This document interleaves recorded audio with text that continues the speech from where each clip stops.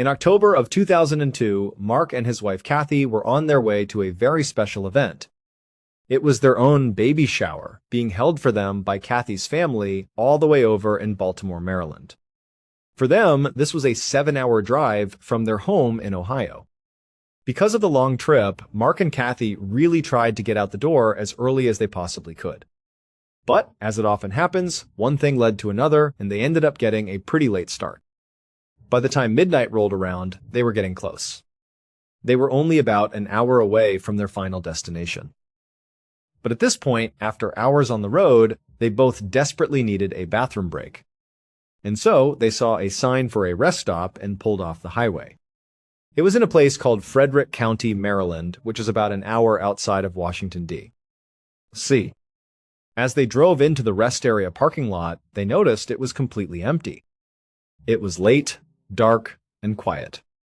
Well, almost empty. There was one other car there.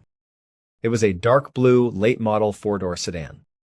It was parked head-in, right in front of the public restrooms. Mark and Kathy pulled their car into a spot that was just a few spaces over from this sedan. They got out, stretched their legs for a moment, and then walked up to the restroom building. Mark was done first, so he came back outside and stood by the women's restroom, just waiting for his wife to come out. As he waited, he turned around and faced the blue sedan. When they had first pulled into the lot, Mark had assumed the car was empty. It just seemed that way. But now, as he was looking at it from a different angle, he could clearly see there were 2 people inside. They were sitting in the front 2 seats. In the driver's seat was a middle-aged man. He was sitting behind the steering wheel, and he was looking directly at Mark. Just staring. And next to this guy, in the passenger seat, was a teenager who appeared to be fast asleep. And immediately, Mark felt this really deep, unsettling feeling. He was completely creeped out by these 2. Think about it. You're at a random, isolated rest stop in the middle of the night. It's totally deserted, except for you, your pregnant wife, and these 2 guys in a car. And one of them is just sitting there staring at you with this menacing look. And so, Mark is doing his best not to look intimidated. He's trying to stand his ground and not act fazed by what's happening. He's just a guy waiting for his wife. But in the back of his mind, he is just praying that Kathy comes out of that bathroom as soon as possible. He just wanted them to get the heck out of there and away from these 2 creepy guys. Finally, after what felt like an eternity, the door to the women's restroom opened and Kathy came out. Mark didn't hesitate. He grabbed her by the hand and, without giving her any explanation, he rushed them back to their car. They hopped in, he immediately locked the doors, turned the car on, and began backing out of the parking spot. And as he did, he glanced over at the blue sedan one last time. He saw the guy behind the steering wheel, the middle-aged one, was still looking over at him. He had that same intense, menacing look on his face. As they pulled away, Mark also noticed there was something odd about the sedan's trunk. There was a fist-sized hole right above the license plate, in the spot where you would normally put the key to open it. The entire scene was just totally bizarre.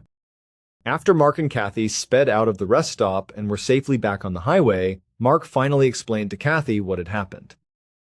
He told her there were actually 2 people inside that sedan and that the driver was staring at him and they had just really creeped him out. That's why he had grabbed her and rushed them back into the car so quickly. She agreed that it sounded pretty creepy and they were both glad to be gone. But by the time the couple got to the baby shower in Baltimore, they had more or less completely forgotten about their strange experience at the rest stop. The baby shower went well, it was a happy occasion, and before long, Mark and Kathy were back home in Ohio getting ready for their new baby. About a week later, the couple was at home, just watching TV. Suddenly, a breaking news bulletin came across the screen. It showed a reporter who was standing at a very familiar location. It was the exact same rest stop that they had stopped at on their way to Baltimore, the one in Frederick County, Maryland. And right behind the reporter, cordoned off by police tape, was the very same late-model blue sedan they had seen parked there that night. The headline of this special news bulletin read, "DC Snipers Caught." It would turn out that the middle-aged man sitting in the driver's seat of that sedan, the one staring at Mark, was none other than John Allen Muhammad. And the person next to him, the teenager who had been sleeping, was Lee Boyd Malvo. These were the two men responsible for a highly coordinated 3-week-long attack that had terrorized the Washington, D.C. area and left 10 people dead. The fist-sized hole that Mark saw on the back of their trunk was what they used to shoot through. It was a sniper's port.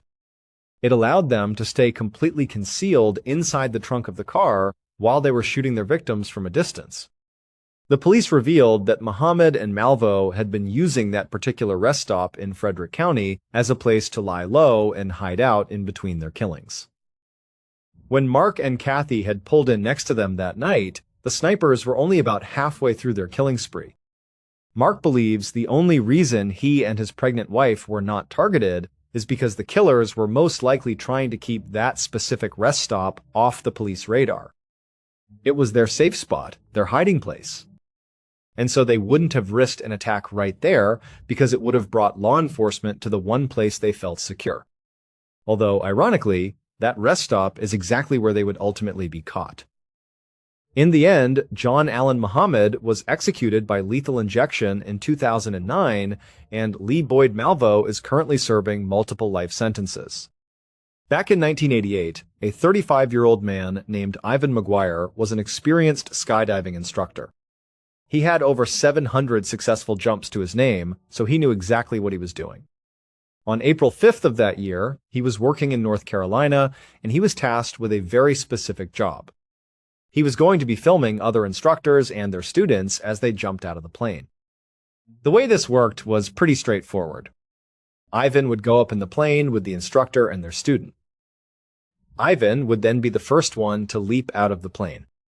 As he fell, he would roll onto his back and point his camera upward back towards the plane. From this position, he could capture the perfect shot of the student and instructor jumping out.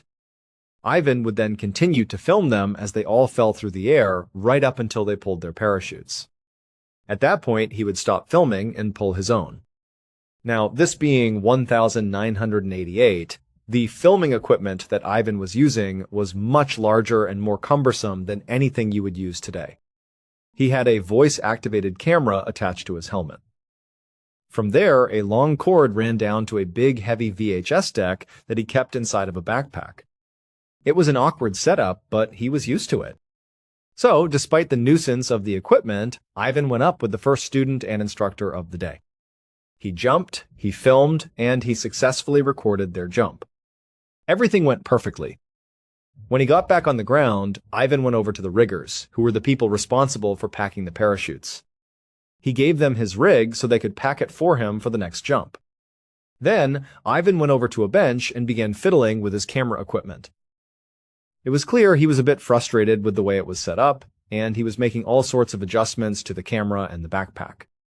When it was time for Ivan's second jump of the day, with a new instructor and a new student, he was so preoccupied with fiddling with his camera that he almost made a huge mistake.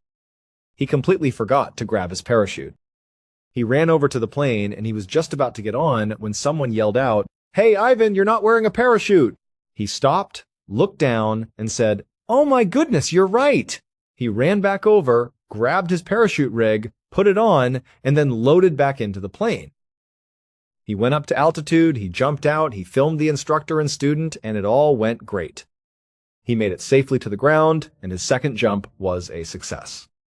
And just like after the first jump of the day, Ivan took off his parachute, he gave it to the riggers to be repacked, and then he went and sat down on a bench and continued to fidget and fiddle around with his camera equipment. When it was time for Ivan's third and final jump of the day with yet another new instructor and student, he seemed to have everything in order this time. He grabbed his parachute, put all of his gear on, ran over to the plane, hopped on board, and he took off. Once they got up to their jumping altitude, which was 10,500 feet, Ivan turned on his camera. The footage begins, and it shows the instructor and the student sitting across from him in the plane, getting their gear together. The jump master, who is towards the front of the plane, slides open the large side door. Ivan, who's going to be the first one out, makes his way to the edge. He turns himself upside down, so he's sitting with his back facing the open sky outside of the plane. He makes sure the instructor and student are right there, ready to jump out right after him. Once they're ready, Ivan lets go and falls out of the plane backwards, and he continues to film. On the tape, you can see the instructor and student jump out right afterwards, just as planned. Ivan continues to film them as they all go down. They're in free fall for a few seconds, and then you see the instructor and the student pull their parachutes. Their canopies open up, and they begin to float gently. At that exact moment, Ivan reaches back to pull his own ripcord, but he can't find it. For a few seconds, you see him start to flail. You can see his hands coming out in front of the camera as he's desperately trying to reach for his ripcord.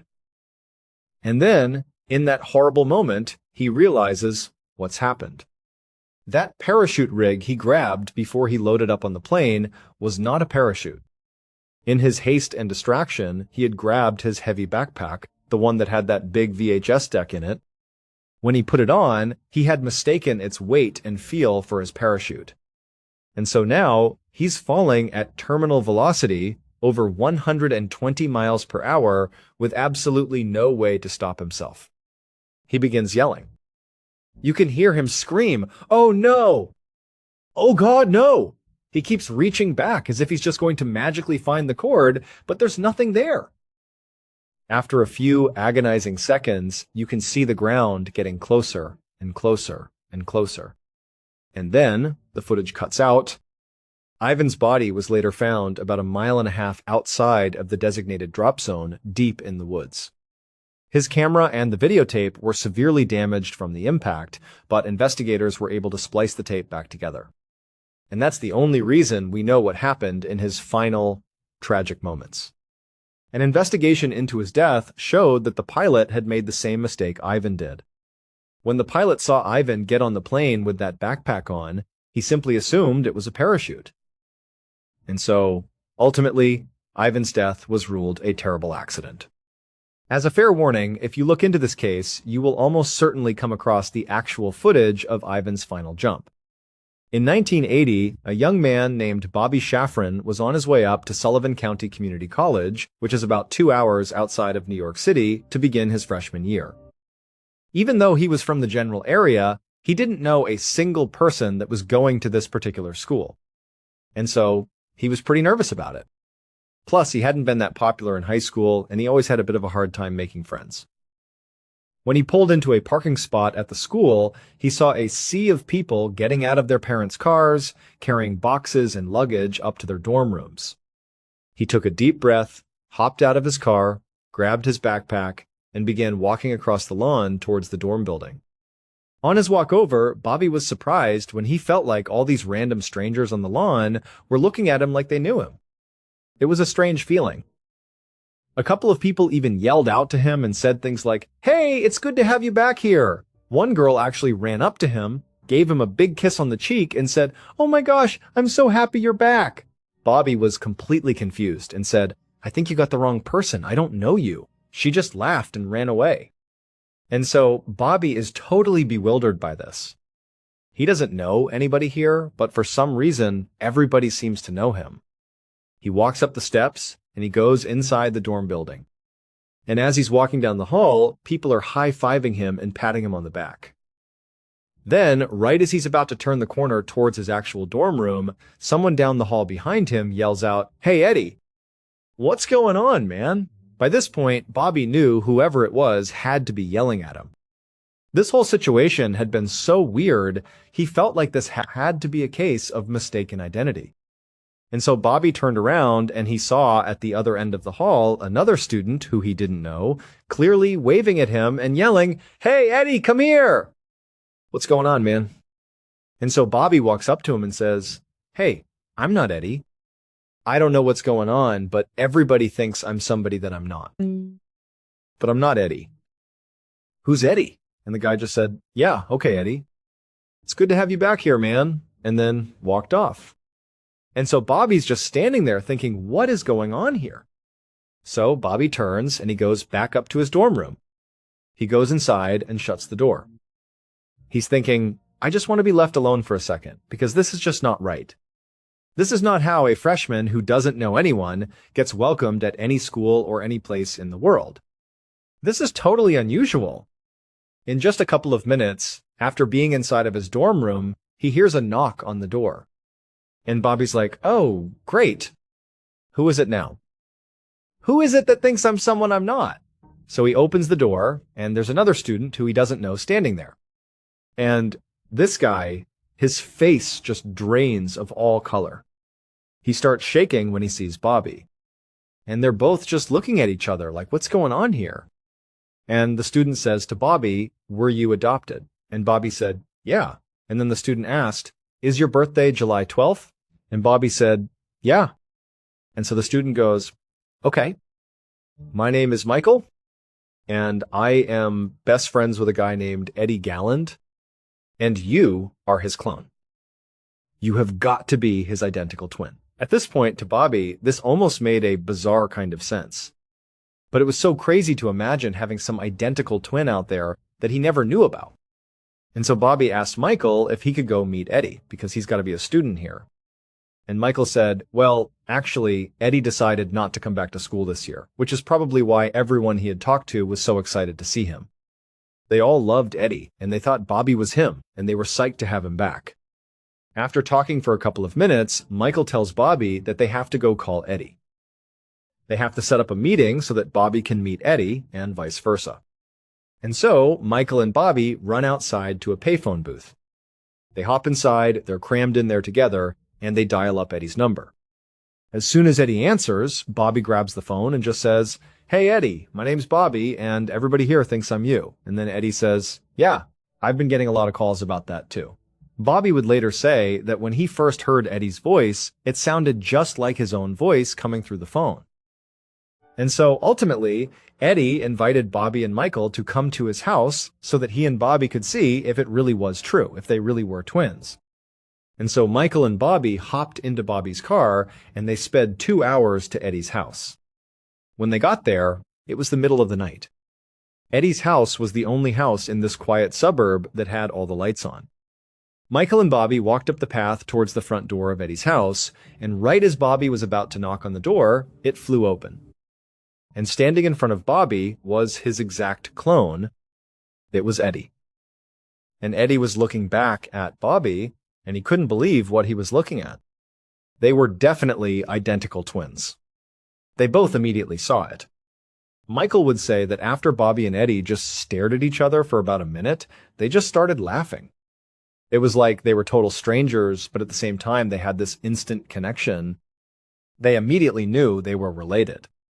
They were laughing and they hugged and they just stared at each other. Michael said anytime Bobby would tilt his head, Eddie would mimic it, and vice versa. It was like they were looking into a mirror. Shortly after this, the story of these two long-lost brothers reconnecting found its way to Newsday, which was a prominent local newspaper in New York. They decided they would look into it to see if it was really true. One of the editors had a junior reporter go out and actually see Bobby and Eddie face to face and confirm if they were, in fact, identical twins. And as soon as this reporter saw them, they knew immediately that, yep, they're related. And so Newsday printed this totally heartwarming fairy tale story about these two long-lost brothers reconnected after all these years just because of a chance encounter in college. And everybody who read it loved it. But this is where the story went from amazing to truly unbelievable. Friends of another young man living in the New York area named David Kellman began telling David that he had to check out this Newsday article about these long-lost twins, because these two twins looked exactly like David. Specifically, they said, "You gotta look at these guys' hands. They're just like yours, David." David was known for having these enormous hands, and a lot of the pictures of Bobby and Eddie in the news showed their hands, and they too were enormous. And so David finally picked up a newspaper and looked at a picture of Bobby and Eddie. And sure enough, he was shocked. They looked exactly like him. And then, when he read the article, it showed their birthday was July 12th, the same as his. And they were born at the same hospital he was born at. And so he's thinking, these are too many coincidences. They have to be my brothers. And so David called Eddie's home phone number. Eddie's mother picked up and she asked who was calling. And David said, "Hi, my name is David Kelman. I was born the 12th of July, 1961, and I'm looking at a newspaper article of two identical twins that look just like me. And one of them is your son. I think I'm the missing third twin." After hearing this, Eddie's mom apparently dropped the phone and yelled out, "They're coming out of the woodwork!" So Eddie and Bobby went to David's house. And as soon as they walked in and saw David, they knew right away. He was one of them. He was the third twin. And apparently, within minutes of meeting each other, they were all wrestling and laughing hysterically on the ground. It was like even though they were strangers, they somehow already knew each other and had an instant connection.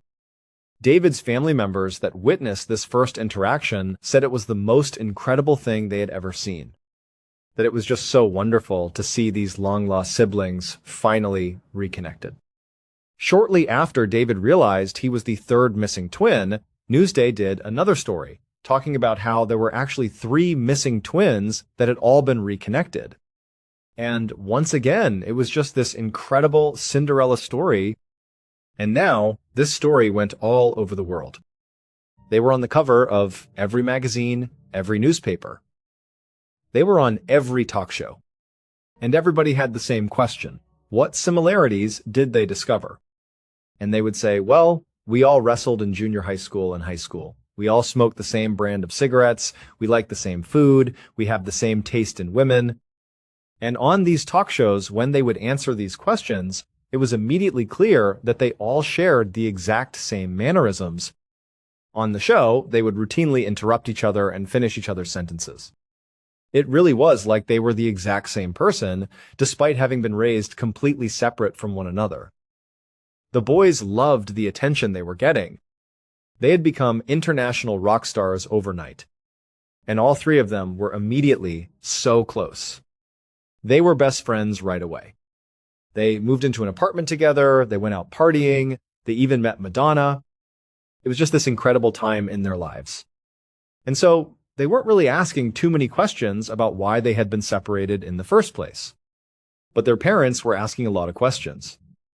Because they had not been told by the adoption agency that the boy they were adopting actually had 2 identical siblings, they had no idea. So the boy's adoptive parents reached out to the adoption agency, which was called Louise Wise Services. It's based in New York, very prestigious. Basically, the most powerful and wealthy people in New York used this adoption agency if they were going to adopt. And so the parents reached out to them and asked for a meeting so they could get some answers as to why their kids had been separated.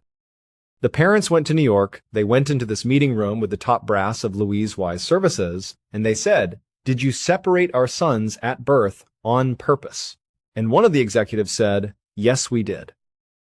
Because it's really hard to place 3 children into one home. At which point, David's adoptive father lashed out and said that was absolute BS.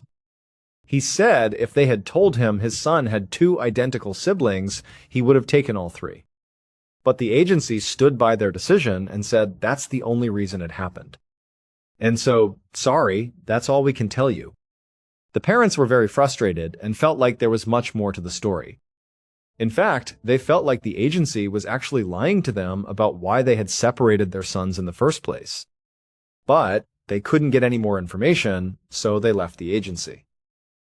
But right when they got outside, Bobby's father realized he had left his umbrella inside of the meeting room. And so he turned around, went back inside, walked down the hall quietly so he didn't disturb anyone, and he opened the door to the meeting room. He reached in to get his umbrella, and he looked inside. And he saw the people he had just met with from Louise Wise Services had just opened a bottle of champagne. They were laughing and smiling, and they were clearly toasting each other on a job well done. And even though Bobby's father did not go in there and confront them about what they were celebrating, he got the distinct sense that they were celebrating having dodged a bullet, that they had clearly just lied to the families of these 3 triplets, and they'd gotten away with it. So, between the parents' general sense that the agency was clearly hiding something, and then Bobby's father discovering this champagne toast, The parents decided they needed to get in touch with some lawyers to help them get to the bottom of why their sons had been separated. And so, initially, a number of really prestigious law firms in New York were excited to take this case. But shortly after, they all contacted the families to say, well, actually, there's a conflict and we can't do it anymore.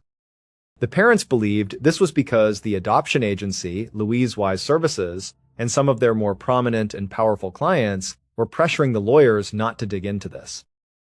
That clearly there was some secret that they did not want uncovered. And so, unfortunately, the parents hit a dead end and didn't know where else to turn. Over time, they kind of just accepted that this is just the way it is. And as for their sons, they didn't really care that much, because the way they looked at it, at least they had each other now. Over the years, the boys continued to stay really close. They started families of their own and had lots of family get-togethers. It was just a really happy time in all of their lives.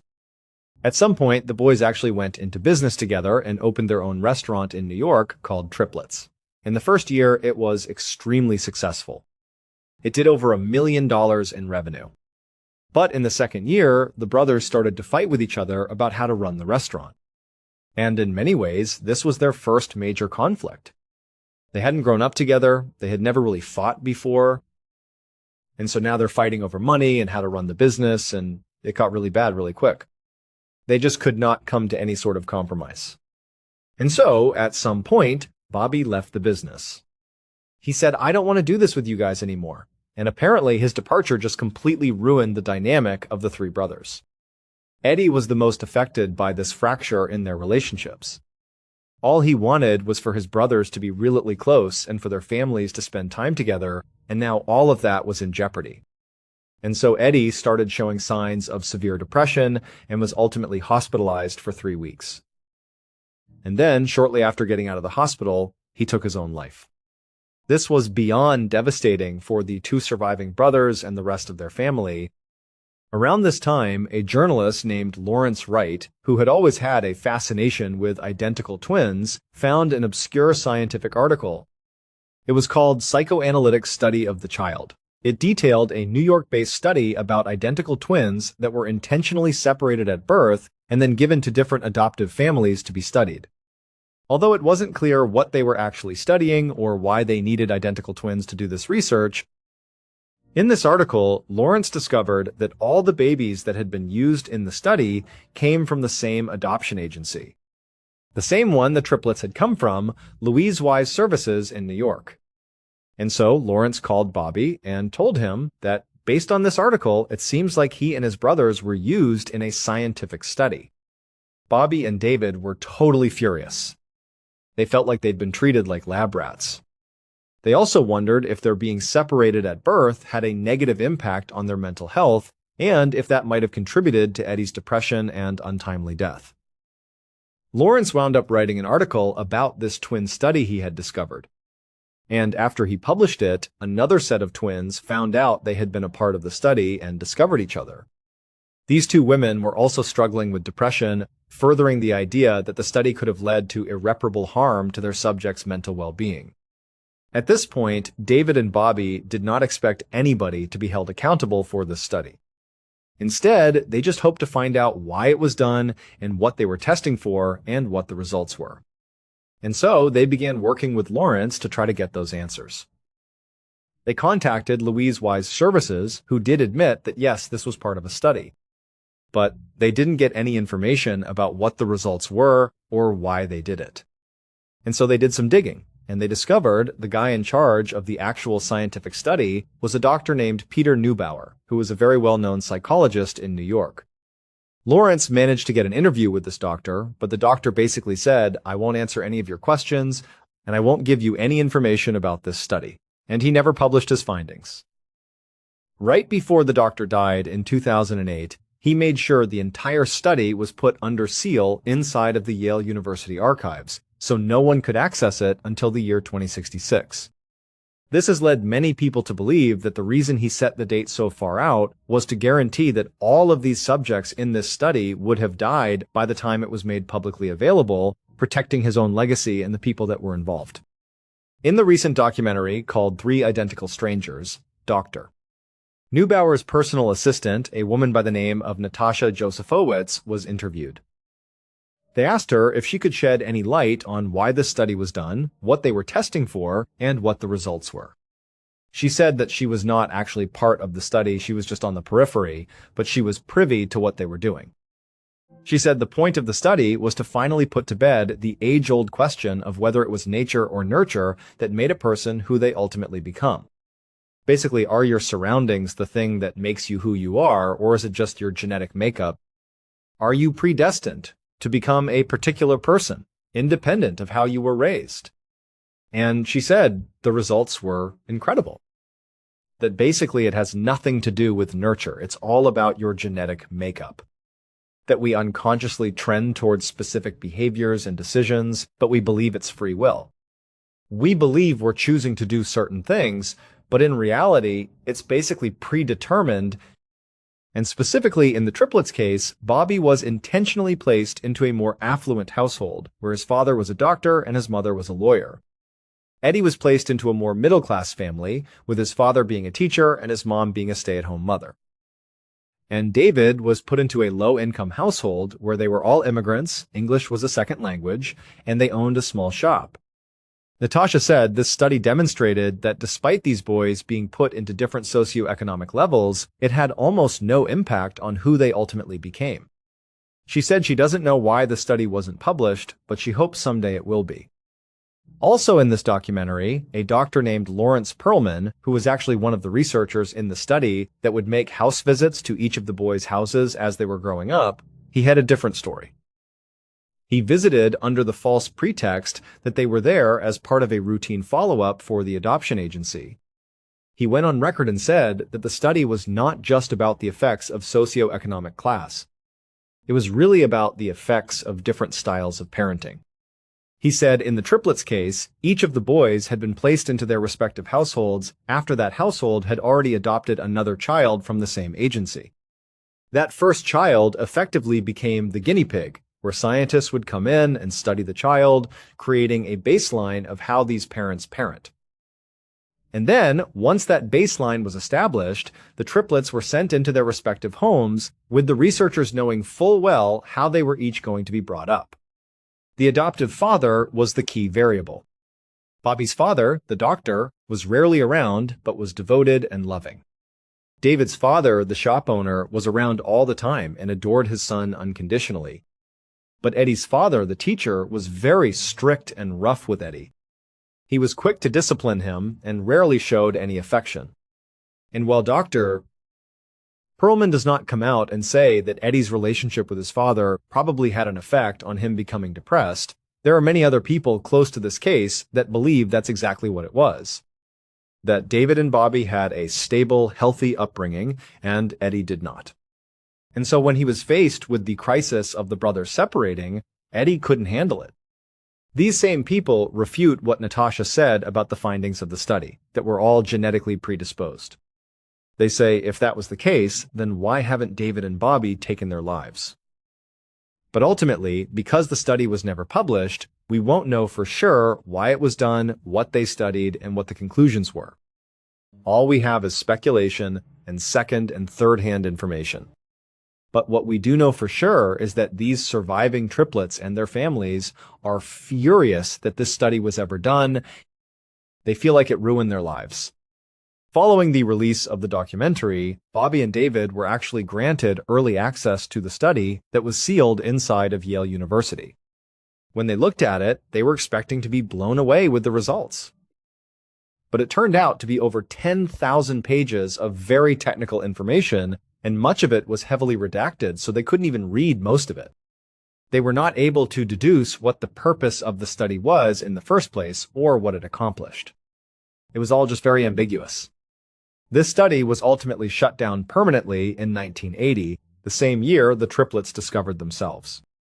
As for the adoption agency, Louise Wise Services, and all the scientists and researchers involved, none of them were ever held accountable for their role in this totally unethical study. And so basically everything was swept under the rug. And so Bobby, David, and all of the family members of the triplets were just left with a whole bunch of questions and not a lot of answers.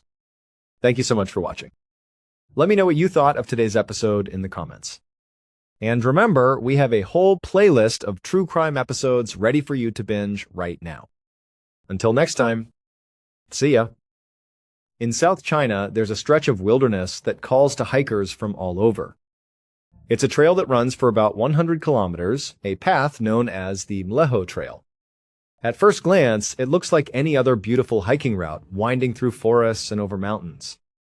But when you start to look into it, when you read what other people have experienced out there, a different picture starts to form. Some of the stories are genuinely unsettling. And today, I'm going to tell you one of them. It's about a man who decided to hike the Mleho Trail all by himself.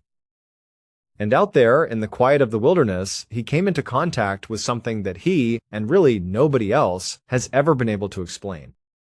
On the morning of the 18th of June 2016, a 45-year-old man named Zhang Shanpeng found himself standing at the trailhead. Zhang was not a professional adventurer, not by a long shot. He was an accountant who lived and worked in the sprawling, noisy heart of a nearby city. His life was a predictable rhythm of numbers, spreadsheets, and deadlines. Hiking was his escape. It was the one place where the noise of the city was replaced by the sound of the wind, and the rigid lines of buildings gave way to the unpredictable curves of nature. He was an experienced hiker, confident in his abilities. He'd spent countless weekends on trails just like this one, and he felt a sense of peace whenever he had a backpack on and a long path in front of him. He had chosen the Mleho Trail specifically because of its reputation for beauty and challenge. He knew it was located on what was called the Saikong Peninsula and that the trail itself was about 62 miles long. It crossed through dense forests, climbed steep mountains, and followed the paths of clear streams. He'd also read about the dangers. The weather was notoriously fickle, with sudden, violent storms known to roll in with almost no warning. But Zhang had checked the forecast meticulously. It was supposed to be clear and sunny, a perfect day for a long hike. He felt prepared. So, standing there at the entrance, he took a moment to soak it all in. He reached into his backpack, pulled out his smartphone, aimed it down the path that disappeared into the trees, and took a picture. He wanted to capture the beginning of his adventure. But before Zhang could even take his first step onto the dirt path, something truly strange happened.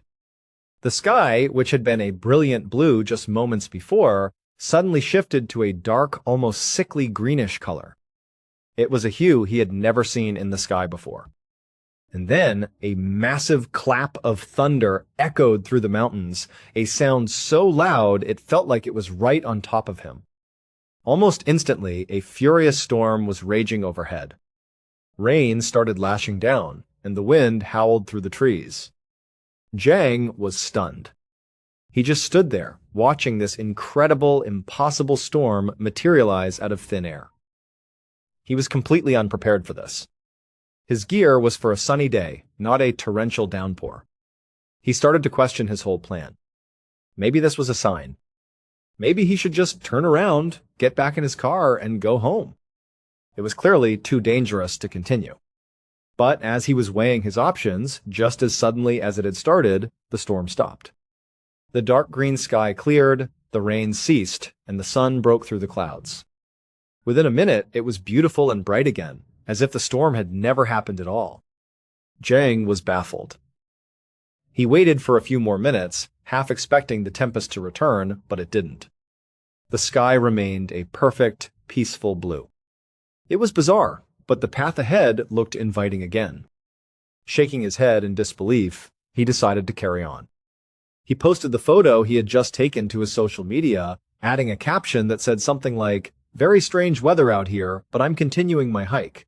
Then he put his phone away, settled his backpack on his shoulders, and finally began walking down the Mleho Trail.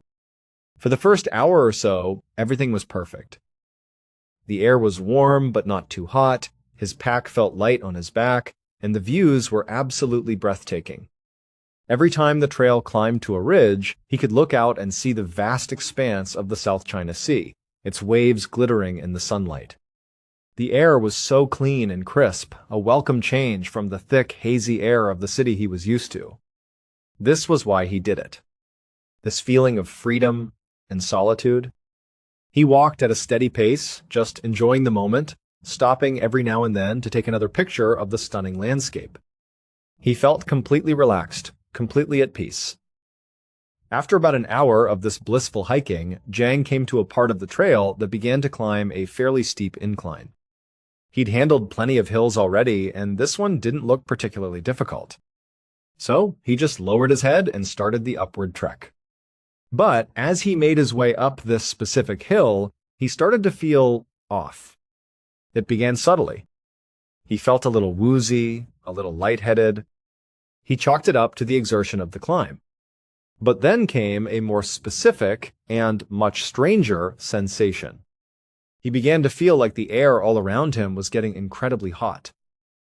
It wasn't just the sun on his skin. It felt like he was walking into an invisible oven, like someone was slowly turning up a thermostat all around him. The heat became more and more intense. He stopped for a moment to try and catch his breath, wiping sweat from his forehead. But pausing didn't help. The heat just got worse, pressing in on him from all sides. He started to feel delirious, his thoughts becoming jumbled and confused. He knew he was close to the top of the hill, he could see the crest just ahead, but it felt like he couldn't take another step. The world began to spin around him, the vibrant greens of the forest blurring into a dizzying vortex. And then, his legs gave out. He stumbled, tumbled to the ground, and everything went black. The first thing Jang was aware of was the feeling of cool grass against his cheek. He was lying face down on the trail. He groaned, slowly opening his eyes and pushing himself up into a sitting position. He felt incredibly disoriented. He had no idea how long he'd been unconscious. He guessed it couldn't have been more than a few minutes. But as his vision cleared and he got his bearings, he noticed something was very wrong. The sky was completely dark. When he had passed out, it was the middle of the day with the sun high overhead. His first thought was that another one of those bizarre storms had rolled in, blotting out the sun. That had to be it. It couldn't possibly be nighttime. He couldn't have been lying there for hours. Then, he reached into his bag, pulled out his phone to use its light, and his heart sank. The screen lit up, showing the time, 8 p.m. There was no storm. It was truly night. He had been unconscious on the trail for nearly 12 hours. As he stared at his phone, trying to process this impossible fact, it started to ring. He looked at the screen and saw it was his wife. A wave of guilt washed over him. He was supposed to have been home hours ago. She must have been worried sick. He quickly tried to compose himself, pushing down his own confusion and growing panic. He answered the call, and in the most cheerful voice he could manage, he told her that everything was fine. He explained that he was just running late, that the hike had taken longer than he expected, and that he would be home soon. She sounded relieved, and after a short conversation, she said okay, and they hung up. After the call, Jang put his phone back in his backpack and pulled out his flashlight. He clicked it on, its beam cutting a sharp cone of light into the profound darkness of the forest. He stood up, feeling a bit shaky, and did a quick check on himself. He patted down his arms and legs, looking for any cuts, scrapes, or bruises. He had no idea what had happened to him or what condition he was in. But after a thorough check, he seemed to be physically okay. He was still very disoriented and his head felt foggy, but there were no obvious injuries. Even though he couldn't begin to understand what was happening, he knew what he had to do. He needed to turn around, get back to his car, and get home as quickly as possible. So he slung his backpack over his shoulders, pointed his flashlight down the trail, and started walking back the way he came. As Jang made his way through the pitch-black forest, he felt a deep sense of unease. He kept telling himself that he would be home soon, that this strange episode would be over, and everything would be fine. But the further he walked, the more this feeling grew that something was fundamentally wrong. And then he realized what it was. The forest, which had been so full of life and sound earlier in the day, the chirping of insects, the rustling of small animals, the gentle gurgle of a nearby stream, was now completely unnaturally silent. There were no crickets, no rustling leaves, nothing. Even the stream he knew should be close by was making no sound at all. It was like he was walking through a vacuum, a total void of sound. The silence was so absolute, it was deafening. It was incredibly eerie. He stopped walking and just stood there, listening intently. It was as if the entire world had been put on mute. A real sense of fear started to creep in. He began sweeping the beam of his flashlight back and forth, cutting through the darkness, not even sure what he was looking for. And as his light danced across the trees in the path, he had another chilling realization. The area he was in did not look familiar at all. He had only walked a few steps from where he had woken up, but it was as if he had been transported to a totally different section of the trail. The trees were different, the shape of the path was wrong. He turned his flashlight back to the spot where he believed he had fallen, where he had laid unconscious for 12 hours. He looked at the grass. It was untouched. There was no impression, no flattened area where his body would have been. It was as if he had never been there at all. It was like he had been picked up from one place and dropped in another without any memory of it happening. When Jang had spoken to his wife, he had been careful to hide his growing panic. But now, the situation was spiraling out of control. He truly did not understand what was happening, and he knew he was in serious trouble. He needed to call for help. He swung his backpack around to his front to get his phone. He unzipped the main compartment and reached inside. But his hand met with nothing. The bag was completely empty. His phone was gone. His water bottle, his extra snacks, his first aid kit, everything was gone. Just minutes ago, when he had called his wife, the bag had been full. He knew it had been. There was no way he could have lost everything so quickly. It had all been there, and now it had simply vanished. Desperately, he shone his flashlight on the ground all around him, searching frantically. He walked back in the direction where he thought he had woken up, his light scanning every inch of the trail.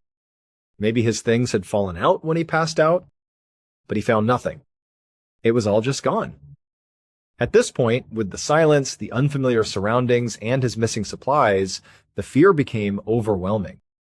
Jang completely lost his composure. He stood in the middle of that silent, dark forest and started screaming for help at the top of his lungs, his voice raw with terror. He screamed and screamed until his throat was sore. But the only response was the echoing of his own voice, which was quickly swallowed by the oppressive silence. And then, not long after his screaming subsided, that strange, heavy feeling started to creep back into his head. The world started to swim around him again. He felt his strength leave him, and he sank to the ground, put his head in the dirt, and closed his eyes. When Jang woke up, the world was bright again. Sunlight was filtering through the trees. And he found himself, impossibly, back at the original spot where he had first collapsed on that steep incline. The first thing he did, as soon as he was conscious, was reach into his backpack, a sliver of hope in his mind that maybe his phone and supplies would have magically reappeared. But no. When he reached inside, the bag was still empty. So on one hand, he was still completely lost in this bizarre, nonsensical experience. He couldn't understand what was happening to him. But on the other hand, a more practical and urgent thought was taking hold. He had no phone. He couldn't call for help. He was well and truly stuck out here. He wondered what he was going to do. And then it dawned on him. It had been at least several hours since he last spoke to his wife. She was expecting him home the previous night. By now, she must be frantic. Surely, she would have called the police. That meant there was probably a search party already out here looking for him. A surge of hope ran through him. Maybe he wasn't alone after all. Feeling a bit more optimistic, despite his deep confusion, Jang scooped up his empty backpack, put it on, and started walking down the trail again, heading back in the direction he believed would lead to his car.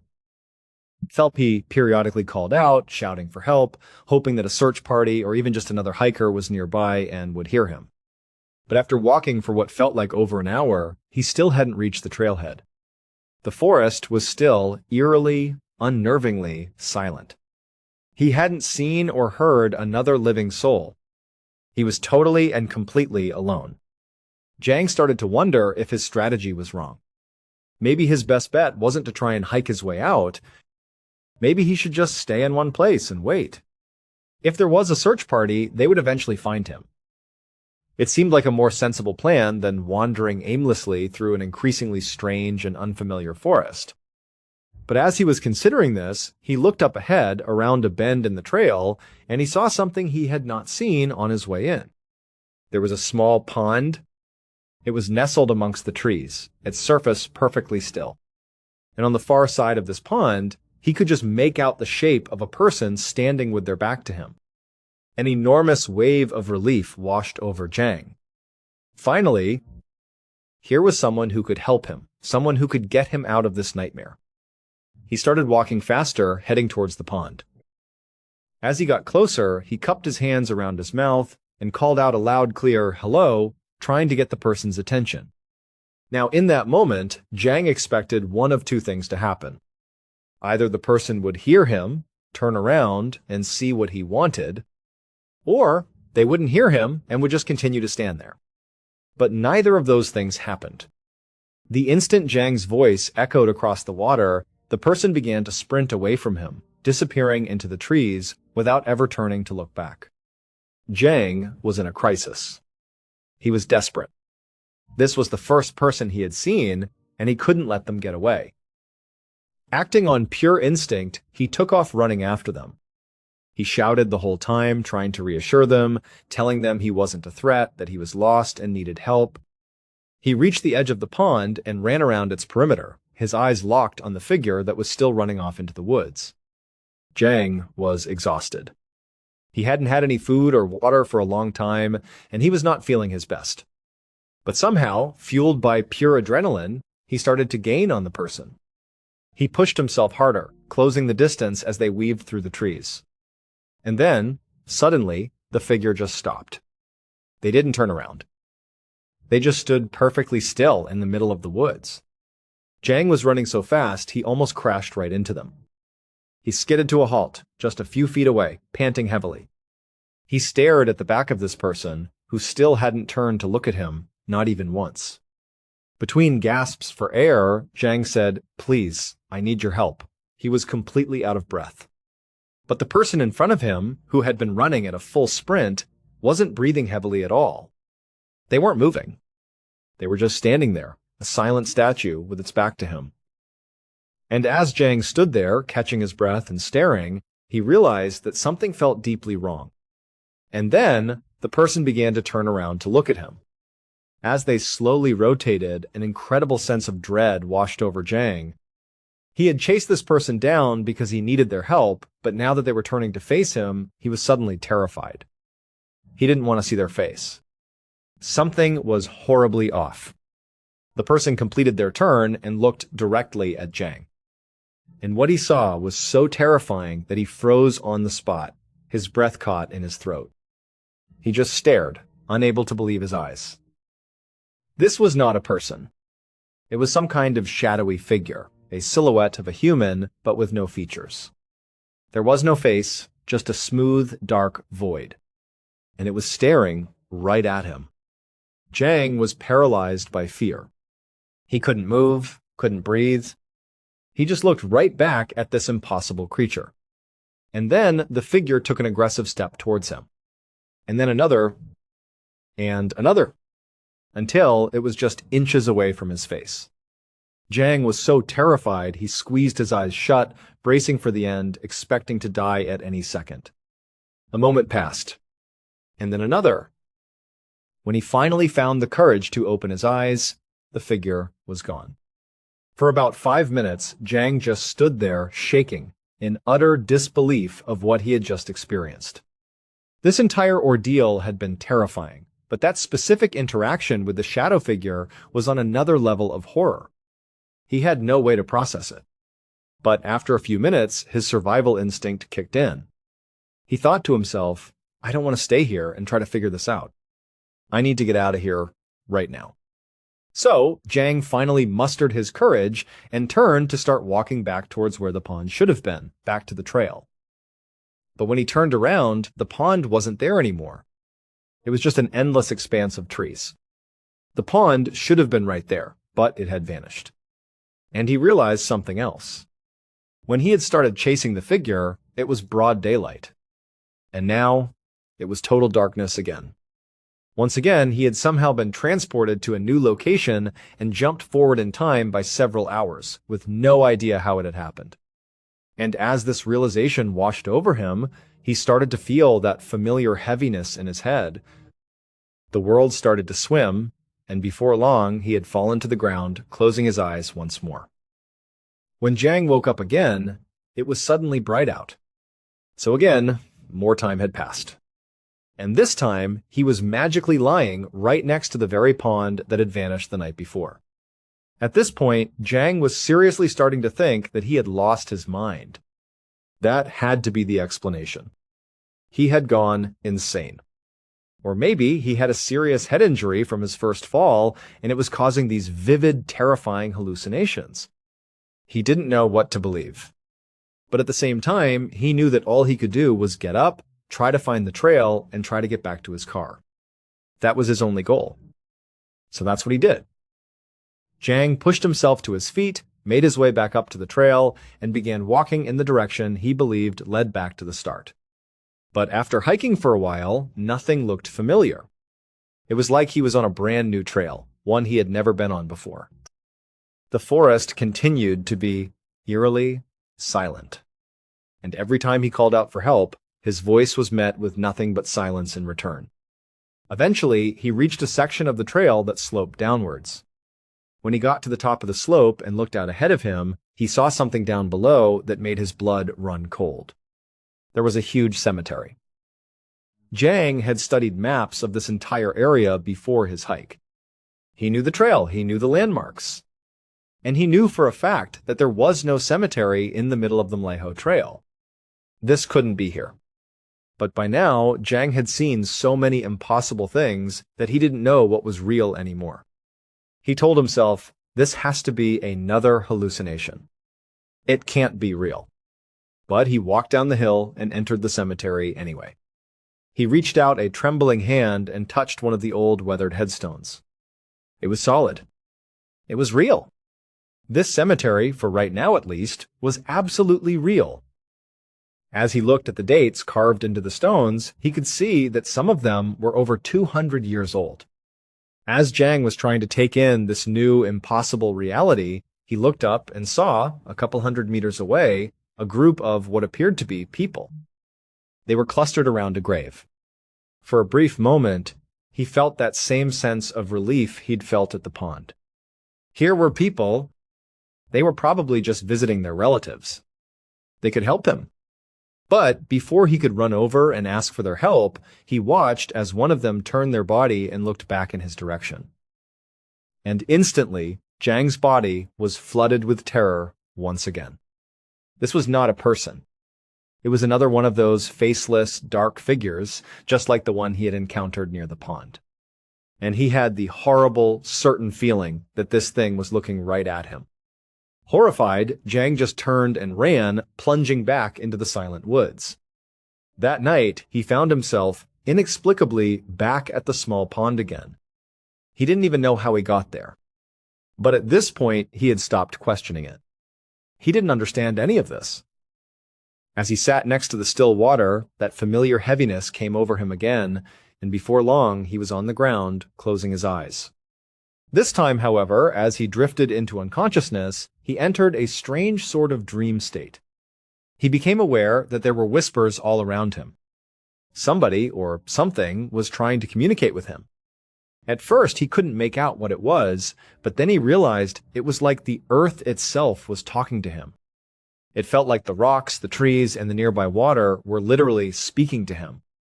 And for some reason, even though it was just as strange as everything else, this felt comforting. When Jang woke up again, it was bright out. And the first thing he noticed was that the forest was alive again. The silence was broken. There were sounds coming from everywhere. Animals, insects, the sound of running water. It was like things were finally back to normal. Jang also felt an incredible sense of clear-headedness, a clarity he hadn't had for what felt like days. It really was as if a switch had been flipped and the world had returned to normal. So Jang stood up. He heard the sound of running water nearby and followed it until he found a stream. He decided he would just follow this stream. Sooner or later, it had to lead him out of the Mleho Trail. This was going to be his way out. But after walking for hours and hours along the stream, he still hadn't found his way out of the forest. The sun was now directly overhead, beaming down on him. He was hot, he was tired, and he was moving slower and slower. The optimism he had felt that morning was beginning to fade. And then he looked up, and just ahead, he saw something that completely destroyed what little hope he had left. Right there, on the path ahead, were 3 more of those shadow figures, all with their backs to him. It was like they were standing guard, blocking his way to freedom. Jang tensed up, preparing to turn and run back into the depths of the trail he was so desperate to escape. But then, one of the figures turned and looked directly at him. And when they did, everything changed. Because Jang instantly realized this was not a shadow figure. This was a real person. They had a face. And they were calling out to him, their voice clear and human. The person was saying, "Hey, do you need any help?" Jang was so relieved, so overwhelmed with emotion, he couldn't even say anything back. His legs gave out from under him, and he just fell to his knees and wept with tears of joy. He was finally saved. It would turn out that Jang's wife had, in fact, called the police on that very first night when he didn't come home. And so, for the several days that Jang was lost in the woods, there was a massive search party out there looking for him. They had helicopters, search dogs, and teams of experienced trackers combing the very area where he was. However, not a single one of the searchers ever claimed to have seen or heard Jang at any point during their search. And Jang, for his part, never saw or heard any sign of the searchers. Those 3 people who finally found him were just a group of random hikers who happened to be on the trail that day. Somehow, despite the fact that Jang couldn't have traveled very far from his car, and despite a huge search effort concentrated in that exact area, they had completely missed each other. It was as if they had been in the same physical space, but in 2 different worlds. After being discovered, Jang was taken to a hospital. He was examined by doctors, and it was determined that there was nothing physically wrong with him, other than the fact that he was severely dehydrated and malnourished from not having had anything to eat or drink for several days. In fact, the official explanation given for his entire bizarre experience was just that: he was dehydrated. The doctor suggested that severe dehydration had caused him to have vivid and prolonged hallucinations. Jang, however, did not buy that explanation for a second. When he left the hospital and returned home, he immediately began digging into the history of the Mleho Trail. He spent hours online, and he quickly discovered that he was not the first person to have a wild, bizarre, and borderline paranormal experience out on that trail. He learned that the Mleho Trail cuts across a specific geographic line known as the Sai-Kong Barrier. According to local lore and countless anecdotal reports, this area of the Sai-Kong Peninsula is considered by many to be a portal, a doorway to other dimensions. There have been enough people who have had otherworldly experiences out on this trail, experiences that loosely matched what Jang claimed to have seen, that the area has been nicknamed the Bermuda Triangle of South China. And adding even more weight to this mystery is the fact that several other very experienced hikers have gone missing along this exact trail over the years. Huge search parties were sent out for them, but they were never found. Not a single trace. Jang would eventually share the full story of what happened to him out on the trail in a long 3,500-word essay that he posted on social media. He, and many others who read his account, came to believe that when he first fell and collapsed on that steep incline, he didn't just fall to the ground. They believe he actually fell through the Sai-Kong Barrier and entered another dimension. That for those days he was wandering around, lost and terrified. He wasn't really in our world anymore. He was somewhere else entirely. Jang believed that the only reason he was able to escape this other dimension was because on his final night there, he began to hear the whispers of the rocks and the water. He said the only reason he was able to hear them was because he had, in that moment, accepted his fate. He had resigned himself to being in this strange world that he couldn't understand, with no real expectation of ever escaping. And he believes it was that very act of resignation that somehow put him in tune with that dimension, and that's what ultimately allowed him to find his way back home. Despite the skeptics and those who hold to the official explanation of dehydration, Zhang stands by his version of events. While his time on the Mleho Trail did not cause him any lasting physical harm, to this day he is still deeply haunted by what he experienced. To this day, no one has ever been able to explain exactly what happened to Zhang Shanpeng on the Mleho Trail. Maybe it was dehydration. Maybe it was psychological trauma. Or maybe, for a brief moment, he crossed into somewhere humans were never meant to go. Thanks for watching. And remember, some places don't want to be found. See you next time.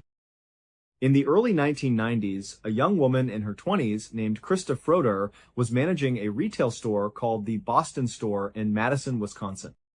She was dedicated and professional, and she had a real knack for the job. Not long after she started there, the store hired another employee.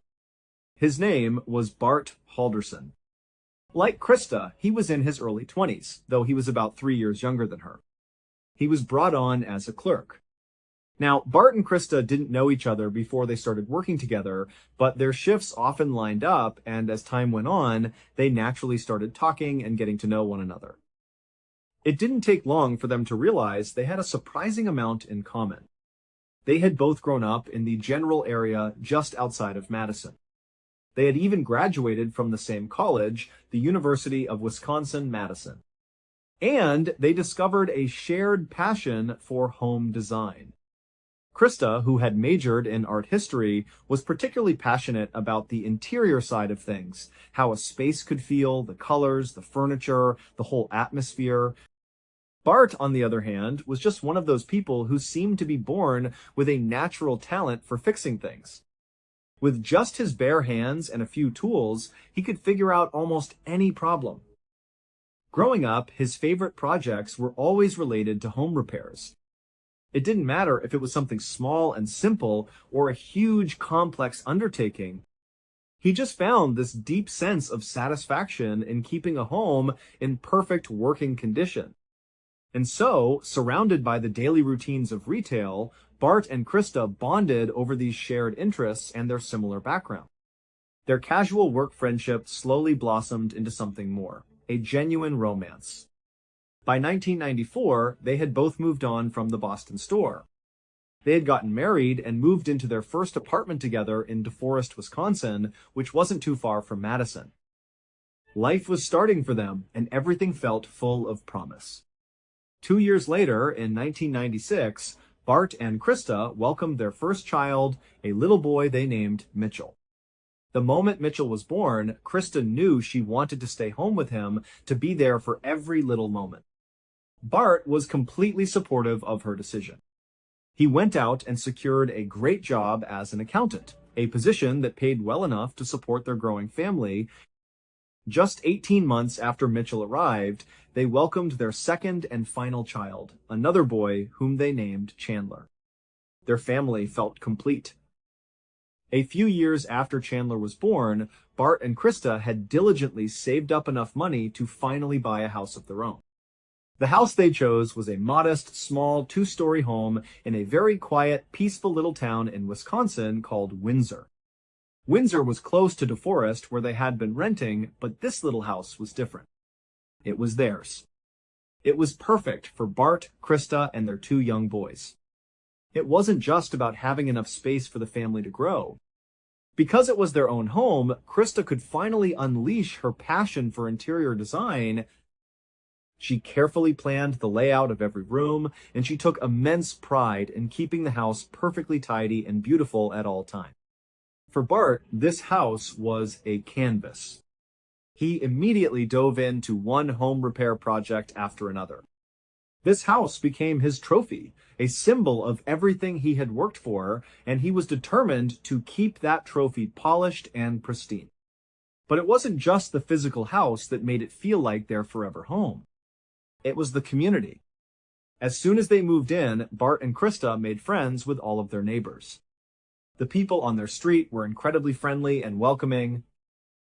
Before long, the Haldersons were deeply involved in community activities. They volunteered with the Boy Scouts and the Kiwanis Club. They donated their time and money to other local charities. It was clear, very quickly, that the Halderson family had found the place where they truly belonged. And so, for the next 2 decades, life for the Haldersons in that little home in Windsor was, by all accounts, perfect. Bart continued to climb the ladder at his accounting firm, providing a stable and comfortable life for his family. Krista remained a devoted mother and a meticulous housekeeper, creating a warm and loving home.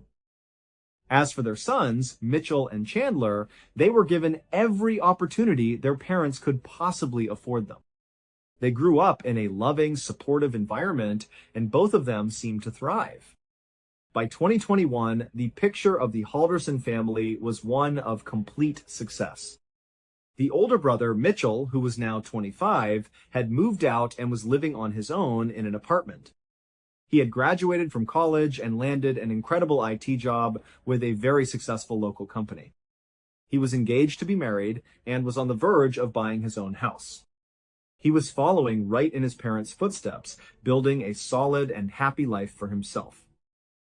As for the younger brother, Chandler, who was 23 at the time, he was still living at home with Bart and Krista, but he seemed to be doing just as well as his older brother. He was in his final year of college, on the cusp of graduation. He had already accepted a full-time, high-prestige job with SpaceX, which was set to start in Florida as soon as he had his degree. While finishing up his last year of school, he told his parents he was working part-time at a local insurance company to help pay them rent. He also said he was volunteering his remaining spare time with the Madison Police Department on their elite rescue scuba diving team. Chandler was also in a committed relationship with his girlfriend. Everything seemed to be going perfectly for Bart, Krista, Mitchell, and Chandler. But their lives were about to take a sudden and devastating turn for the worst. It all began in June of 2021. That month, Chandler, who was supposedly just weeks away from flying out to Titusville, Florida, to begin his dream job with SpaceX, had a terrible accident. He said he fell down an entire flight of stairs, smashing his head in the process. He told his family he immediately picked himself up and tried to convince himself that he was okay, just a bit shaken. But over the course of that day, he started to feel woozy and disoriented. He said his legs started to feel numb, and in a panic, he rushed himself to the hospital. Unfortunately, when doctors scanned his brain and checked him over, they supposedly discovered he had a severe concussion from the fall. They told him he had a brain bleed that would almost certainly require surgery at some point in the future.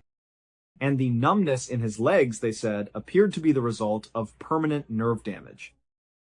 And so, just like that, Chandler, who had been so excited about this incredible opportunity in Florida, was suddenly back home, confined to the house, wearing a neck brace and using a cane to get around. Even with the cane, he could barely walk. To make matters even worse, he almost immediately lost the job at SpaceX. He told his family that because he couldn't travel to Florida to start on time, they had to fill the position with someone else.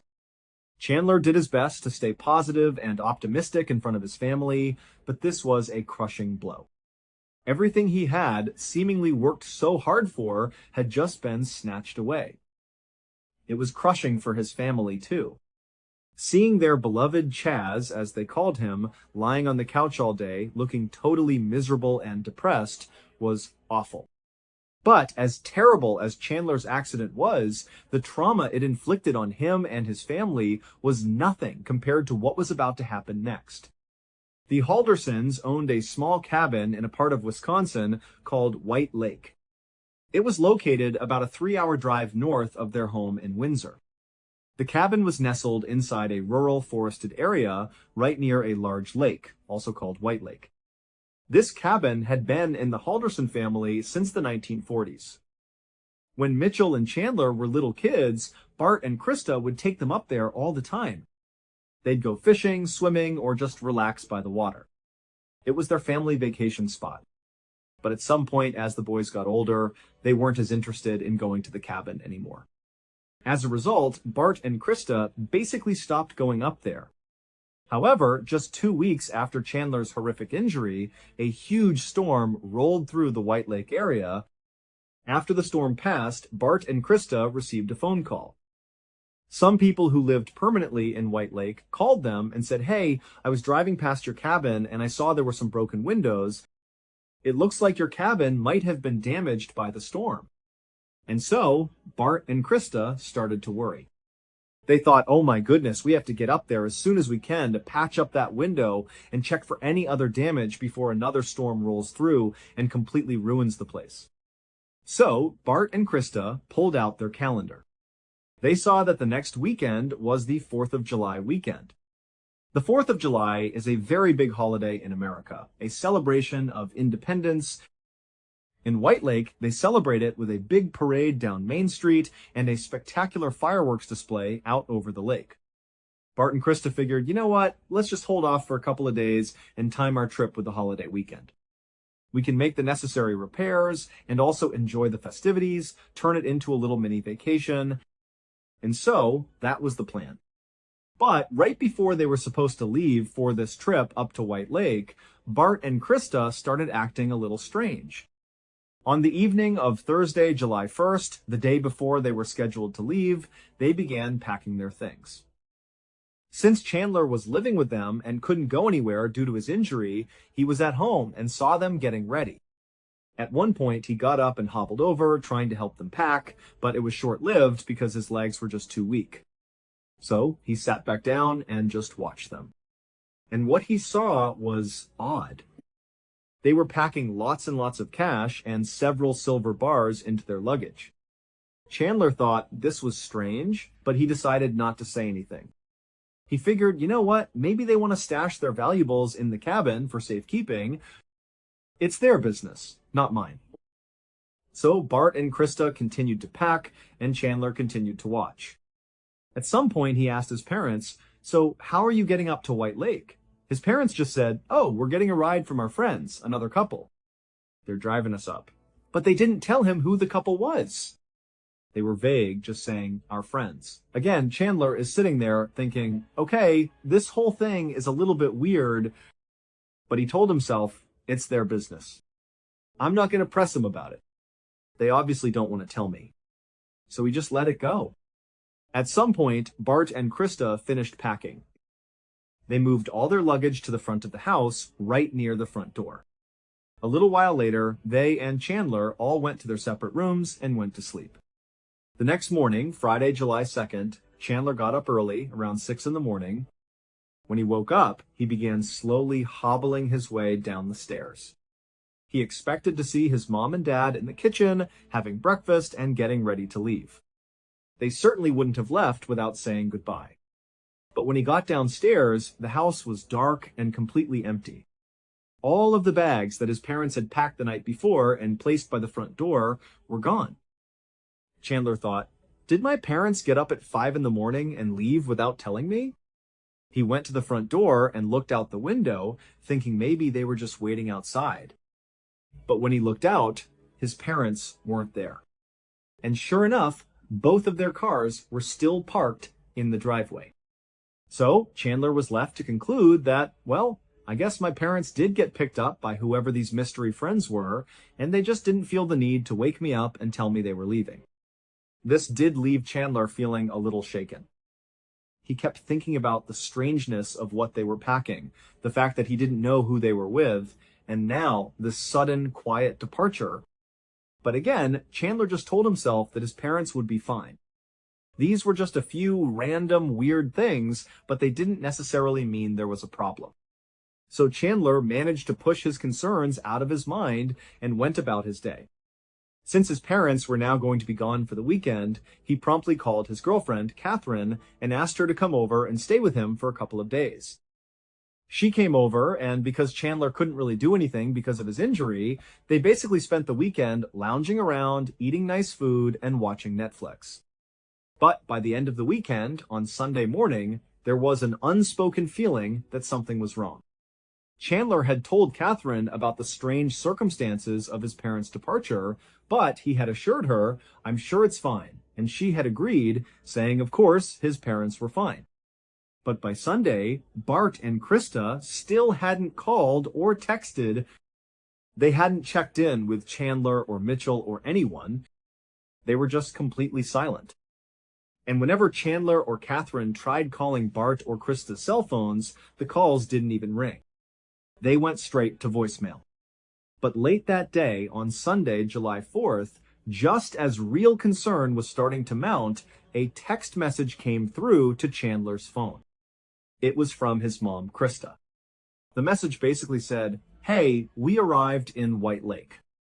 You know, it's packed here, the service is terrible, but we're going to stick around for the parade, and we'll be back either Monday night or early Tuesday." As soon as Chandler and Catherine saw this text, it was like a huge weight was lifted.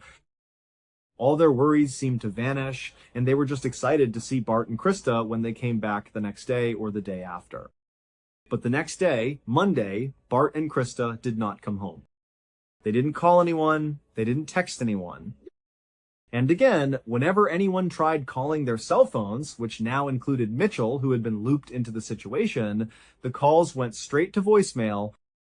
Then, the day after that, on Tuesday, July 6th, the day Krista had said they would be home by, they still didn't come home. And again, no one could get in touch with them, and they hadn't contacted anyone. Additionally, on that Tuesday, Krista's office began calling Chandler and Mitchell. They were asking if the boys knew where their mother was. Krista had recently taken a customer service job at an auto body shop, and apparently she was scheduled to work on that Tuesday. She was also scheduled to work the previous Friday, the day she and Bart had left for the lake. This meant she had left on this trip without telling anyone at work. According to her boss, Krista was the kind of person who would call or text ahead, even if she was just running a couple of minutes late. For her to be a complete no-show without a word was totally out of character. But before Chandler, Mitchell, and Catherine could even process this new worrying information, Bart's employer started calling them, asking the same questions. "Hey, do you know where Bart is? He's supposed to be working right now, and we can't get in touch with him.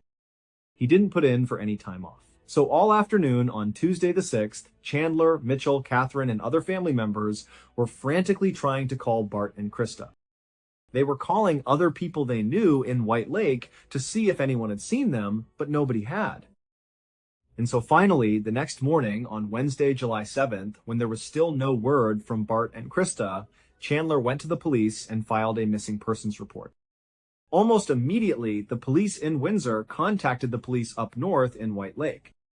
They asked them to do a welfare check on the Halderson cabin to see if maybe Bart and Krista were there and just had terrible service, or if maybe there had been some kind of accident. But when the White Lake police arrived at the cabin, Bart and Krista were not there. No one was. In fact, the cabin looked like it hadn't been used in months.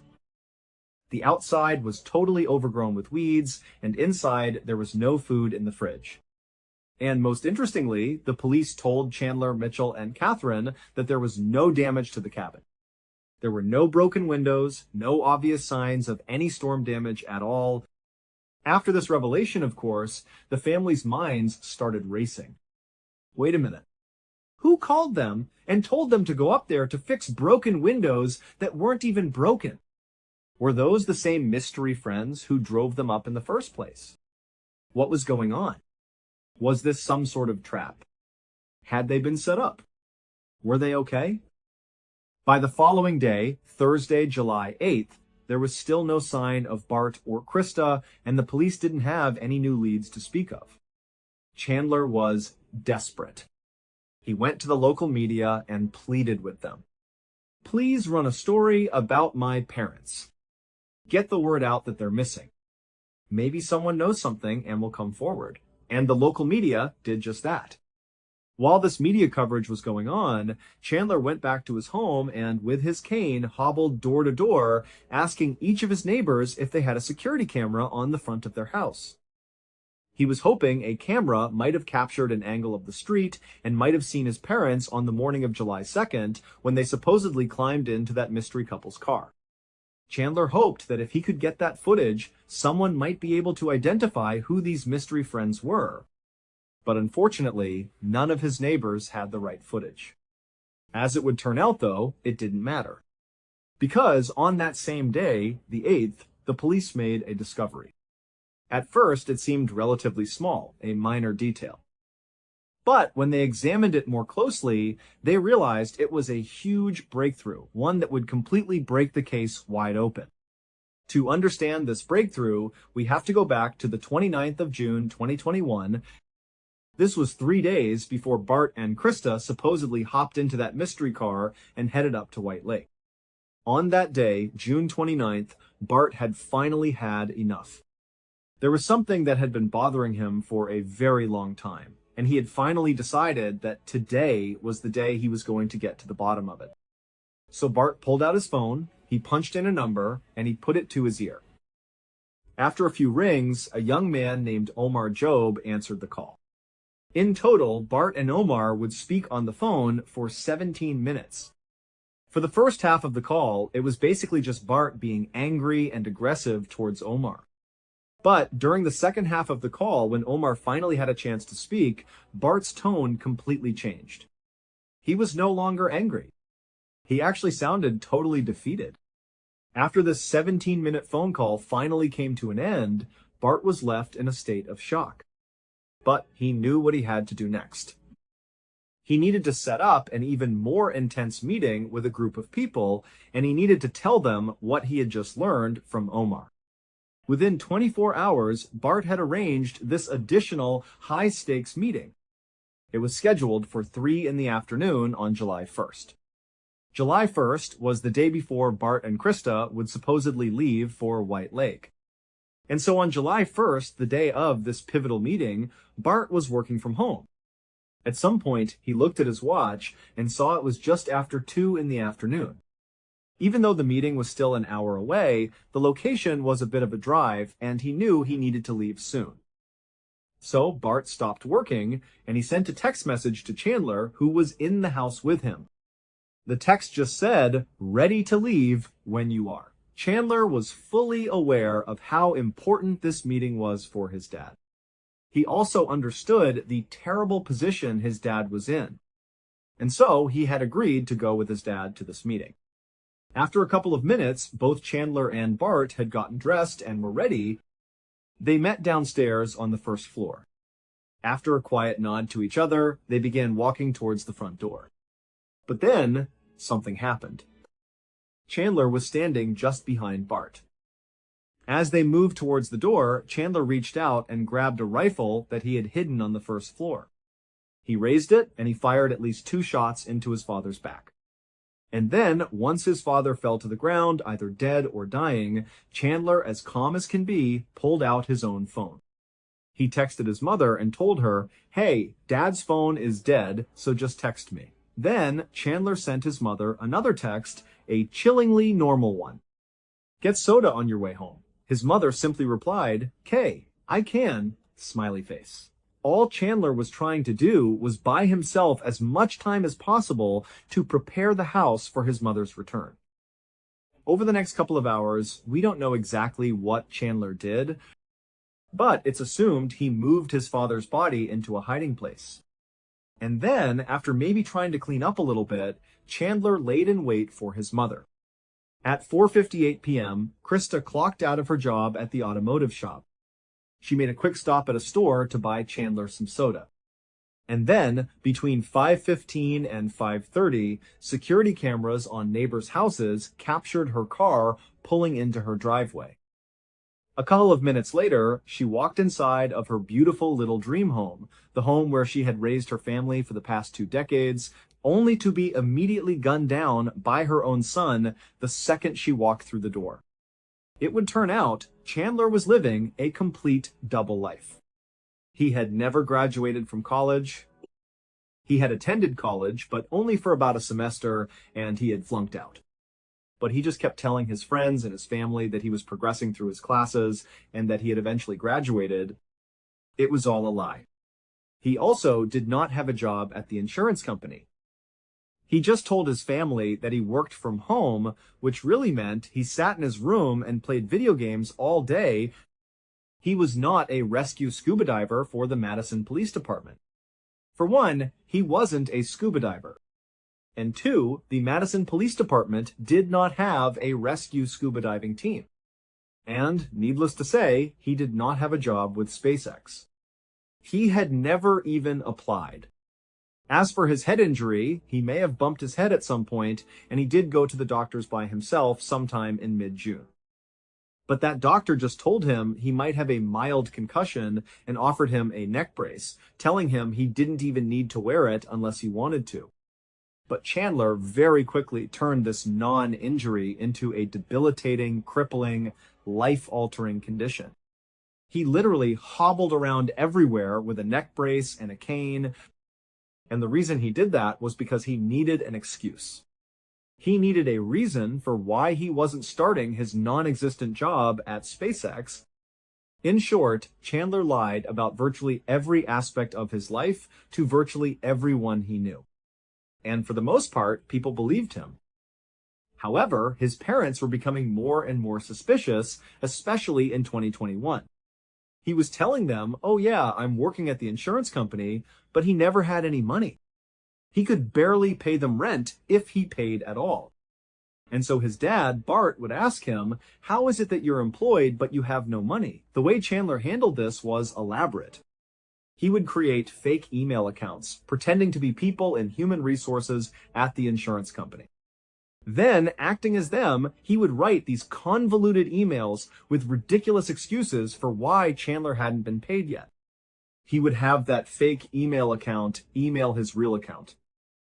Then, from his actual email, Chandler would write back, acting angry and stern, saying, you have to fix this, my family's not happy. Then he would once again pretend to be the HR person and reply, I'm so sorry, it's some internal issue, we're gonna fix it, but you just have to wait.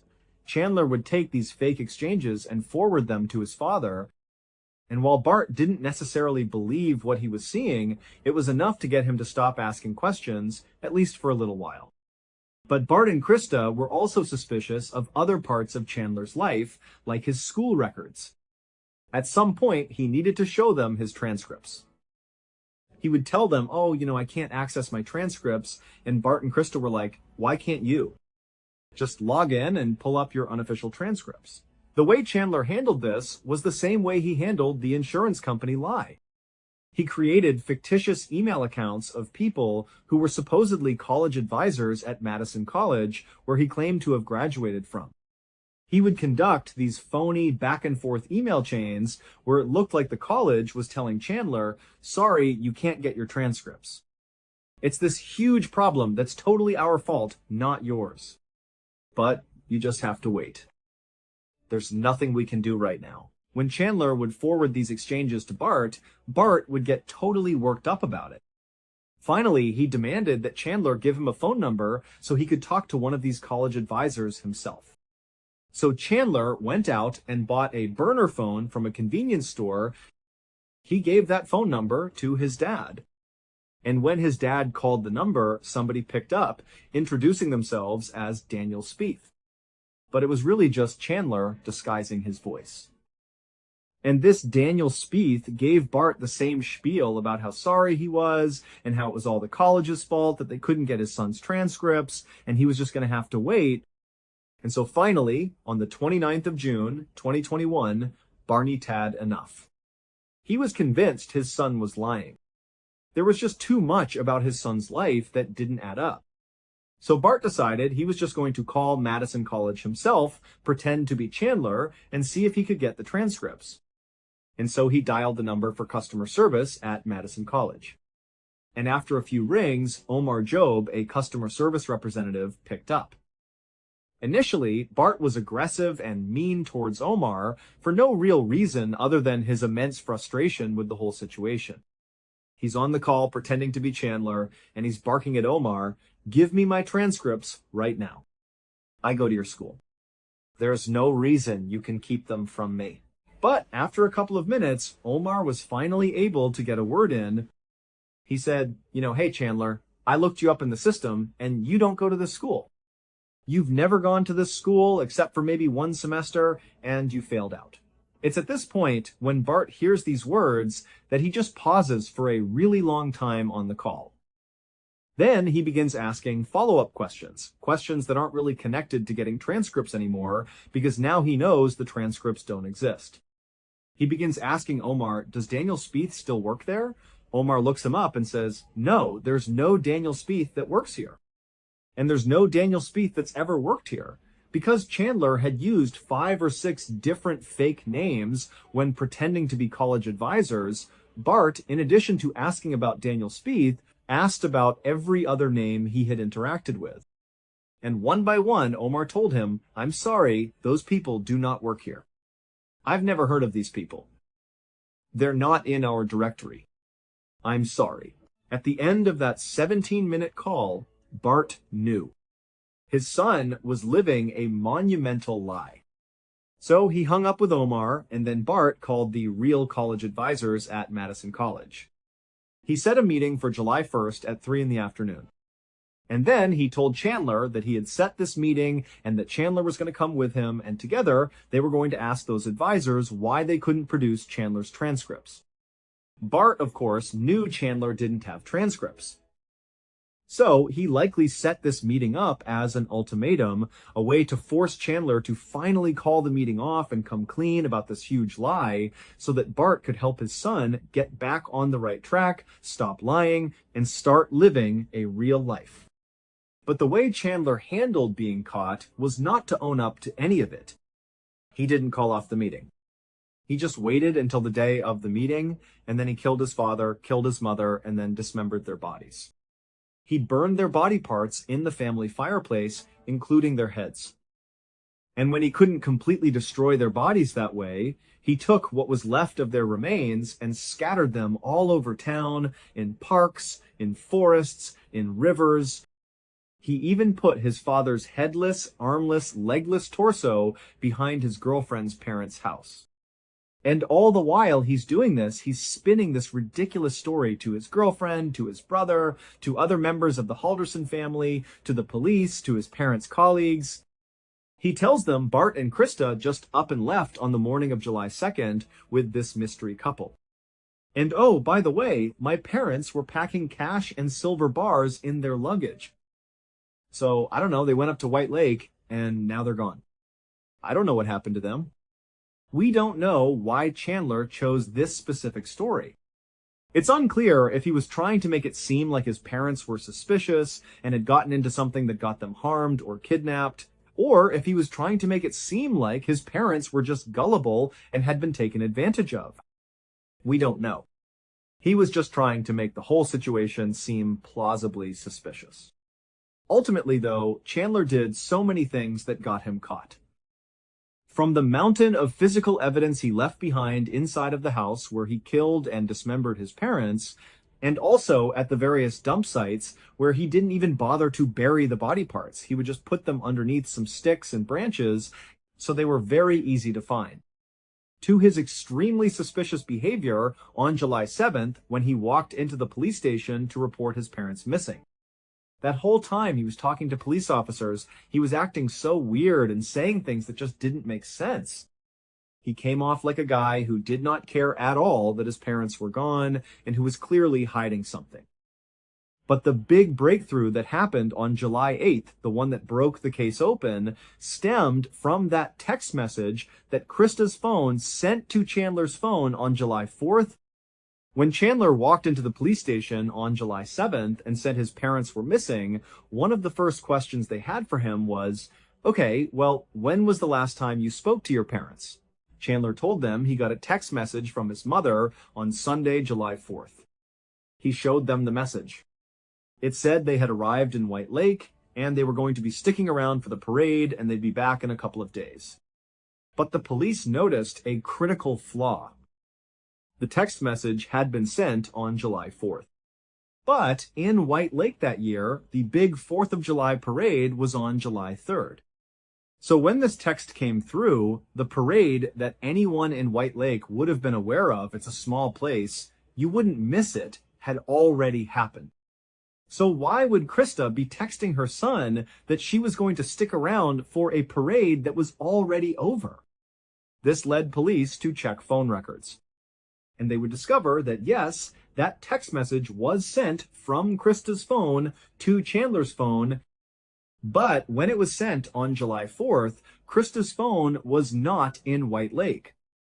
Instead, it was inside the Halderson home right near Chandler's phone. When police went to the Halderson house, they searched it. They found Krista's phone in the garage, underneath a drawer, inside of a shoe, wrapped in tinfoil, right next to her driver's license.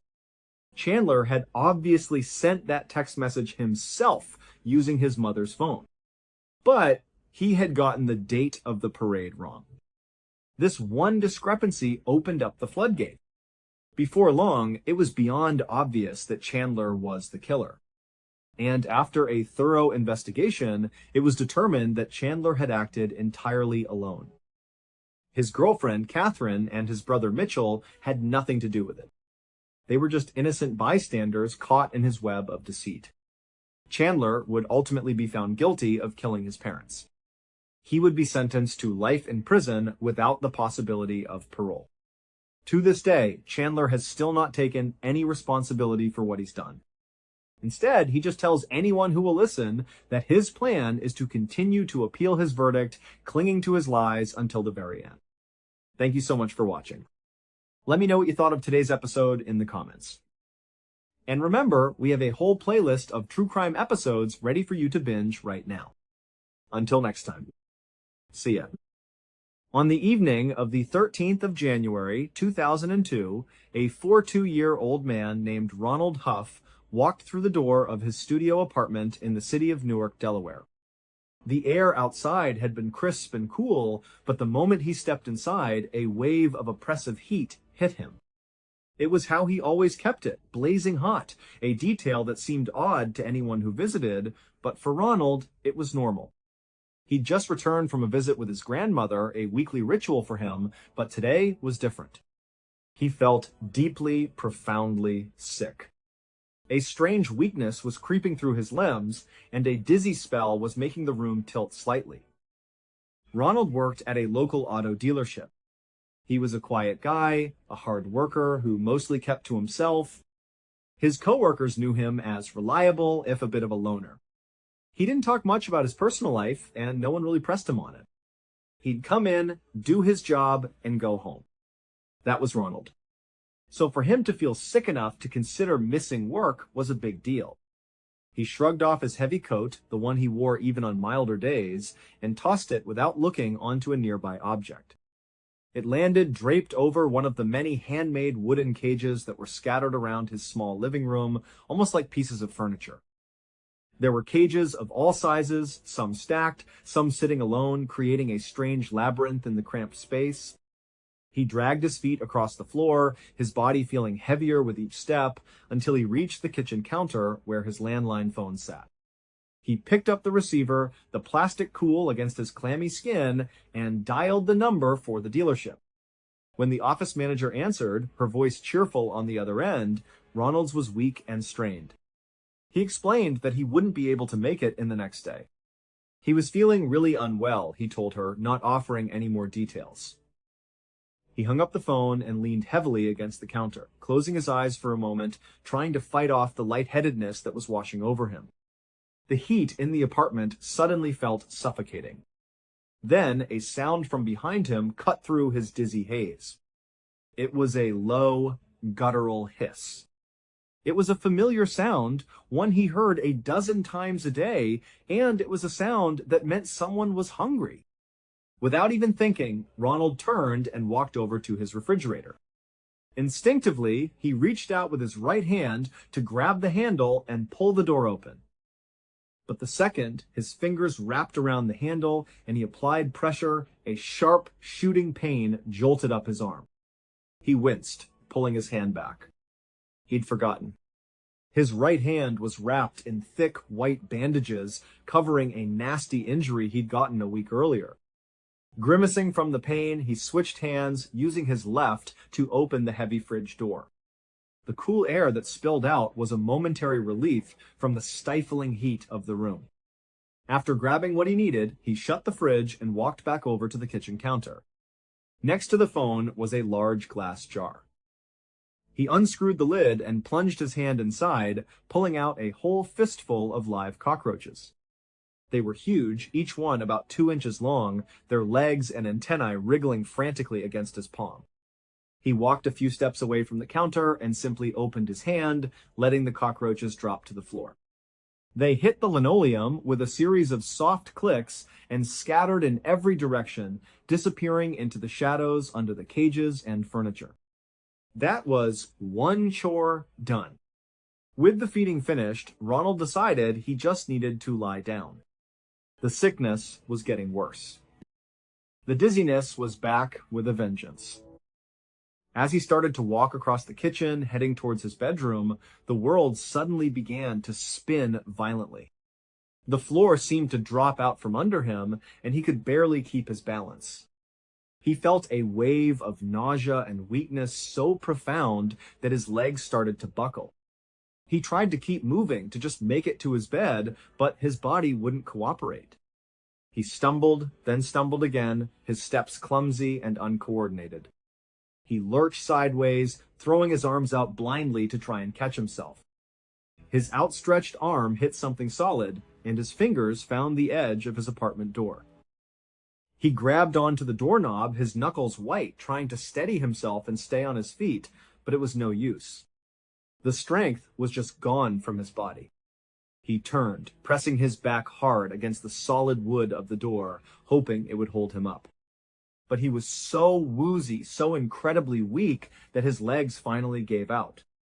He slid down the length of the door, a slow, uncontrolled slump to the ground. He ended up sitting there, his back pressed against the door, his legs splayed out in front of him on the floor. His head felt heavy, too heavy to hold up, and it lolled to one side. Slowly, his eyes fluttered and then closed. As Ronald Huff lost consciousness, the last things he heard were the familiar sounds of his apartment. The faint, skittering footsteps of roaches scurrying across the floor, and the distinct, wet crunch of chicken bones being crushed. 3 days passed. In the apartment next door, Ronald's neighbor was watching television when he heard the distinct crackle of police walkie-talkies out in the hallway. Curious, he got up and opened his door a crack. He saw 2 uniformed police officers and the building's superintendent standing right in front of Ronald's apartment. The neighbor liked Ronald. He thought of him as a nice, quiet guy who never caused any trouble. He couldn't imagine what the police would want with him. But then he thought about it and realized he hadn't seen or heard Ronald for several days, which was unusual. Normally, he'd hear him moving around in there. The neighbor watched as one of the officers knocked firmly on Ronald's door. "Newark Police," the officer called out. "Mr. Huff, are you in there?" They waited. No answer. They knocked again, louder this time, their knocks echoing in the quiet hallway. Still nothing. After a few minutes of this, with no response from inside, the police officers stepped back. They gestured to the superintendent, who fumbled with a ring of keys before finding the right one. He inserted it into the lock, turned it, and the lock clicked open. The superintendent stepped back, and the officers moved forward to open the door. One of the officers pushed, but the door only moved an inch or two before stopping abruptly. It felt like something heavy was blocking it from the inside. The 2 officers exchanged a look. They put their shoulders into it, pushing together with all their weight. The door groaned and scraped against whatever was on the other side, finally opening just enough for them to squeeze their heads through the gap. The neighbor watched as the officers peered into the dim apartment. A moment later, they both recoiled, jumping back into the hallway so quickly they almost tripped over each other. Their hands immediately went to the guns on their hips. One of the officers grabbed the radio on his shoulder and started talking frantically into it, his voice low but urgent. Then the neighbor watched as both officers and the superintendent quickly walked away down the hallway and out of sight, leaving Ronald's apartment door hanging partially open. As the distant wail of sirens grew closer, the neighbor's curiosity got the better of him. He took a cautious step out of his own apartment and into the hallway. From his new vantage point, he realized he could see directly into Ronald's apartment through the open door. What he saw in that brief glimpse was so bizarre, so horrifying, that for a long moment he just froze, his mind struggling to process the scene. A second later, the shock wore off and was replaced by a wave of revulsion. He scrambled back into his own apartment and slammed the door shut, locking it behind him. Hours later, the neighbor couldn't shake the image from his mind. It was seared into his memory. He grabbed a piece of paper and a pen and just started sketching, trying to get the grotesque scene out of his head by putting it onto the page. It would turn out that Ronald Huff had a secret, a very big secret. And on the evening of the 13th of January, 2002, right after he called in sick to work, that secret had killed him. The picture the neighbor drew showed what the police had seen. On the floor, slumped against the door, was Ronald's body. But it was horribly mutilated. His face, his ears, and his hands had been chewed away. His abdomen was torn open, and his internal organs were gone, completely eaten. And surrounding Ronald's body were the culprits. They were giant monitor lizards. He was secretly keeping 7 of them as pets inside his tiny studio apartment. He fed them a diet of live roaches and raw chicken and just let them roam free. They were massive, ranging in size from 2 feet to an incredible 6 feet long. Unfortunately for Ronald, monitor lizards are not just carnivores, their mouths are also teeming with deadly bacteria. The reason Ronald's right hand was all bandaged up was because, a week before his death, one of his lizards had bitten him. The bacteria from that bite had seeped into the wound, causing a horrible staph infection. And it was that raging, untreated staph infection that, a week later, had made him feel so sick. It was what very likely caused him to pass out and collapse against his apartment door. And after that, once he was unconscious and helpless on the floor, his hungry pets had begun to eat him. It's assumed by investigators that he died first from the infection, and then the lizards consumed his remains. However, the autopsy was inconclusive on this point. It couldn't prove that he was already dead when they started. And so, it is entirely possible that he may have still been alive when they began to eat him. After Ronald's death was discovered, animal control was called in to handle the lizards. They were carefully removed from the apartment and eventually placed in the care of the Catoctin Wildlife Preserve and Zoo in Thurmont, Maryland. From the time Gareth Williams was a young boy growing up in Wales, his parents knew he was not just smart, he was exceptionally gifted. His mind worked on a different level than other kids his age. While they were playing with toys, Gareth was devouring books on mathematics and science. His academic trajectory was nothing short of meteoric. When he was just 17 years old, he achieved a first-class honors degree in mathematics from a university in his hometown. Most people don't even start university at that age. A couple of years after that, he had earned his PhD from the University of Manchester in England. From there, he was accepted into a prestigious postgraduate course at Cambridge, one of the most famous universities in the world. It seemed he was destined for a quiet, brilliant career in academia. But he would never finish that degree at Cambridge. His incredible achievements and his rare talent for complex problem solving had not gone unnoticed. Britain's intelligence agencies, always on the lookout for the brightest minds, had put him on their radar. They began the careful and quiet process of recruiting him. In 2001, when Gareth was 23, Britain's Government Communications Headquarters, more commonly known as GCHQ, made him an offer. GCHQ is one of Britain's 3 main intelligence agencies, focusing on signals, intelligence, and information assurance. They offered him a job as a codebreaker. For Gareth, who loved puzzles and complex systems, it was a dream job. He eagerly accepted, dropped out of his course at Cambridge, and moved into a modest apartment in Cheltenham. Cheltenham is a resort town about 88 miles away from London, and it's where GCHQ is headquartered. For the next 10 years, Gareth would live and work there, dedicating his genius to protecting his country's secrets. Despite being an intensely private and shy person, Gareth thrived at GCHQ. He was a highly valued member of his team. His genius in mathematics and his understanding of technology helped his group solve some of the most difficult cryptographic challenges they faced, earning them a number of Britain's highest awards for international code breaking. He was brilliant, and his colleagues respected him for it. Then, in 2009, his work caught the attention of another, more famous intelligence agency. The Secret Intelligence Service, also known as MI6, was so impressed with Gareth's record that they offered him a job. This wasn't just another desk job. MI6 wanted to place him on a 3-year secondment. It was a rare chance for Gareth to go operational, to become a spy in the way most people think of them from movies. He would effectively become a real-life James Bond. The opportunity was too exciting to pass up, so he jumped at the chance. But shortly after taking the job and moving into a new, agency-paid apartment in London, he began to regret his decision. The culture at MI6 was a world away from the quiet academic atmosphere of GCHQ. He hated the intense, cutthroat competitiveness among the agents. He disliked the flashy culture of expensive cars and extravagant lifestyles that many of them embraced.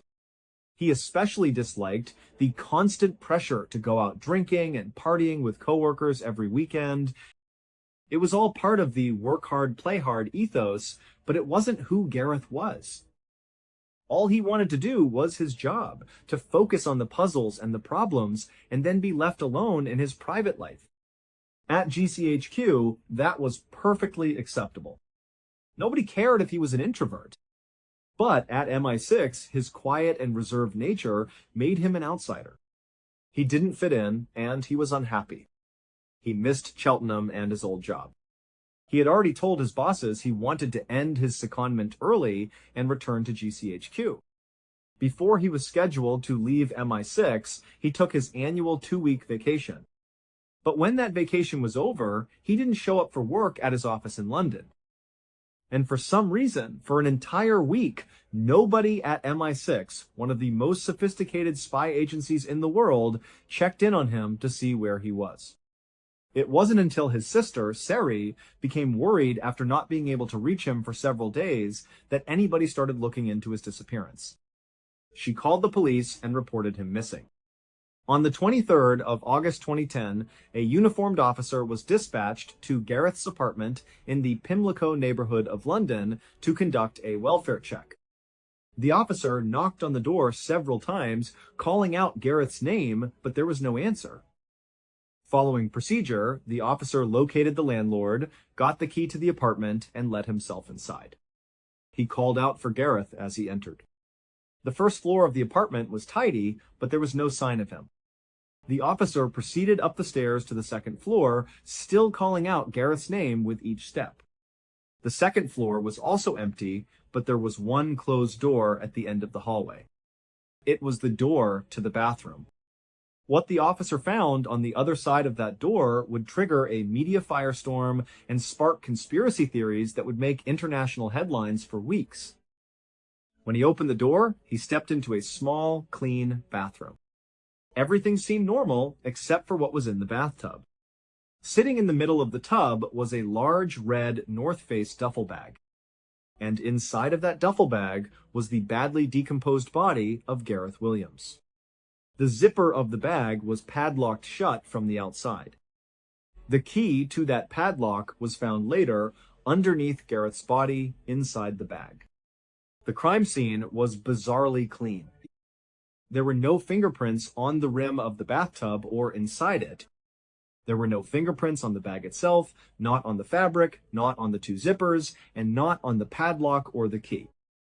Gareth's iPhone was found on a nearby table, and a forensic analysis later revealed it had been wiped clean, restored to its factory settings. Investigators determined the reset had happened on August 15th. That was the last day Gareth was seen alive on CCTV footage, and it was the day that police believe he died. According to the coroner who examined Gareth's body, there were no injuries on it. There was no sign of a struggle, no defensive wounds. His toxicology report came back clean. He had no drugs or alcohol in his system. The thermostat inside Gareth's apartment had been turned up high, making the room uncomfortably hot, despite it being the middle of August. This excessive heat had drastically sped up the decomposition of his body, making it impossible for the medical examiner to determine a precise cause of death. Despite a lengthy and high-profile investigation by Scotland Yard, there has never been a conclusive determination as to what exactly happened to Gareth Williams, although there are many theories. Some believe the Russian mafia killed him. Just before his death, Gareth had been working on a case involving money laundering operations in Britain that were directly tied to Russian organized crime. This work would have certainly made him a target. Another prominent theory is that MI6 itself had something to do with his death. This theory is supported by their strange lack of action when he failed to show up for work. Why did a top-secret agency not immediately check on their missing agent? In fact, one former MI6 agent has since come out publicly to say he believes there was a cover-up. He was interviewed by CNN and stated that he believed MI6 agents had gone into Gareth's apartment before the police arrived and had cleaned the scene, wiping it down to remove any fingerprints and DNA evidence that might have implicated them.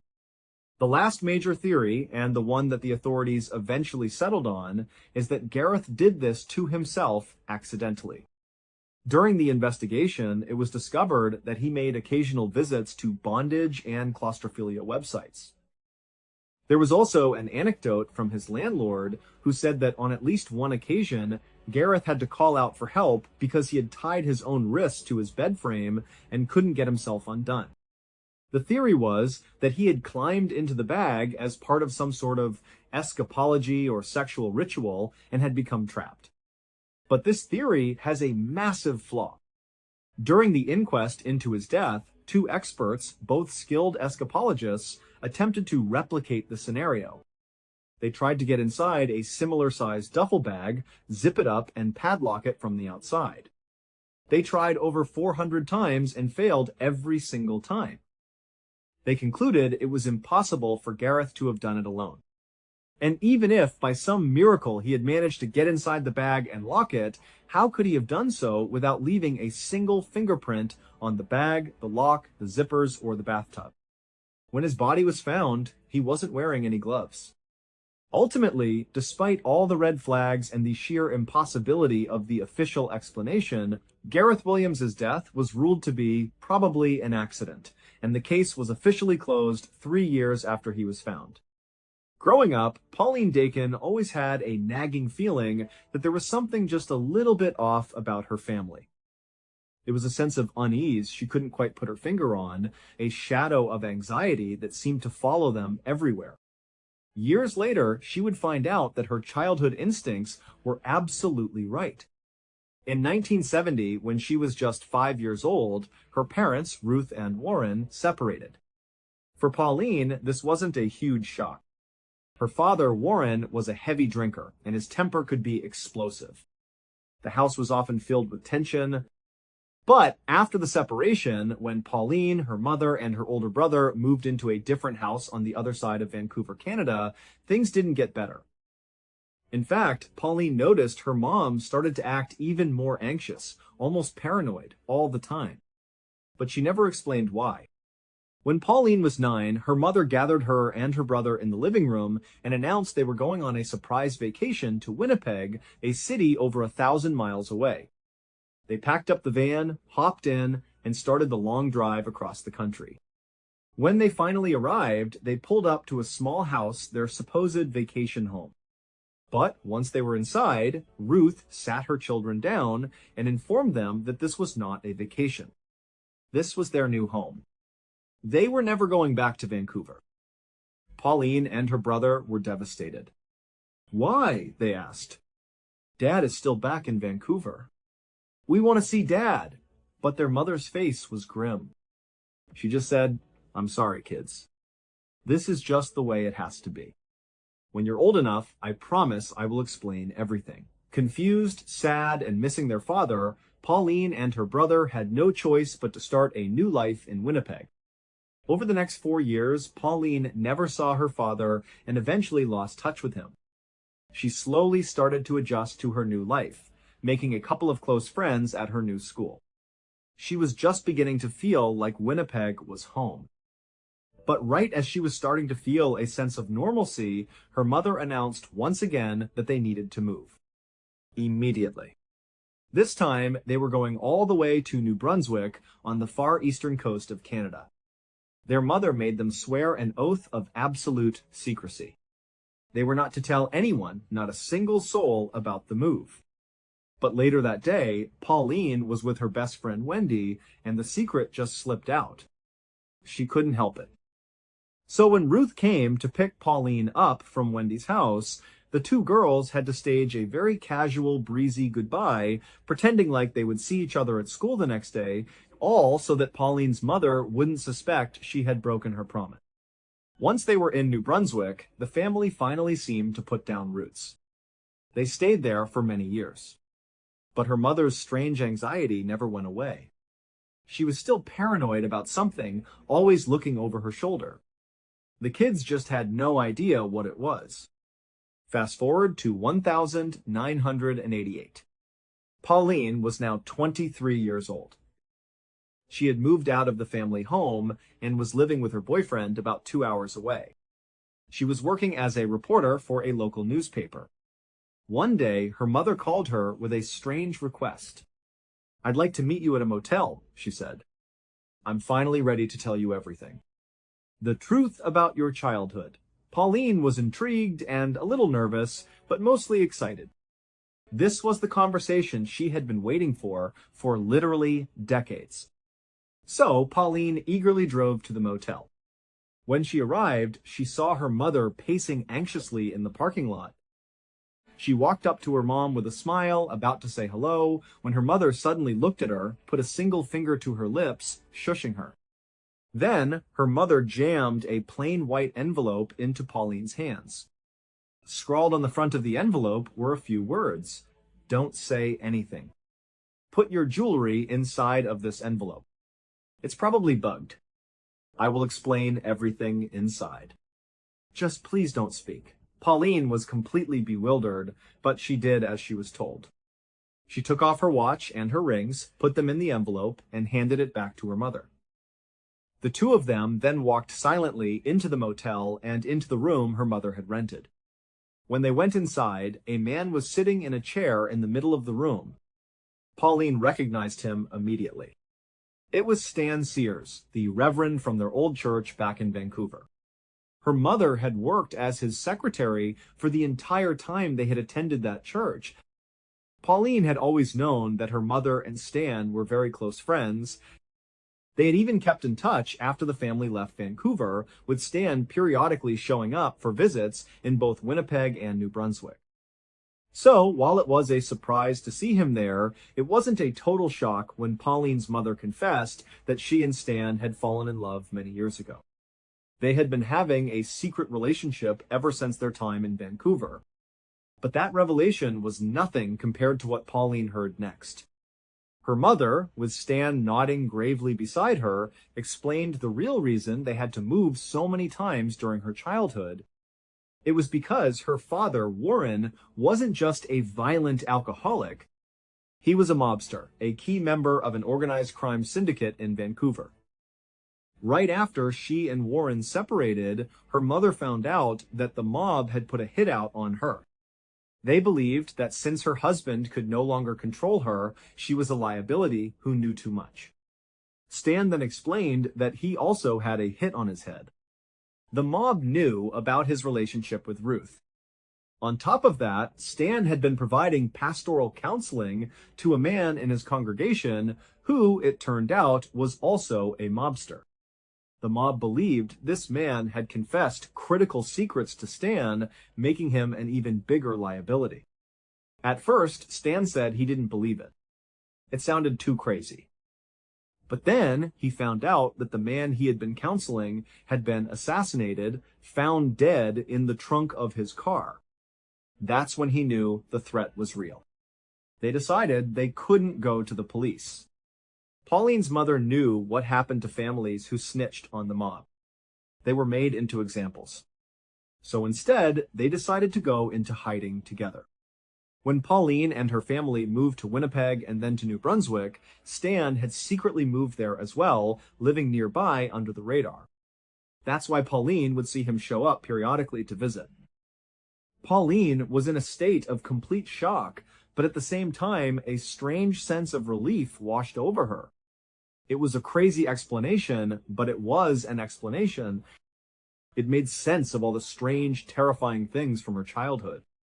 Over the next several hours, Pauline sat in that motel room with her mother and Stan and asked them every question she could think of. She learned that the time she came home from school to find her mother frantically throwing out all the food in the fridge and pantry, that was because they had received a tip that the mob had tried to poison them. These 6 different times she was suddenly unenrolled from her school and moved to another one across town, that was because there was a credible threat that the mob had discovered where she was. By the end of the weekend, Pauline had not only learned about this totally insane past, she also learned that she was still in danger. Before she left, she asked her mother and Stan what she should do to stay safe. Her mother explained that this was the real reason they had called her there. After all these years, they were tired of hiding. They had finally gone to the authorities and had been moved into a special, off-the-books witness protection program for families connected to organized crime. She said that when you enter this program, it's referred to as entering the weird world. You're not completely safe, but you have undercover agents following you at all times, monitoring you to make sure there are no assassination attempts. And before Pauline could even ask, her mother told her that as part of their entry into the weird world, they had requested that a couple of agents be assigned to monitor both Pauline and her brother, even though they didn't know about it. At this point, Stan leaned forward and handed her a small radio. He told her it was a special device that broadcast directly to the agents who were supposedly following her. He warned her to only use it in a truly desperate situation because as soon as she called for help, people would be risking their lives to save her. As Pauline held the radio, she looked at her mom and Stan and asked, "What happened to Dad? Is he in jail?" Her mother shook her head. "No," she said. "He's in the weird world too." She then handed Pauline a letter. It was from her father, addressed to her. It basically explained that he had also been moved into the weird world and that he was looking forward to Pauline joining them when she was ready. So now Pauline was standing there holding this radio and this letter from her supposedly mob-connected father, completely overwhelmed. Her mother just told her, "Go home. Think about what you want to do. If you want to join the program and enter the weird world with us, just let me know and we'll make it happen." Pauline, still in a total state of shock, gave her mom and Stan a hug and said she would be in touch. She left the motel and got into her car. She was about to back out when she saw Stan running out of the motel room holding something in his hand. She stopped and Stan ran up to her window. "Hey, I forgot to give you this," he said. He held up a round, flat piece of metal. He told her it was a magnetized GPS transponder. She should stick it somewhere out of sight underneath her car. He explained that it constantly transmitted her location to the agents following her, so it would be easier for them to find her if she was in trouble. Pauline thanked him, took the device, and placed it under her car. Stan went back into the motel. Pauline drove home with the intention of just taking a few days to process this insane information. Her plan was to think it over before committing to joining this weird world. But after only a couple of days, her paranoia was through the roof. Every shadow seemed like a threat. Every car behind her seemed to be following her. She dumped her boyfriend, quit her job, and moved out of her house into a new, secret apartment. She called her mother and said, "I can't take it anymore. I feel totally unsafe." I want to join the weird world. Her mother and delighted. They told her it was a complicated process, but they would get it started. During this waiting period, Pauline met a new man named Kevin, who would eventually become her husband. As she talked to him about her situation, sharing the wild story, she started to have doubts. The more she said it out loud, the less real it sounded. She decided she needed to know for sure. She had to set up a sting operation on her own mother. So, Pauline called her mother, her voice filled with fake panic. "Mom! Oh my goodness, someone just broke into my apartment. I think it was the mob. I don't know what to do. Should I call the police?" Her mother immediately responded, "No. Whatever you do, don't call the police. I'm going to get in touch with Stan and see what his contacts say." A few minutes later, her mother called back, her voice calm. "Okay, honey, I spoke to Stan. He spoke to the undercover agents who are parked outside your house. They said, yes, 2 men from the mafia did break into your house. But don't worry. The agents went in and grabbed them. They're in custody now. You're safe." And in that moment, Pauline's world shattered for a second time. She told her mom, "Mom, I made that up. No one's been in my apartment. I've been here all day. I lied to you." It was then that Pauline finally understood. Her mother and Stan had been living a complete lie since she was 5 years old. There was no mafia. Her father was not a mobster. It was all a fantasy. It would turn out that Stan was suffering from a rare psychiatric condition called delusional disorder, where an otherwise high-functioning person has one specific, unshakable delusion. His delusion was that the mafia was after him. And over the years of their close relationship, he had passed that delusion on to Pauline's mother through a phenomenon called folie à deux, or shared delusional disorder, where a dominant personality can transfer a delusion to a more subordinate one. After confronting both her mother and Stan, neither of them ever admitted it was a lie. They couldn't. They truly believed it. To their dying day, they believed the mafia was after them. Their biggest concern after Pauline exposed the lie was not that they had been caught, but that Pauline was now in grave danger because she was no longer taking precautions. They were terrified she would be assassinated by the mafia. Pauline never got an apology or a real conversation about the damage this decades-long lie had caused, but she ultimately found a way to make peace with her bizarre past. She wrote about her experience in a best-selling memoir titled Run, Hide, Repeat. On the 15th of September 2010, a 55-year-old man named Greg Flanagan checked into the Elegante Hotel in Beaumont, Texas. It was a Monday, the start of his work week. As a young man, Greg had lived a life of adventure, working as a chief engineer on massive ocean-going vessels, spending months at a time out at sea. But in his middle age, he had reinvented himself as a landman.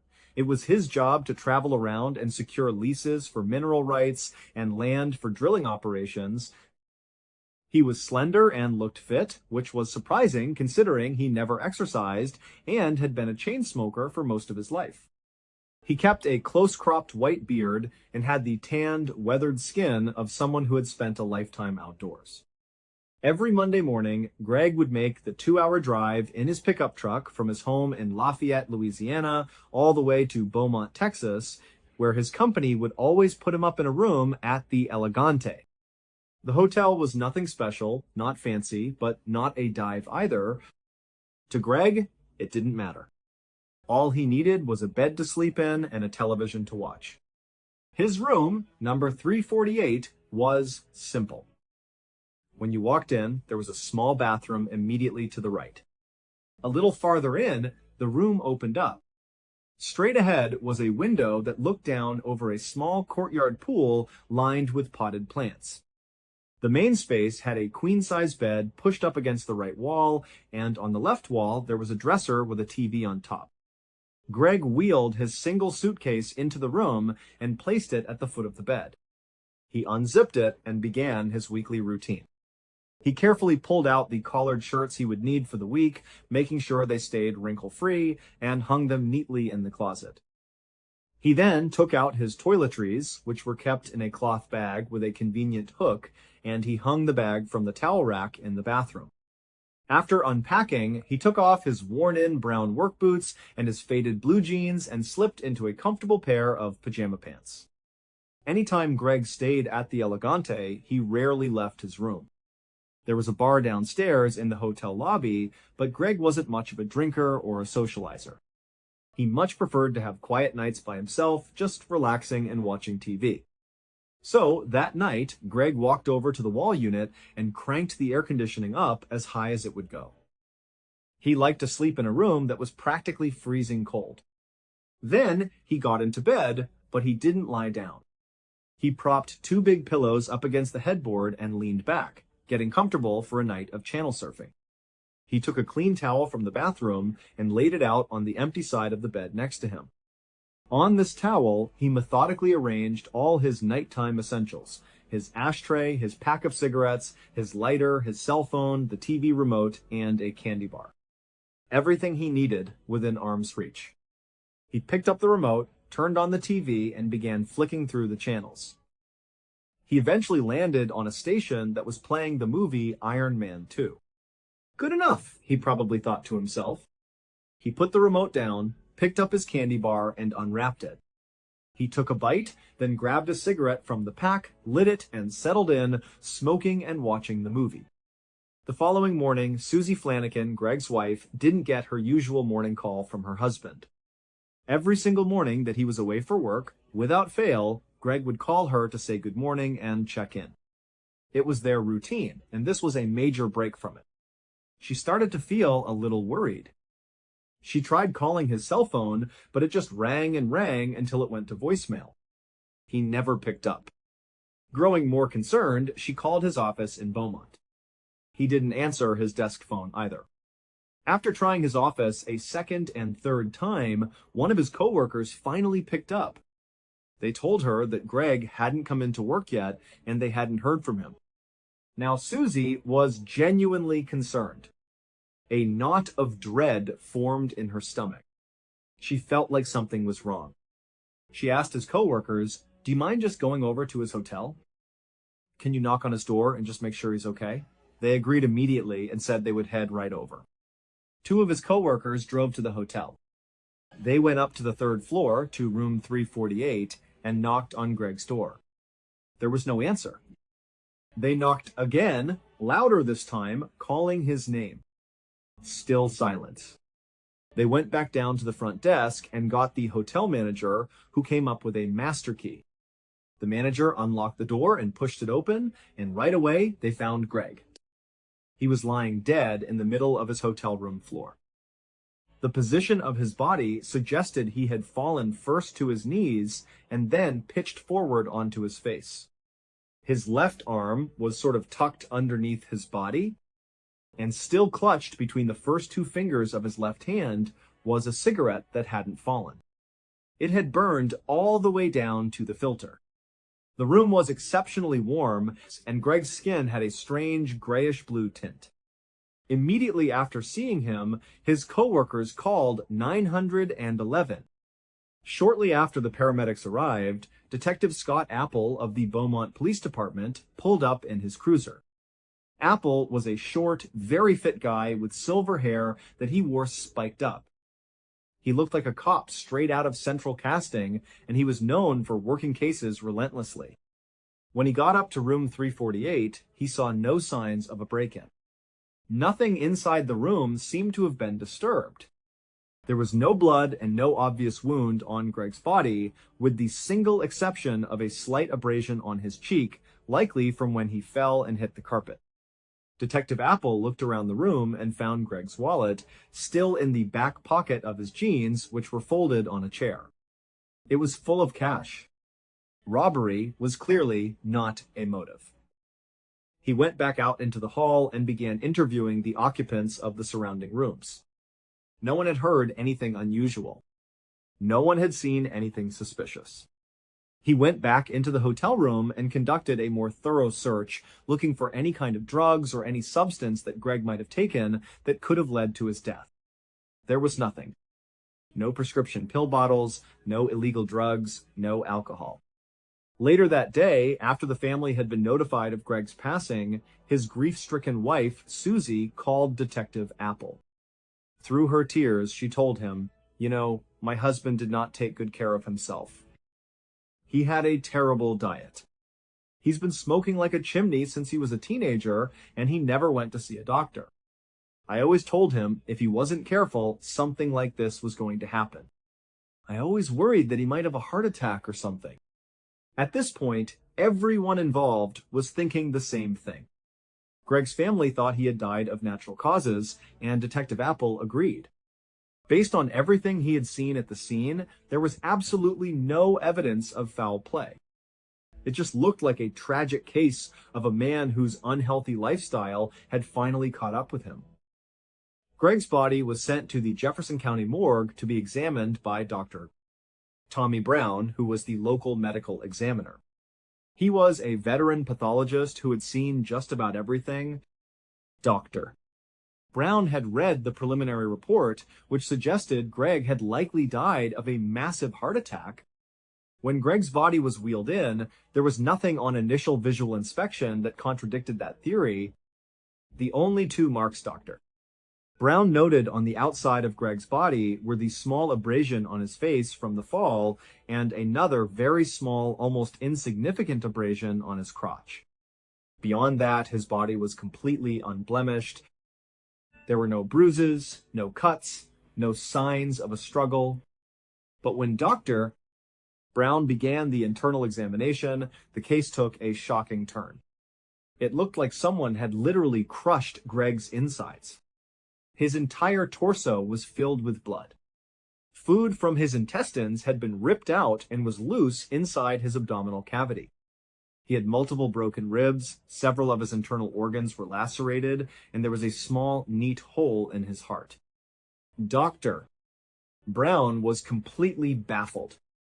The severity of Greg's internal injuries was more consistent with someone who had been in a severe car crash or had a multi-ton object fall on them.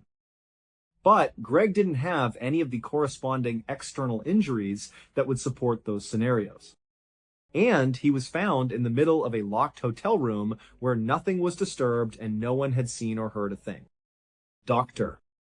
Brown concluded his report stating, "Look, I don't have all the answers here, but this was not a natural death. This is a homicide. My best guess is he was beaten to death. I know it doesn't quite make sense because there are no external injuries, but he suffered some kind of significant blunt force trauma from another person, and that is what killed him." When Detective Apple received this report from the medical examiner, he was just as confused as Dr. Brown was. But now he had a murder on his hands. His focus shifted immediately. If Greg was murdered, who would want to kill him? He started digging into Greg's background, interviewing friends, family, and coworkers. He found that Greg was universally liked. He was known for being incredibly courteous and polite. He was a quiet man who kept to himself. He was deeply in love with his wife, and she loved him back. There was no evidence of any secret life, no gambling debts, no affairs, no scandals in his past.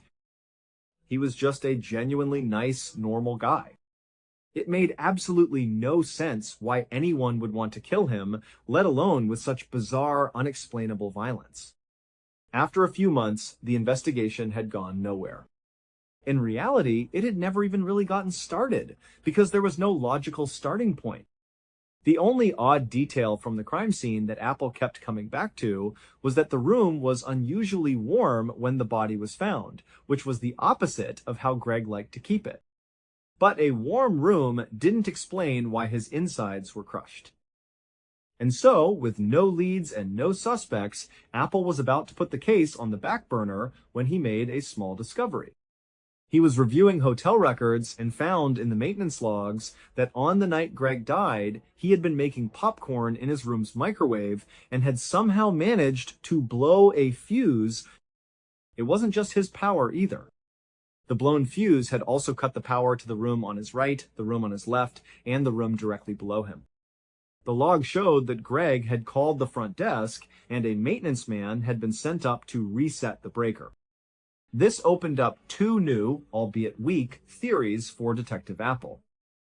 The first was that the maintenance man, who did have a minor criminal record, had attacked Greg when he went up to fix the breaker. But this was wildly speculative. There was no evidence and no motive, so it was quickly ruled out.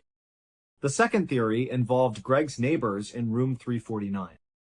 They were two electricians who were in town for a job. They were known to be heavy drinkers and partiers. Apple theorized that maybe when Greg accidentally cut the power to their room, they got angry.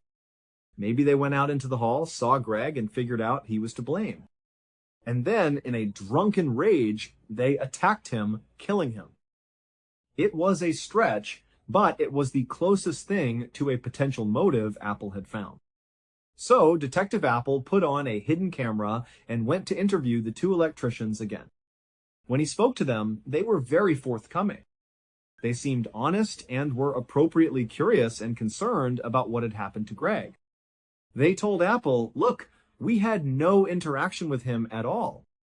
We did hear him coughing next door when we came back from the bar that night, but honestly, that's it. The electricians voluntarily offered up their cell phone numbers and email addresses, telling the detective that if he needed anything at all, they would be happy to help." Apple left the interview feeling they were telling the truth. At this point, Detective Apple was back at square one. The one promising lead he had, the maintenance log, had turned out to be a total dead end. With no other avenues to explore, the case went cold. 7 months after Greg's death, with absolutely no progress made, Susie decided she couldn't just let it go. She wanted to hire a private investigator. A friend suggested she call Ken Brennan, a famous private detective who was known for solving a lot of very complex, seemingly unsolvable cases. On a whim, Susie looked up his number and called, not really expecting to get through to him. But to her surprise, he picked up the phone himself. She told him the whole confusing story of what had happened to her husband, and Ken said he was intrigued. He would take the case. Ken was a former Long Island cop and a retired DEA special agent. He spoke with a thick New York accent and wore t-shirts that were just a little too tight, showing off his muscles, often paired with a big, gaudy gold chain. He looked more like a character from a mob movie than a detective. As soon as he agreed to take the case, he flew to Lafayette, Louisiana to meet Susie. He sat down with her and asked a lot of tough questions about her marriage, about whether Greg might have been cheating, if he had any kind of secret life she didn't know about. After he was satisfied that those were all dead ends, he asked her, "Can you tell me anything about the crime scene that stood out to you? Anything that seemed off?" Susie thought for a moment and said, "Yes. Greg always kept the air conditioning on freezing cold at night. So I thought it was really strange that when his coworkers found him, the AC was off and the room was hot. That is so unlike Greg." Ken made a note of this. Then he flew to Beaumont to meet with Detective Apple. The two men, despite their different styles, actually got along very well. Apple, feeling like he had hit a wall anyway, agreed to work with Ken on the case. He took Ken to the hotel, showed him room 348, and then turned over his entire case file. The autopsy report, the crime scene photos, all of his notes. That night, Ken went through every single document, every photograph. The next day, he walked into Apple's office and said, "I think I figured it out." Apple was skeptical. "Really? You figured it out in one day?" Ken insisted. "No, seriously. I have to confirm one thing with his wife, but I have a theory." Right there in front of Apple, Ken called Susie. When she answered, Ken asked her a simple question. "Hey, did your husband ever smoke with his left hand, or did he always use his right hand?" Susie replied without hesitation, "Oh no, he only ever smoked with his right hand." Ken said, "Thank you very much," hung up the phone, and turned to Apple. "I got it," he said. Apple leaned forward, listening intently. Ken laid out his theory. Okay, so Susie told me it was very strange that the room wasn't cold. We know from the maintenance log that the power went out and was restored at 8:30 p.m. When the power came back on, the TV would have come back on, but the air conditioning unit would not have automatically restarted. The room would have still been cold from being air conditioned all evening, so Greg probably wouldn't have noticed right away that the AC was off. He just went back to watching TV. But this is Beaumont in the summer. That room would have gotten hot really quickly. He would have noticed within about 30 minutes and gotten up to turn the AC back on. Since the AC was off when he was found, he must have died after the power came back on at 8:30, but before the room got warm enough for him to notice. That puts his time of death somewhere between 8:30 and 9 p.m. Apple was impressed. "That's pretty good," he said, "but it doesn't tell us how he died or who killed him." Ken held up a hand. "I'm building the picture," he said. Next, the cigarette. It was found in his left hand, but his wife confirmed he was a right-handed smoker. So what I think happened is he's sitting on the bed, smoking with his right hand. Then something catastrophic happens to him. He jumps off the bed and starts heading for the door to get help. He transfers the lit cigarette from his right hand to his left hand so he can use his dominant right hand to open the doorknob. But he doesn't make it. He collapses and dies, the cigarette still in his left hand. Apple nodded. It makes a lot of sense. But what was the catastrophic event? Ken smiled. I have a theory on that too. But I need to go back to the hotel room. So Apple and Ken went back to room 348. Ken walked inside and started examining everything, looking at the ceiling, the floor, the walls. Finally, he stopped, looking at the wall by the entryway. He pointed to a spot on the wall. "There," he said. Apple looked. It looked like a small spackled patch on the wall, right around where the doorknob would hit if the door swung open too hard. "That's just from the doorknob," Apple said. Ken shook his head. He took the door and swung it open all the way until the doorknob pressed against the wall. The point of impact was several inches to the right of the patch. The patch was not from the doorknob. Before Apple could ask what he was thinking, Ken was already on the move. He went next door, to room 349, the electrician's room. They went inside, and Ken started running his hands all over the shared wall, feeling for any imperfections.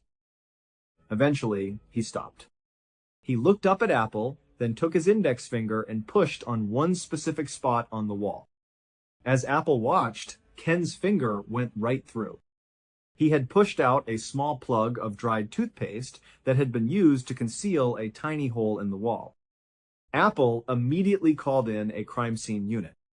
They carefully excavated both sides of the wall and then shined a laser from the hole in room 349 into Greg's room. The trajectory of the laser beam lined up perfectly with where Greg would have been sitting up in bed watching TV. Ken and Apple went back to the medical examiner, Dr. Brown, and told him, "Look, you missed something." Greg was shot. Greg's body had already been cremated, but they still had the detailed autopsy photos. They looked at them again, and sure enough, that tiny, insignificant abrasion on his crotch was actually a small caliber bullet entrance wound. And the hole Dr. Brown had found in Greg's heart was perfectly aligned with the bullet's trajectory. Dr. Brown realized his mistake and amended the autopsy report to reflect death by a gunshot wound. With this new, undeniable evidence, Ken and Detective Apple brought in Lance, one of the electricians from room 349, for another interview. They told him it was just a routine follow-up. They had him sign a sworn statement reattesting to his original story that he hadn't seen or heard anything. Lance read it over and said, "Yeah, that's right. I wish I knew more to help you." He signed the document. The second he put the pen down, Ken leaned forward and said, "All right, we got you. We know a gunshot was fired from your room that night, and that's what killed Greg Flanagan. So you need to start talking or you're going to jail right now for filing a false police report. Lance crumbled. The whole truth came pouring out. He said that he and the other electrician, Muller, had been drinking heavily that night. Muller had gone out to his truck and brought his pistol back into the room. He was drunk and goofing around with it, waving it around. Lance said he told him to stop, but Muller kept playing with it, at one point even aiming it at Lance. Lance said he batted the gun away, and Muller dropped it. The gun hit the floor and went off. They saw the bullet hole in the wall leading into the next room. They both froze and listened. They didn't hear a scream, no sound at all. After a few minutes of silence, they convinced themselves that the room next door must be empty and that they had gotten away with it. So they just left and went to the bar. When they came back later that night, they heard Greg coughing next door, which further convinced them that he must have come back to his room after the gunshot and was perfectly fine. The next day, when they saw Greg's body being carried out on a gurney, they panicked, thinking they had killed him. But then they overheard Detective Apple talking to other officers in the hallway, saying that it looked like natural causes, probably a heart attack. They were flooded with relief. They actually believed it was just a bizarre coincidence that Greg had a heart attack on the same night they fired a bullet into his room. But deep down, Lance admitted they knew they were probably responsible. So they covered their tracks. They plugged the bullet hole with toothpaste and hid the gun. Ultimately, Muller, the owner of the gun and the one who had been waving it around, was charged with manslaughter. He was sentenced to 10 years in prison. On the 27th of April, 1997, a farmer in a rural part of Indonesia was walking his livestock through a thick, dense sugarcane field near his house when he stumbled, tripping hard on something hidden in the dirt. After he caught his balance, he looked down to see what he had tripped over. It was a strange mound of freshly turned earth that seemed completely out of place in the otherwise flat field. His curiosity was piqued, and he wanted to dig it up to see what was underneath, but he knew he wasn't on his own property. So instead, he turned around, led his livestock back to his village, and went to find the village leader. He told him about the strange pile of dirt and suggested someone should go and see what was buried there. The village leader gathered some other men, and they all headed back out to the sugarcane field. They found the mound of dirt exactly where the farmer said it would be. The first thing they did was take a long, sturdy stick and poke it into the pile. The stick slid easily into the soft dirt. When they pulled it back out, a horrible, sickening stench billowed out from the hole, filling the air around them. It was the unmistakable smell of decay. Worried about what they might find, the men decided to leave it alone.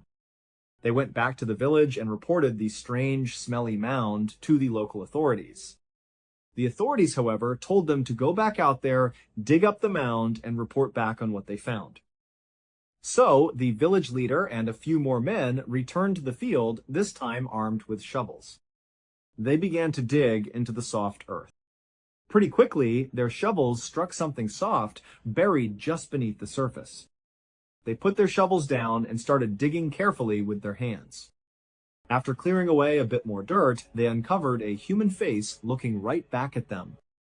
It was a woman. It appeared she had been buried vertically in a hole up to her neck, and then someone had just piled dirt on top of her head. At this point, the authorities were called again, and this time they came out to the scene. They were able to excavate the body and identify her as a 1-year-old local woman named Dewey. After asking around the village, police determined that the last time anyone had seen Dewey alive was 3 days earlier when she had left her house to run an errand. After that, she had simply vanished. No one knew what had happened to her. Just a few hours after Dewey's body was discovered, a 5-year-old boy who worked as a rickshaw driver came to the police station. He had information. He told the police that 3 days earlier, on the evening of April 24th, the same day Dewey was last seen, she had hired him for a ride. When she got into his rickshaw, he asked her where she wanted to go. She was very secretive. She told him she didn't want to tell him her specific destination. Instead, she just told him to drive in a particular direction, and she would give him more instructions as they got closer. This really intrigued the young driver. After he had been driving for a while, he turned to her again and pressed her for more information. "This is very strange," he said. "Can you please tell me where we are going?" Finally, Dewey relented. She leaned forward and whispered that she was going to see the shaman. In that culture, a shaman is someone who is believed to use magic to cure the sick and solve people's problems. The driver thought it was a bit odd that she was going to see the shaman in the middle of the night and being so secretive about it, but he didn't think too much of it after he dropped her off. That is, until he heard that she had been found dead. The police immediately went to the home of the local shaman, a 5-year-old man named Ahmad Siraji. They asked him if he had been with Dewey on the night of April 24th. At first, Siraji denied it completely. He said he hadn't seen her and had no idea what happened to her. But after the police got a warrant and searched his house, they found some of Dewey's personal belongings hidden inside. Confronted with this evidence, Siraji's story changed. "Okay," he said, "I have been lying. I have a confession to make." And then, in a chillingly nonchalant tone, he told the police that not only had he killed Dewey, but he had also killed dozens of other women in the exact same way, and he had buried all of them in that same sugarcane field. The police, stunned by this confession, went back out to the field and began a systematic search. They found dozens of mounds of dirt, just like the one Dewey was found in, scattered all over the property. Underneath each one, they found the body of a woman buried up to her neck. After the excavation was complete, the police believed they had found the bodies of 42 different women. But in truth, that was just a guess. They believed there could be even more. During his trial, Ahmad Siraji explained in detail why he did what he did. He said that back in 1986, 11 years earlier, he had a vivid dream. In the dream, his deceased father came to him and gave him a set of instructions. His father told him that if he drank the saliva of 70 women, he would become a powerful and immortal healer. When Siraji woke up, he didn't dismiss it as just a strange dream.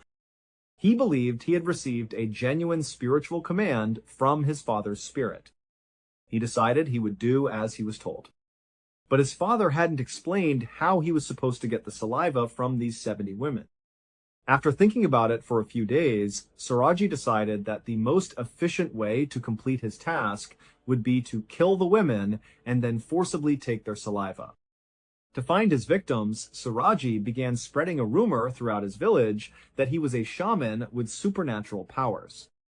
He claimed he could grant women everlasting beauty and make them rich.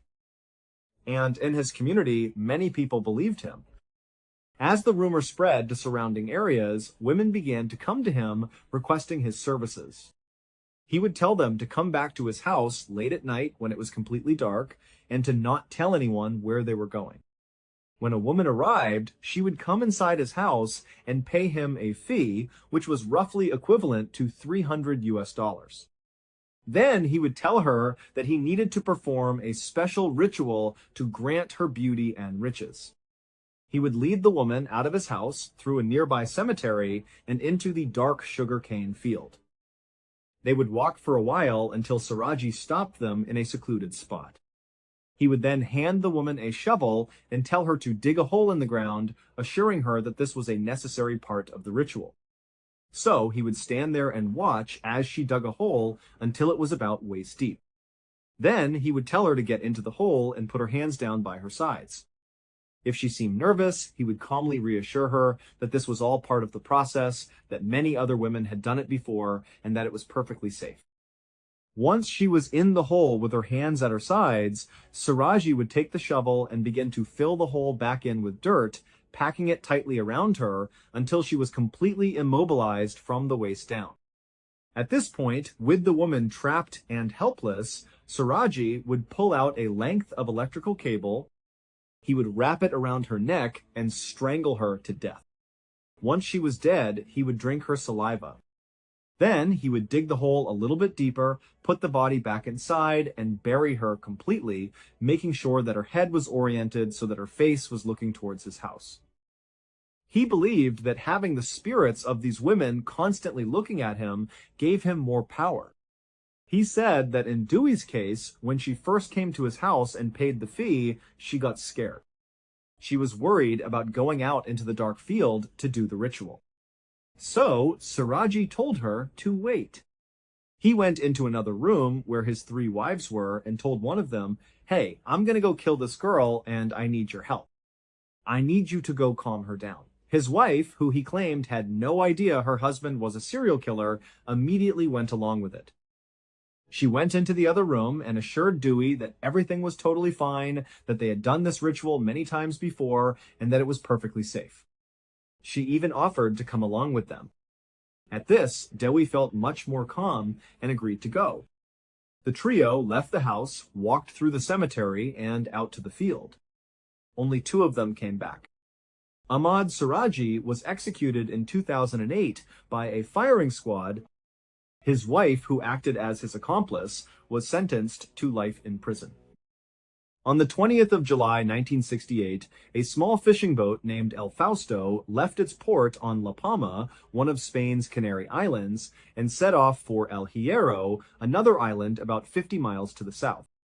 On board were 3 very experienced sailors, the brothers Ramon and Eliberto Hernandez, and their cousin Miguel Acosta. Their trip to El Hierro was smooth and uneventful. It took them about 7 hours. They arrived at the port in the early evening and unloaded their cargo, which was actually a shipment of explosives used for agricultural purposes. After the cargo was unloaded, the 3 of them went into town to get some food and relax for a bit before heading back to the dock to prepare for their return journey. Later that evening, as the 3 men were on their boat, stowing their gear and getting ready to depart, they saw a man running down the dock, waving his arms frantically to get their attention. They stopped what they were doing and called out to him, asking what he needed. The man, out of breath, introduced himself as Julio Garcia. He was clearly very upset and was talking so quickly that they had to ask him to slow down. He explained that his wife had called him earlier that day from their home on La Palma. Their 2-year-old daughter was very sick, and he needed to get home immediately. He had rushed to the port to catch the last ferry back to La Palma, the same island the 3 fishermen were from, but he had missed it. The next ferry wasn't scheduled for another 2 days. So Julio had been running up and down the dock, desperately trying to find anyone with a boat who might be willing to take him to La Palma. He was prepared to pay whatever it cost. Of course, the crew of El Fausto immediately told him not to worry. They were heading to La Palma anyway, as it was their home port, and they would be happy to give him a ride. They told him he didn't need to pay them anything. Relieved, Julio thanked them profusely and began helping them load the rest of their supplies onto the boat. They had some food, about 22 pounds of fruit, and a supply of fresh water. Once everything was loaded, they untied their lines from the dock and set sail for La Palma. They departed at about 2:30 inches the morning on July 21st. The water was calm during their return trip. The only weather they had to contend with was a light mist that formed over the water in the early morning hours after the sun came up, but it wasn't thick enough to affect their ability to navigate. And even if the fog had been more severe, Ramon, Eliberto, and Miguel were seasoned sailors who had been navigating these exact waters since they were teenagers. They had sailed in far worse conditions and always made it home safely. But at 10 a.m. that morning, the scheduled arrival time for El Fausto in La Palma, the boat didn't appear. The owner of the boat was waiting at the dock for them. When they didn't show up on time, he wasn't overly concerned. He knew the 3 men well and trusted their skills. In fact, he normally would have gone on the trip with them, but he had other commitments on the island. He figured they had probably run into some minor mechanical issue. El Fausto was an old boat, and it had had problems in the past, But after a little while, the families of the crew started to gather at the dock, asking the owner where their loved ones were. The owner, still not particularly worried but wanting to reassure the families, decided to take action. He told them, "I'll send a search boat out. They'll take the exact same route El Fausto was on, just in reverse. I'm sure they'll run right into them and help them fix whatever problem they're having." So a search boat was sent out. For hours and hours, it motored along the exact charted course that El Fausto was supposed to be on, but they were nowhere to be found. The search boat radioed back to the owner and said, "We can't find them." "What do you want us to do?" He called them back in. He realized that if they weren't anywhere near their route, then something more serious must have happened. It was at this point that he contacted the authorities, and a much larger, more formal search and rescue effort was launched. Planes and boats fanned out over the sea to look for El Fausto and her four-man crew. Everyone involved in the search was operating with a huge sense of urgency. They had been told that the men on board had very limited supplies, just 22 pounds of fruit and a small amount of fresh water. If they weren't found within a couple of days, the chances of finding them alive were slim. But despite the massive search effort, a couple of days passed with no sign of the boat. Hopes began to fade. People started to fear the worst. But then, on July 25th, 4 days after El Fausto had vanished, a British ship called the Duquesa radioed in an incredible message. They had found a small fishing boat drifting aimlessly in the open ocean.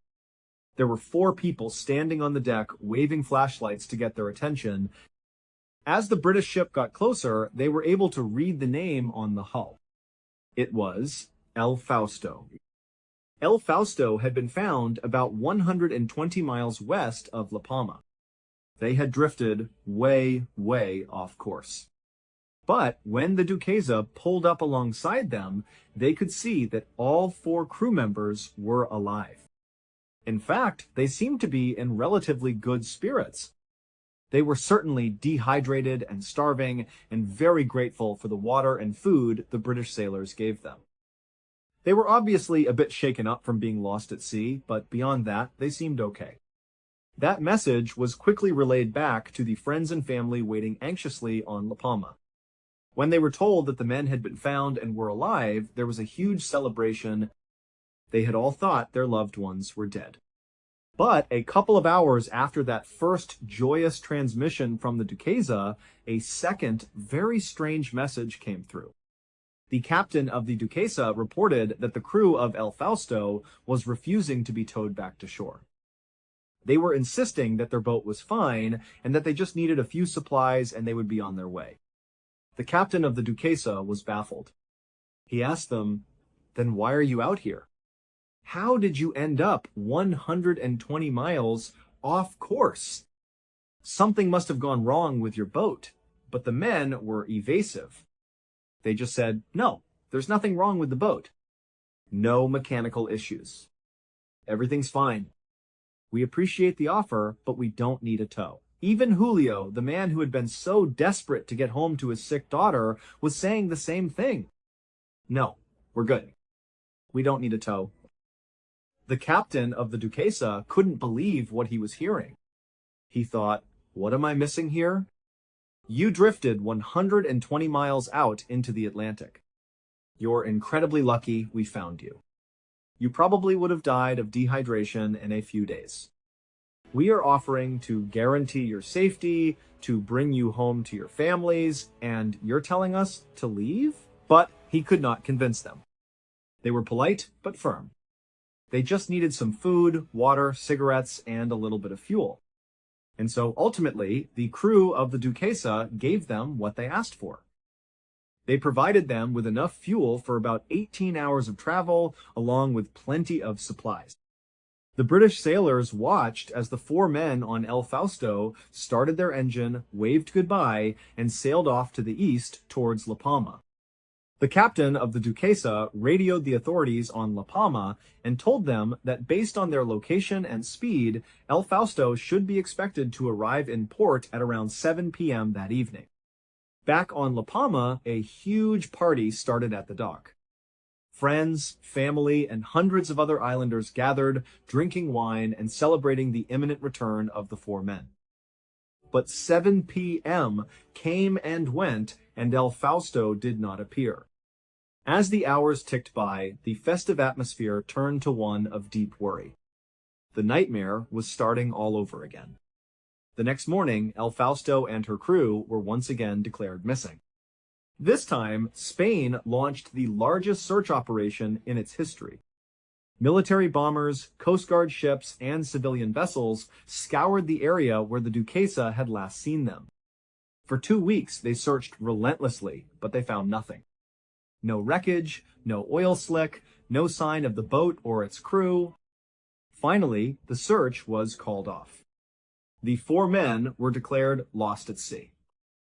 2 months later, on October 9th, an Italian merchant ship called the Ana di Maio was on its way to Venezuela when it spotted a small fishing boat bobbing aimlessly in the distance. The boat was far too small to be making a transatlantic voyage. As they got closer, they could see that there was no one on deck and no one in the cabin. When they were close enough to read the name on the hull, they saw it was El Fausto. The Ana di Maio pulled up alongside the fishing boat and tied it off. 2 of the Italian sailors boarded El Fausto, calling out to see if anyone was there, but they were met with silence. The boat itself was in surprisingly good condition. There was no sign of damage or violence. They went into the cabin looking for a logbook that might explain what had happened, but there was none. The sailors were left scratching their heads. How could a perfectly seaworthy boat end up abandoned in the middle of the Atlantic? Where was the crew? They still needed to check the small space below deck that housed the engine. The 2 sailors found the hatch on the deck, opened it up, and peered down into the darkness. A horrible smell wafted up. They shone a flashlight down and were met with a gruesome and inexplicable sight. Lying on his back on the floor of the engine room was the body of a dead man. He was partially mummified. He had no clothes on, and he was clutching a small transistor radio to his chest. The sailors reeled back in shock. After composing themselves, one of them climbed down into the engine room to look for more clues. There was only the one body. But tucked behind the body, he found a small notebook. The sailors took the notebook back to their ship and opened it. The first thing they noticed was that a large section in the middle of the notebook had been torn out. 28 pages were missing. All that was left were a few pages at the beginning and a single page at the end. The first few pages contained only some simple notes and math calculations. The last page appeared to be some kind of farewell message, but the handwriting was difficult to read and the language was a bit confusing. The captain of the Ana di Maio radioed Spanish authorities, informing them that they had found El Fausto and that they intended to tow it with them to Venezuela, where they would turn over everything to the authorities. They attached a tow line to the bow of El Fausto and began their journey. 2 days later, the Spanish authorities received a crushing telegram from the Italian ship.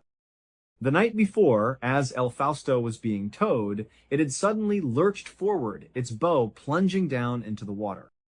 It sank so rapidly that it snapped the thick tow line and disappeared beneath the waves before the Italian crew could do anything to stop it. The boat and the body inside it were now gone forever, lost at the bottom of the Atlantic. All that remained was the small notebook. The notebook was sent to La Palma and shown to the families of the 4 men. Julio's wife immediately identified the handwriting as his. This meant the dead man in the engine room was almost certainly Julio. His wife was able to decipher most of the final page. It was a detailed list of instructions for her on what to do after his death. It listed his insurance policies and properties. And then, at the very bottom of the page, he had scrawled one last cryptic message. Don't ever tell our son all that has happened to me. You know that God wanted this fate. Love you. If Julio knew he was about to die, why didn't he write down what had happened? He had to have known that whoever found his body in this notebook would have so many questions. Unless, of course, he did write it all down, and the explanation was in those 28 pages that were torn out of the middle of the notebook. If so, who removed them and why? And where were the other three men? Why did they refuse a tow that would have guaranteed their safety? For over 50 years, these questions have remained unanswered. The most widely accepted theory is that the crew simply experienced a series of compounding problems and, in a state of panic, made a series of bad decisions that led to their deaths. But others believe there are just too many strange details for it to be that simple. And so, the mystery of El Fausto and her crew endures. From a man dying in a locked hotel room, to a spy found inside a sealed bag, to a childhood built on a lie, a crew lost at sea without explanation, and a hidden horror buried beneath a perfectly normal life. Tonight we followed 5 stories that all asked the same impossible question. What really happened when no one was supposed to know? Let me know what you thought of today's episode in the comments. And if you want more stories like these, there's a whole playlist waiting for you to binge right now. Until next time. Mount Fuji, standing majestically at 3,776 meters, is the highest peak in Japan. To millions around the world, its perfectly symmetrical snow-capped cone is a symbol of serenity, beauty, and spiritual peace. However, beneath this picturesque facade lies a volatile nature. Not only is Mount Fuji an active stratovolcano, but during the winter months, it transforms into an incredibly treacherous environment. Severe blizzards, sub-zero temperatures, gale-force winds, and sheets of solid, unyielding ice turn the scenic slopes into a deadly trap. For this reason, official climbing season is strictly limited to the summer months between July and September. During the winter, the mountain is officially closed to the public. Yet, there are no physical barriers or security guards stationed at the base of the mountain to stop determined individuals. Climbing during the off-season is a matter of personal responsibility and immense risk. While experienced mountaineers with specialized training, ice axes, heavy-duty crampons, and cold-weather gear can successfully navigate the winter peak, anyone else attempting the climb is inviting disaster. In the late autumn of 2019, a 47-year-old Japanese man, known online as Tedu and to some viewers as Tedzu, decided to challenge the mountain. Tedu was an internet streamer and a thrill-seeker, but he was by no means a mountaineer. He lacked the physical conditioning, the survival training, and, most fatally, the correct equipment. His goal was not just to summit Mount Fuji in dangerous conditions, but to broadcast the entire journey live to his online audience on a popular streaming platform. He believed the extreme setting would attract a massive crowd of viewers seeking validation and fame from the digital world. On the morning of his climb, Tedu arrived at the Subashiri Trail. The weather at the base was chilly but seemingly manageable. However, his choice of gear immediately signaled trouble to anyone with basic hiking knowledge. Instead of specialized insulated layers, waterproof clothing, and mountaineering boots, Tedu wore basic street clothes. He carried lightweight trekking poles, which are useful for dirt paths but entirely useless on hard ice. Most importantly, he lacked crampons, the sharp metal spikes attached to boots that allow a climber to bite into ice, and an ice axe, the ultimate tool for stopping a sudden slide down a slope. His most vital piece of equipment, in his own eyes, was his smartphone attached to a selfie stick.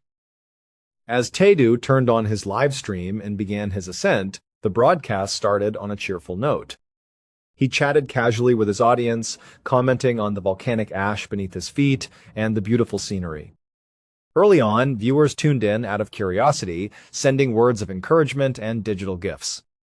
The steady stream of real-time comments and notifications acted as a powerful psychological anchor, fueling his determination to keep moving forward. However, as Tedu pushed higher up the mountain, the environment began to change drastically. The dirt and volcanic ash gave way to patches of snow, which quickly turned into continuous sheets of hard, slippery ice. The ambient temperature plummeted well below freezing, and the wind began to howl, whipping up loose snow and drastically reducing visibility. Taydu's physical condition began to deteriorate rapidly. Because he was only wearing regular clothes, the extreme cold began to seep into his body. On screen, viewers watched as Taydu began to hyperventilate. He openly complained to his audience that his fingers were becoming completely numb and losing all sensation. He struggled to hold his smartphone steady, and his hands shook violently. At this point, the nature of the live chat began to shift. Several experienced hikers in the audience realized the gravity of the situation. They began typing urgent messages, pleading with him to turn back, warning him that frostbite was setting in and that the upper slopes were too dangerous. But Taydu was trapped in a psychological phenomenon known as the sunk cost fallacy, compounded by the pressure of a live audience. He felt he had already climbed too high and invested too much effort to simply give up. He also feared disappointing his viewers and losing the digital spotlight. Every time he looked at his phone, he saw the viewer count rising. Misinterpreting this morbid curiosity as support, he pressed on, dismissing the warnings. As he neared the steep final stretch just below the summit, the trail became incredibly narrow and steep. The safety ropes and fences installed for summer tourists were completely buried under feet of ice or dismantled. The terrain was now a literal sheet of glass, tilted at a brutal angle. Taydu was forced to rely entirely on his lightweight trekking poles, which bounced uselessly off the hard ice instead of digging in. His regular shoes had absolutely no traction. The live stream captured his final, agonizing minutes. Taydu was slipping constantly, his breath coming in ragged, desperate gasps. He noted aloud how incredibly steep the slope had become and how dangerous the footing looked. Yet, he took another step forward. Suddenly, the camera angle jerked violently. The smooth motion of his walk broke. Taydu had lost his footing on a patch of black ice. "Wait! I'm slipping!" Taydu cried out, his voice instantly shifting from exhaustion to pure panic. Because he lacked an ice axe, he had no way to perform a self-arrest, a technique where a climber throws their body weight onto an axe to dig into the mountain and stop a fall. Without it, the steep, icy slope acted like a massive, frictionless slide. Taydu began to slide down the mountainside, gaining speed with every passing second. The smartphone, still broadcasting live, spun wildly, showing chaotic, terrifying blurs of white snow, blue sky, and the steep drop below. Taydu's voice could be heard over the rushing wind, uttering his final chilling words. Well, it can't be helped. It was a phrase of grim resignation, a realization that he had made a fatal mistake and there was absolutely nothing he could do to fix it. The thousands of viewers watching the stream could only look on in absolute horror as the camera suddenly froze, showing a still image of a trekking pole resting on the snow before the connection cut to absolute silence. The next day, search and rescue teams deployed a helicopter to scour the treacherous winter slopes of Mount Fuji. Given the extreme speed of his slide, Taydu had traveled an immense distance down the mountain in a matter of seconds. Rescue workers eventually located his lifeless body at an altitude of approximately 2,700 meters more than 1,000 meters below the point where he had slipped. The brutal fall down the rocky, icy mountainside had killed him instantly. He had traded his life for a temporary surge in internet viewership, leaving behind a haunting digital record of his own final moments. In the turbulent landscape of late 20th century Mexico, few figures loomed as large or as tragically as Rosalino Chelino Sanchez. Born in 1962 into grinding poverty in the rural, cartel-dominated state of Sinaloa, Chelino's life was practically destined to be shaped by violence. Sinaloa was a place where local disputes were settled with gunfire and where the line between folk heroes and outlaws was often blurred. For Chelino, this brutal reality struck early and intimately. When he was just a teenager, a local, wealthy, and powerful man assaulted his sister. In a society where justice from the authorities was a rare commodity, a 7-year-old Chelino took matters into his own hands.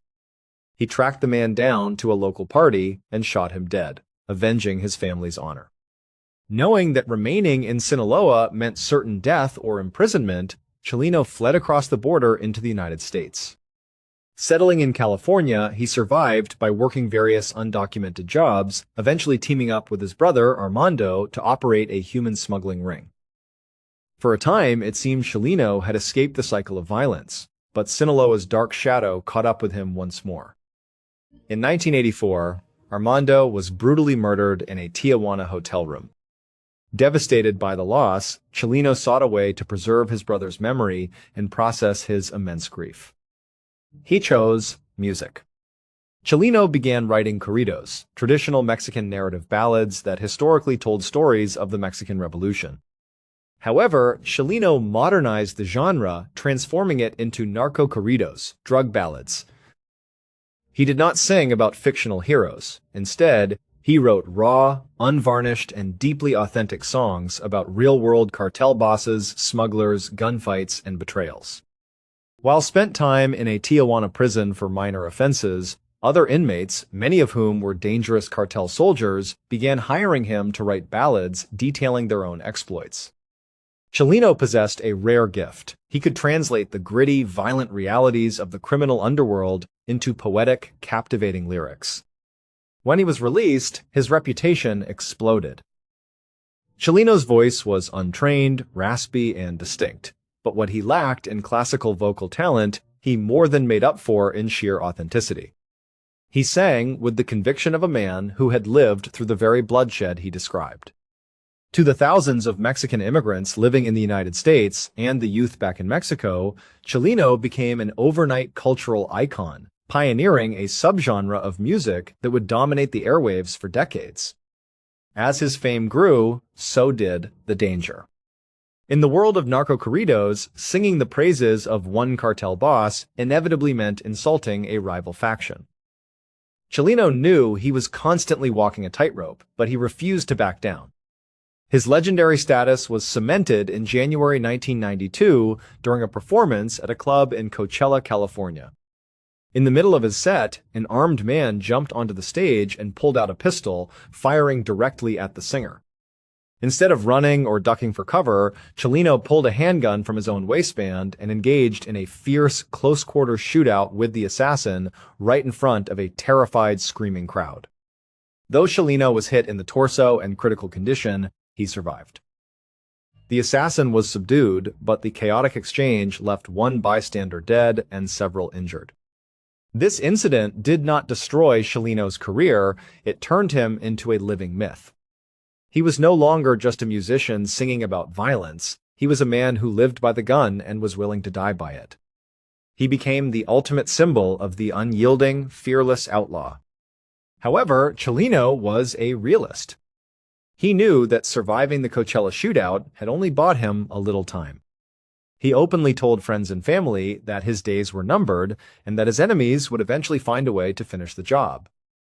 4 months later, in May 1992, Chelino made a fateful decision to return to his homeland of Sinaloa for a highly anticipated promotional tour. His triumphant homecoming culminated on the night of May 15th at the Salon Bugambilias in Culiacan. The venue was packed to the brim with passionate fans eager to see their idol return to the soil that birthed his music. The atmosphere was electric, but the undercurrent of danger was palpable. Just as Chelino was preparing to sing one of his most famous tracks, an unidentified man in the crowd stepped forward and handed a small piece of paper to someone on stage, who then passed it directly to the singer. The moment was captured perfectly on a fan's camcorder, preserving one of the most haunting images in music history. As Chelino unfolded the note and read it silently, his entire demeanor shattered. The tough, untouchable outlaw persona vanished in an instant. His face grew incredibly pale, his eyes widened with a mixture of profound shock and deep sorrow, and a heavy sweat broke out across his forehead. He wiped his brow, staring blankly out into the crowd, as the weight of the universe seemed to settle on his shoulders. The note was an explicit, undeniable death threat from the local cartels. It stated quite simply, "If you sing tonight, this will be your last performance. We are going to kill you as soon as you step off the stage." For a long, agonizing few seconds, Chelino stood frozen. He looked at the paper, then crumpled it up and stuffed it into his pocket. He had two choices. He could drop the microphone, flee the stage under guard and try to hide, or he could give his people what they came for. Choosing the path of a true artist, Cellino signaled the band to start playing. He looked out at the audience, smiled through his fear, and delivered what many witnesses later described as the most passionate, haunting, and flawless performance of his entire life. He sang every lyric as if it were a final confession, knowing with absolute certainty that every breath he took on that stage brought him closer to his demise. When the concert concluded, Cellino did not rush away. He intentionally lingered on the stage, waving to his fans and sang an extended, emotional goodbye to his band members, knowing he would never see them again. Hours later, in the early morning of May 16th, Cellino left the venue in a caravan with his brothers and cousins. As their vehicles navigated the dark streets of Culiacan, they were suddenly intercepted by a group of heavily armed men driving suburban vehicles. The men flashed badges claiming to be state police officers and demanded that Cellino step out of the vehicle. Recognizing the reality of the situation, Cellino complied to protect his family. He willingly got into their car and disappeared into the night. A few hours later, two farmers walking near an irrigation canal on the outskirts of Culiacan discovered a body dumped in the dirt. It was Cellino Sanchez. He was blindfolded, his wrists and ankles bore severe rope burns from being bound, and he had been shot twice in the back of the head, executed in classic cartel fashion at just 29 years old. Cellino's final moments on stage, captured forever on film, remain an indelible testament to a man who looked his own mortality directly in the eyes and chose to sing his heart out anyway. The 25th of September, 1978, began as a picture-perfect morning in Southern California. The sky over San Diego was a flawless, brilliant blue, completely devoid of clouds.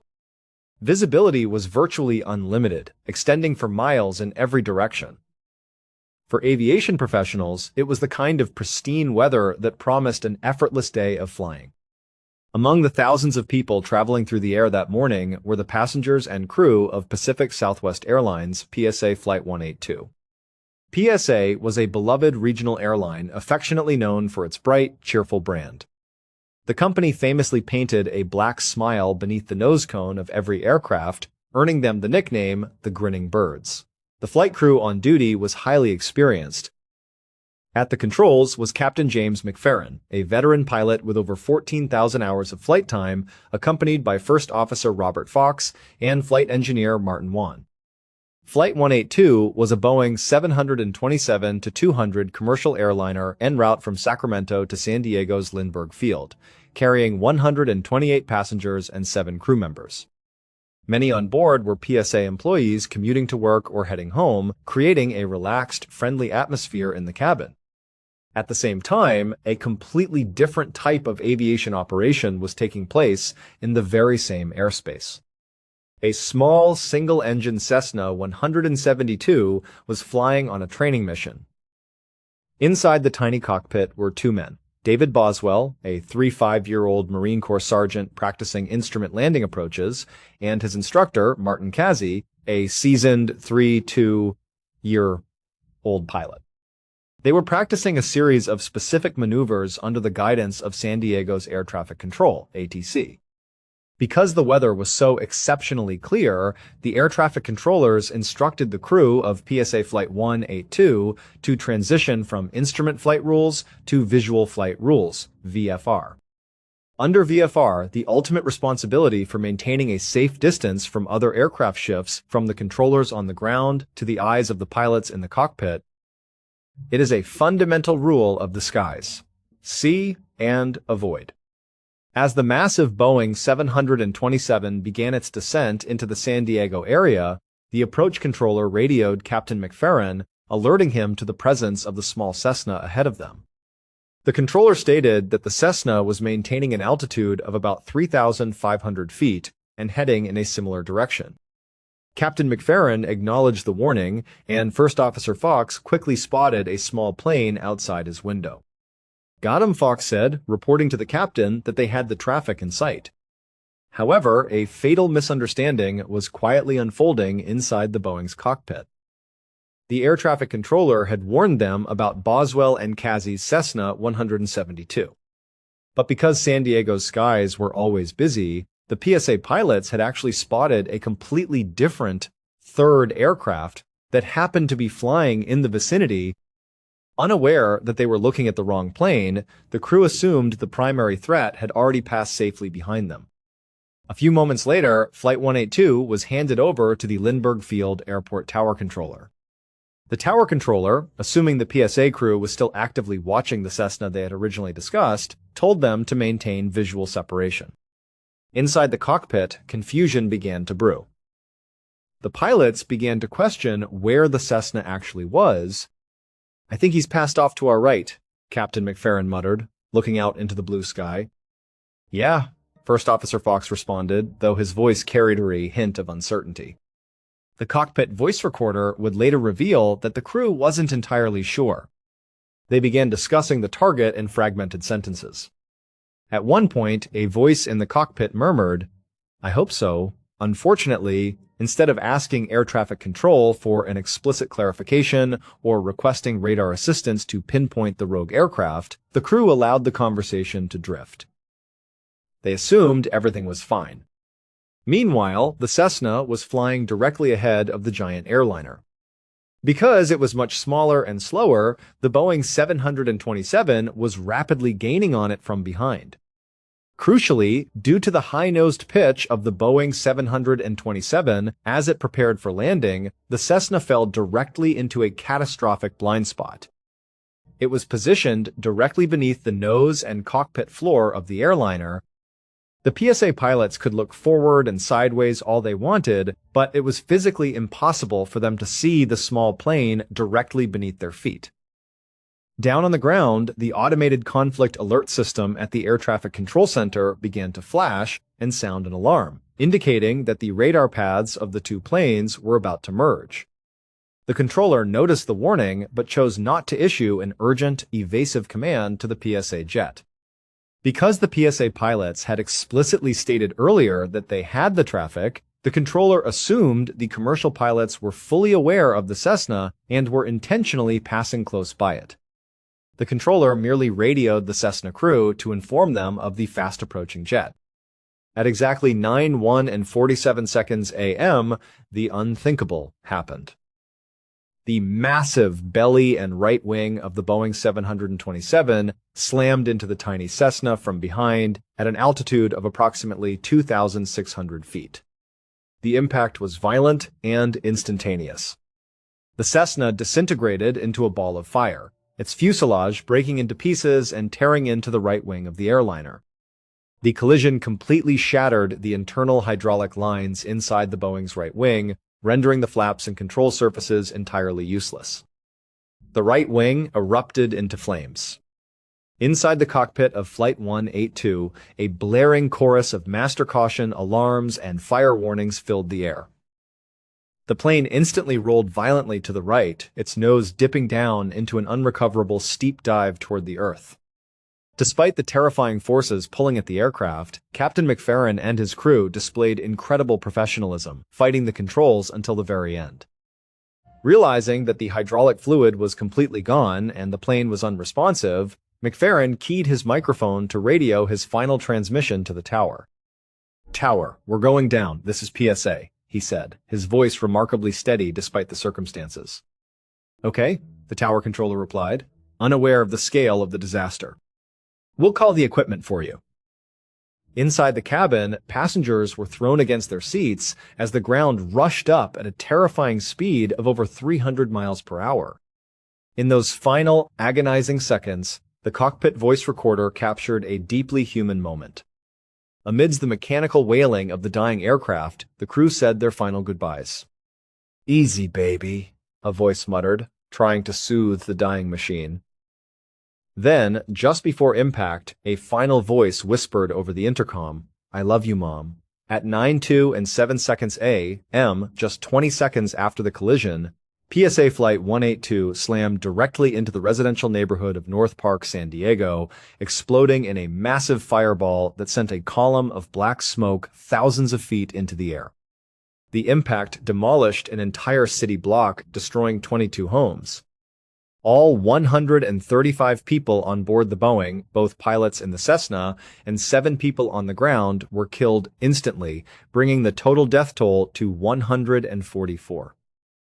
It was, at the time, the deadliest aviation disaster in United States history, a heartbreaking catastrophe born from a single, quiet moment of visual confusion in a perfectly clear sky.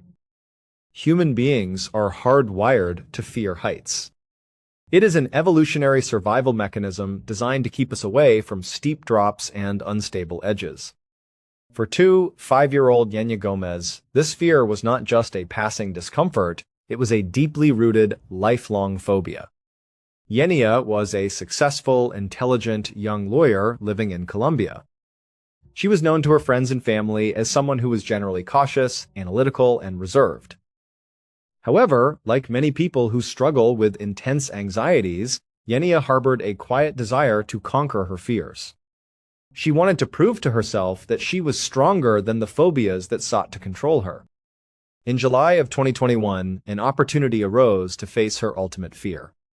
Her boyfriend, an adventure enthusiast, suggested they go bungee jumping. The location was a notorious hotspot for thrill seekers in the mountainous region of Amaga, located near the vibrant city of Medellin. The jumping platform was built onto an old, abandoned railway bridge that spanned a massive, breathtaking gorge. Suspended hundreds of feet above a dense green jungle canopy and a rocky riverbed, the bridge was both beautiful and utterly terrifying. To Yenya, looking down into that vast chasm was the definition of a nightmare. Yet, with her boyfriend by her side offering constant encouragement, she made the brave decision to sign up. She wanted to step off that ledge and feel the weight of her fear vanish.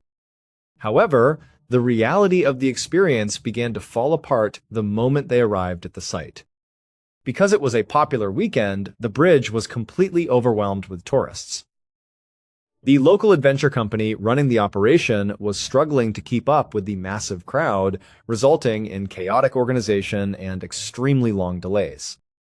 Yenya and her boyfriend were forced to stand in a tightly packed queue on the narrow bridge for several agonizing hours. For someone already battling a severe phobia, this extended waiting period was a psychological disaster. Instead of getting the jump over with quickly to experience a rush of relief, Yenya was trapped with her thoughts. For hours, she had to stand on the edge, listening to the rushing wind, looking down into the abyss, and watching person after person scream as they plummeted off the platform. This prolonged exposure did not desensitize her. Instead, it triggered a massive, compounding panic attack. Her heart rate began to skyrocket, her breathing became shallow and rapid, and a heavy sense of dread clouded her mind. Her brain entered a state of pure fight-or-flight, a condition where logical reasoning shuts down and the body focuses entirely on surviving the perceived threat. She was no longer jumping for fun. She was in a desperate, frantic hurry to get the ordeal over with so she could escape the suffocating anxiety. Finally, after hours of mental torture, their names were called. The couple stepped onto the wooden jumping platform. Due to the high volume of customers and the noise of the wind, the instructors were rushing through their safety checks, trying to move people through the line as quickly as possible. Yenya was in a state of near-blind panic, suffering from a psychological phenomenon known as tunnel vision or auditory exclusion. When a human being is engulfed by extreme terror, their brain filters out peripheral sights and sounds, focusing only on the immediate center of attention. For Yenya, the entire world had shrunk down to the edge of the wooden platform and the voice of the jump instructor. The instructors began preparing the couple. They slipped a heavy, secure body harness around Yenya's torso. This harness was designed to distribute the force of the fall across her chest and waist. However, in bungee jumping, the actual heavy-duty elastic cord is not always attached directly to the torso harness first. It is often clamped securely onto separate ankle straps or a primary carabiner once the jumper is fully positioned at the absolute edge of the platform. The crew had just finished tightening Yenia's torso straps and were in the middle of preparing the equipment for her boyfriend, who was fully rigged and ready to go. Suddenly, one of the instructors looked up, gestured toward the edge, and shouted over the roaring wind, "Okay, jump!" The instructor's command was explicitly intended for Yenia's boyfriend. He was the one whose ropes were checked, cleared, and securely locked into the safety system. Yenia, however, was in no state to process context. Hearing the word jump, her panic-stricken brain fired an instantaneous signal. She completely misunderstood the situation, assuming the command was directed at her. She thought her nightmare was finally supposed to end. Before anyone could realize what was happening or reach out a hand to restrain her, Yenia took a decisive, brave step forward and launched herself off the edge of the railway bridge. The horror that followed was instantaneous. The instructors had only put the body harness on her. They had not yet attached the bungee cord to her body or her ankles. The elastic rope was still lying coiled on the wooden floor of the platform. Yenia had leaped into the open air with absolutely nothing connecting her to the bridge. Her boyfriend and the crew could only watch in silent, paralyzed shock as Yenia plummeted like a stone, accelerating rapidly as she fell hundreds of feet down toward the rocky valley below. Her boyfriend immediately threw off his equipment, desperately scrambled off the platform, and began a frantic, terrifying race down the steep, jungle-covered mountainside to reach the bottom of the gorge. When emergency services and her traumatized boyfriend finally located Yenia's body resting in the dense brush at the base of the canyon, medical professionals rushed to her side. Sadly, the immense impact of the fall had killed her, and there was nothing anyone could do. However, the most haunting and tragic detail of the entire event was uncovered days later during the official medical autopsy. When the forensic pathologists completed their examination of her body, they made a shocking discovery. Yenia had not died from the catastrophic physical trauma caused by impacting the ground. Instead, the medical report concluded that Yenia Gomez had suffered a massive fatal heart attack while she was still falling through the air. The sheer terror of the realization had killed her before she ever hit the ground. In those terrifying, weightless seconds of her descent, as the wind rushed past her and the ground zoomed closer, Yenia's mind must have registered the horrific truth. There was no tension pulling at her harness, no elastic cord snapping her back up toward the sky. She realized she was falling completely unprotected. The sudden, overwhelming surge of pure terror and adrenaline was too much for her heart to bear, causing it to fail completely. It remains a deeply heartbreaking reminder of how a single moment of miscommunication, amplified by the crippling weight of human fear, can lead to an irreversible tragedy. In the realm of modern industrial manufacturing, mass-produced food relies heavily on automation, massive machinery, and rigid schedules. In these environments, time is literally money. For large-scale commercial bakeries, a single hour of halted production can result in thousands of dollars in lost revenue, wasted raw ingredients, and delayed shipments to supermarkets. Tragically, when corporate entities prioritize profit margins and production quotas over basic human safety protocols, the consequences are often catastrophic. This was precisely the environment that set the stage for one of the most horrifying industrial workplace accidents in modern British history. The setting was the Fresha Bakery, a large commercial bread-producing facility located in Leicester, England. At the heart of the factory's operations was a massive, industrial tunnel oven. This colossal machine was roughly 80 feet, about 24 meters long, a giant, enclosed metal structure designed to bake thousands of loaves of bread continuously as they moved through its interior on a slow-moving automated conveyor belt. Because of its immense size and insulation, the oven required a massive amount of energy to heat up and, conversely, an incredibly long time to cool down. In May of 1998, a mechanical issue arose inside the giant oven. One of the heavy metal gears that drove the internal conveyor belt had failed, causing a disruption in the baking line. Under standard, legally mandated safety guidelines, the protocol for repairing such a machine was clear and uncompromising. The oven had to be shut down completely, and maintenance crews were required to wait at least 24 hours to allow the massive metal structure to cool down to a safe ambient temperature before anyone could attempt to enter. However, to the management at Fresha Bakery, a 4-hour shutdown was completely unacceptable. The factory was running on a tight schedule, and stopping production for a full day meant losing approximately $1,500 for every single hour the oven sat idle, on top of the steep costs of hiring specialized external technicians. Seeking a shortcut to save both time and money, the factory management devised a highly dangerous, unauthorized plan. Instead of shutting the oven down and waiting for it to cool, they decided to perform the repairs on the fly. They turned off the heavy gas burners and lowered the temperature settings to the absolute minimum, but they left the internal conveyor belt running. The plan required human workers to physically enter the active oven. The management removed a few specific metal plates from the conveyor belt, creating a narrow gap in the track. The strategy was for a worker to crawl through a small maintenance panel on the side of the oven, slide into the narrow gap on the moving conveyor track, and walk slowly in a hunched position inside the dark tunnel. Because the belt was moving forward, the worker would have to constantly walk at the exact same speed as the conveyor, keeping pace with the machine while searching for the broken gear, fixing it, and then riding the belt out to the exit on the other side. To execute this hazardous task, the management looked for volunteers within their own workforce, offering an attractive financial bonus for anyone willing to step inside. 2 experienced factory workers volunteered: 4-year-old Ian Erickson and 7-year-old David Mays. Both men were dedicated employees, and on that particular evening, they had an additional motivation for wanting the job done quickly.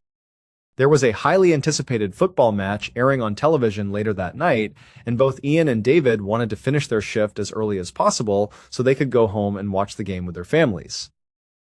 Driven by this desire to expedite the process, the 2 men approached the factory supervisor and asked if they could enter the oven ahead of schedule. The supervisor, eager to get the production line running again, walked over to the side entrance of the massive machine.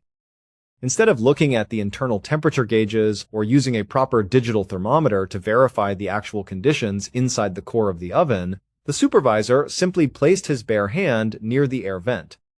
Feeling a stream of cool air from an external ventilation fan blowing near the entrance, he assumed the interior was safe. He gave Ian and David the green light to proceed. Equipped with basic tools and a handheld radio to communicate with the team outside, Ian and David crawled through the small side hatch and stepped into the gap on the moving conveyor belt. Almost immediately, the air hatch was sealed behind them, and they began their slow, forced march through the pitch-black, narrow metal tunnel. For the first few minutes, everything seemed to be going according to plan. But as the conveyor belt carried the 2 men deeper into the dark, enclosed core of the 80-foot structure, the environment transformed into a literal hell. The supervisor's hand test at the entrance had been entirely deceptive.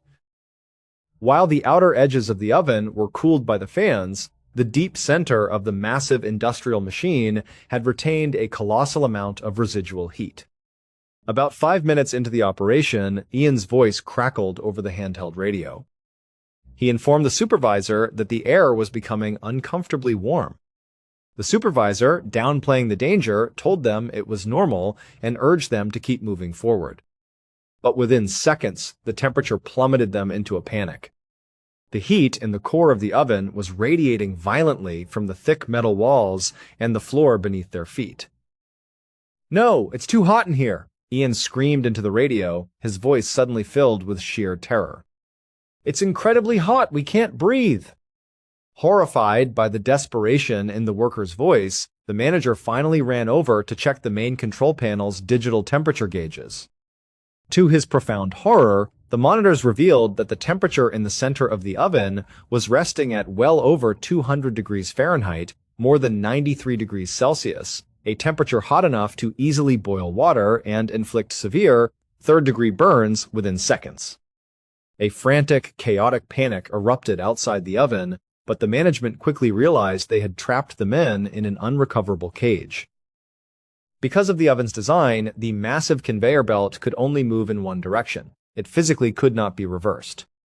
Furthermore, the tunnel was so incredibly narrow and tightly engineered that Ian and David could not turn around or crawl backward without being instantly caught, crushed, and torn apart by the heavy internal gears and chains surrounding the track. Their only hope of survival was to keep walking forward toward the exit at the far end. However, the conveyor belt moved at an agonizingly slow, automated pace. It took a full 17 minutes for a single section of the belt to travel from the entrance to the exit. For over 10 minutes, the entire factory floor stood in paralyzed horror as the agonizing, desperate screams of Ian and David echoed continuously through the handheld radio. They were being cooked alive in total darkness, unable to escape the suffocating, boiling air.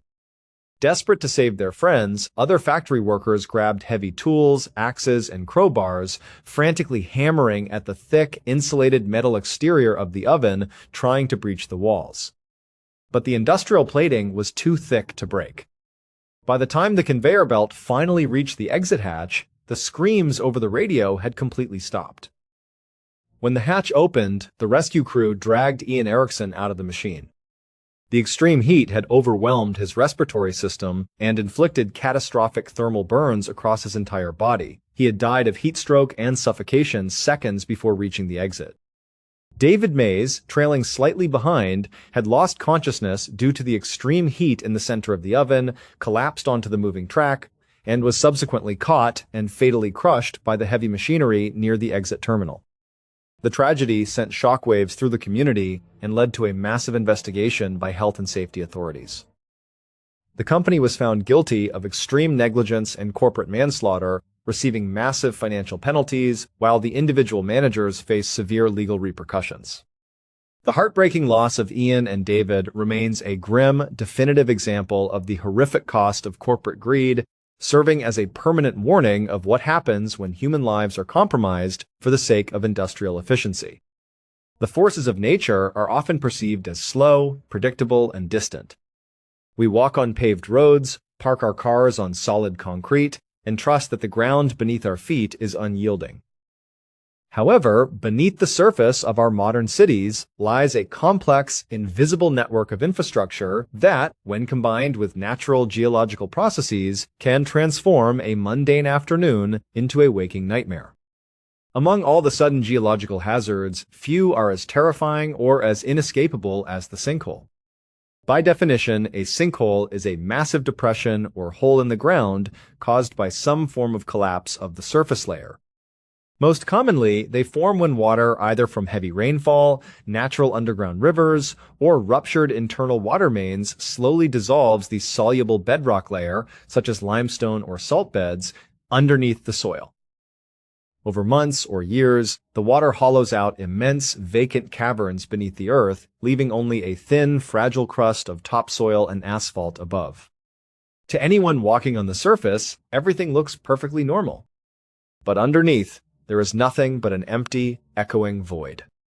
When the weight on the surface finally exceeds the structural strength of that remaining thin crust, the ground breaks open instantly. If an unfortunate individual happens to fall into a large sinkhole, their chances of survival are astronomically low. Unlike a regular pit, the ground inside a sinkhole after the initial implosion does not remain stable. It continues to sink, crumble, and churn like a massive vortex of quicksand beneath one's feet. Even if a victim manages to scramble to the sides of the chasm, escaping is physically impossible. The surrounding soil is completely loose, wet, and unstable, offering absolutely no handholds or traction. You are essentially trapped in a shifting, subterranean cage that slowly pulls you deeper into the earth. Fortunately, most natural sinkholes form gradually, giving geological experts and local residents plenty of warning signs, such as cracked foundations, tilted trees, or small depressions in the dirt. But when human engineering fails beneath the streets, a sinkhole can appear out of nowhere in the blink of an eye. This is precisely what happened in the heart of winter in the Russian Federation. To understand the unique horror of the disaster that unfolded, one must understand how modern Russian cities survive the brutal sub-zero winter months. In many parts of Russia, individual residential and commercial buildings do not have their own independent heating furnaces.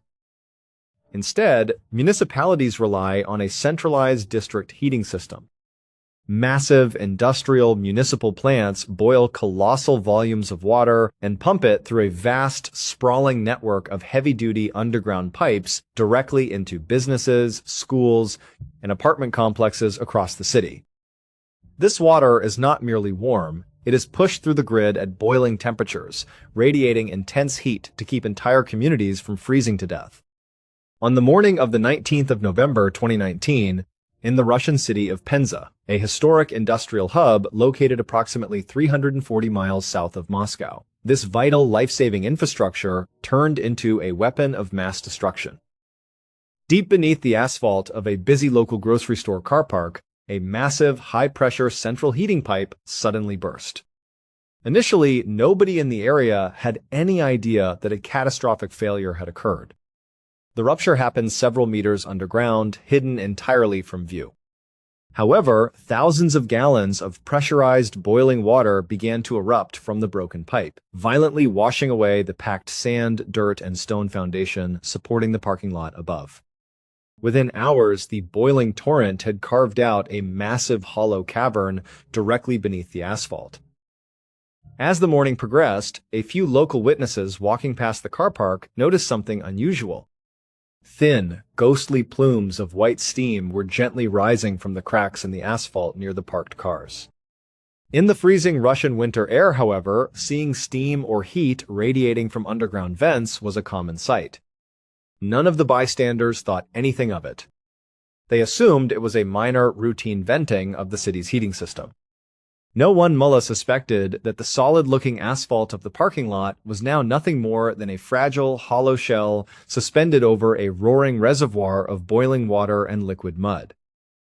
A short time later, a gray Lada Larga station wagon pulled into the car park.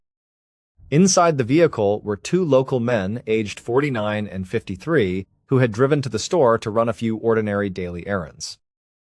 The driver navigated the vehicle through the lot looking for an open space and slowly steered the car directly toward the area where the steam was rising. The moment the heavy front tires of the Lada rolled onto that specific patch of asphalt, the fragile crust completely gave way under the vehicle's weight. The ground did not just crack, it imploded violently. In a fraction of a second, a massive, gaping sinkhole tore open beneath the car. The front of the Lada dropped instantly into the abyss, and the entire vehicle flipped forward, plunging upside down into a deep chasm filled to the brim with raging, churning water that had reached temperatures of over 170 degrees Fahrenheit, 75 degrees Celsius. The horror of the situation was immediate and absolute. The vehicle was completely submerged in the boiling pit, and the impact of the fall jammed the car doors tightly against the crumbling, shifting walls of the sinkhole. Terrified, bystanders rushed toward the edge of the pit, desperate to help, but they were instantly driven back by the suffocating waves of intense heat and scalding steam erupting from the hole. The boiling water quickly flooded the interior cabin of the trapped car. By the time emergency rescue services arrived at the scene with heavy cranes and specialized thermal suits, it was already too late. The churning, unstable nature of the sinkhole made the extraction process incredibly dangerous, as the edges of the pavement continued to collapse into the water. When workers finally managed to hook the vehicle and hoist the crushed Lada out of the steaming crater, they made a heartbreaking discovery. Both men inside had succumbed to severe thermal trauma and drowning within minutes of the initial collapse. The Penza sinkhole disaster remains a deeply chilling example of how quickly and quietly the ordinary world can collapse beneath us. It stands as a tragic testament to the invisible dangers hidden within our industrial societies, where a simple drive to the grocery store can end in a sudden, inescapable struggle against a boiling abyss. In the realm of modern music history, there are very few artists who truly lived the brutal realities they sang about. For Rosalino Chelino Sanchez, the pioneer of narcocorridos drug ballads, Authenticity was not a marketing strategy, it was a blood-soaked reality.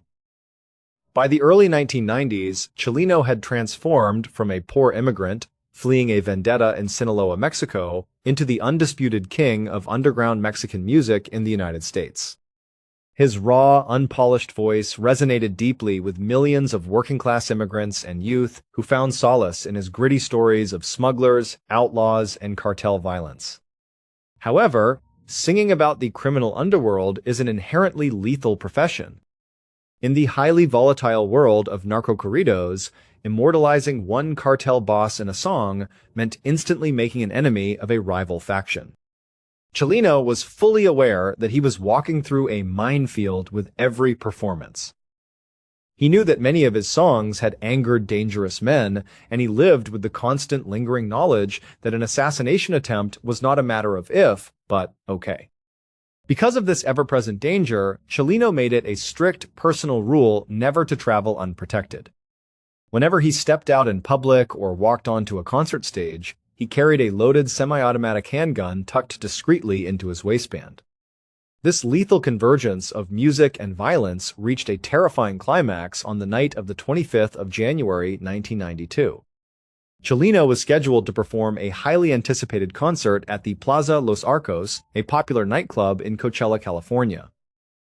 The venue was completely sold out, packed to the brim with over 1,000 passionate fans who had gathered to drink, dance, and see their idol perform live.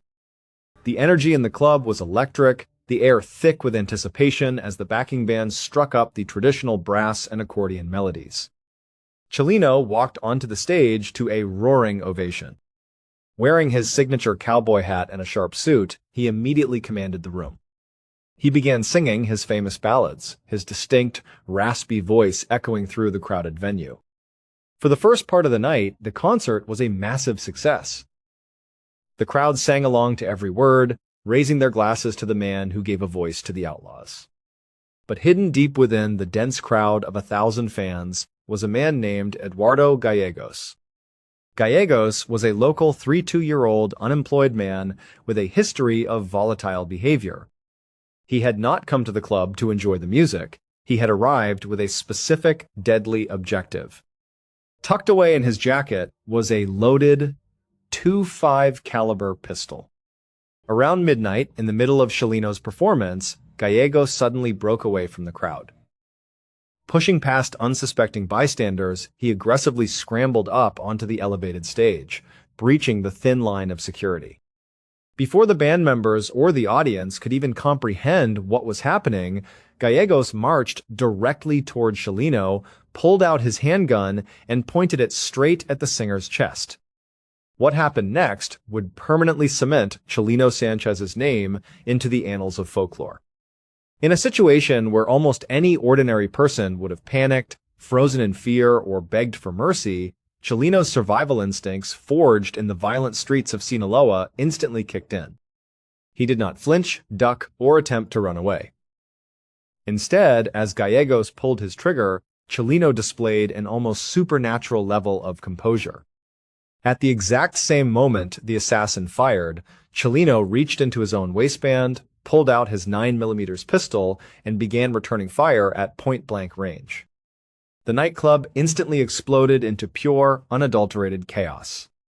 The upbeat, festive music screeched to a sudden halt as the deafening, sharp cracks of real gunfire echoed through the speakers. A violent, chaotic gun battle erupted directly on the stage.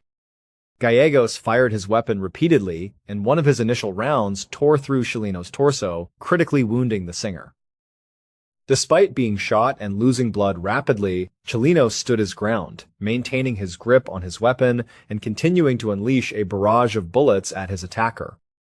Seeing their idol under fire, several brave members of the audience and Chileno's personal entourage rushed the stage.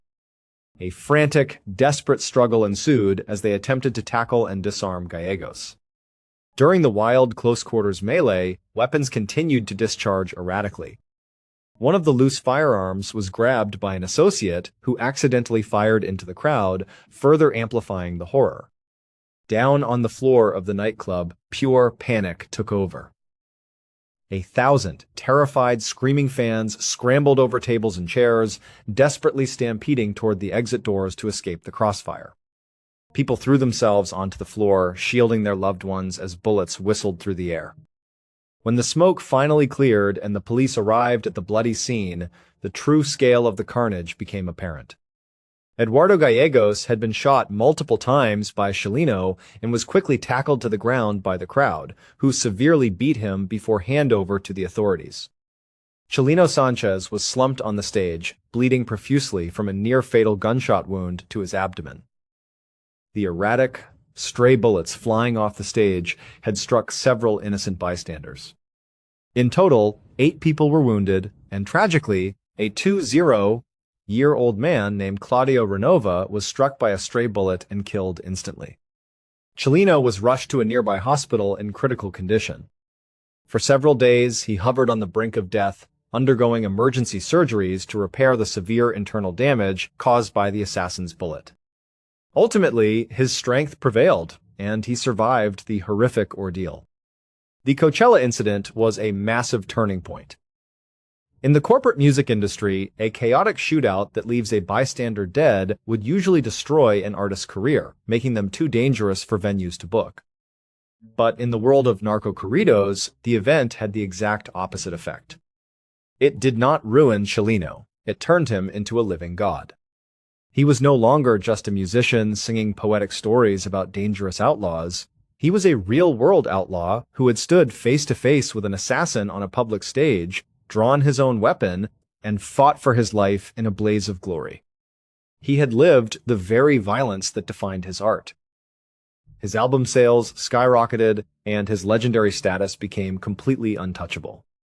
Tragically, this intense fame also painted an even larger target on his back, setting off the final countdown toward his ultimate assassination in Sinaloa just 4 months later.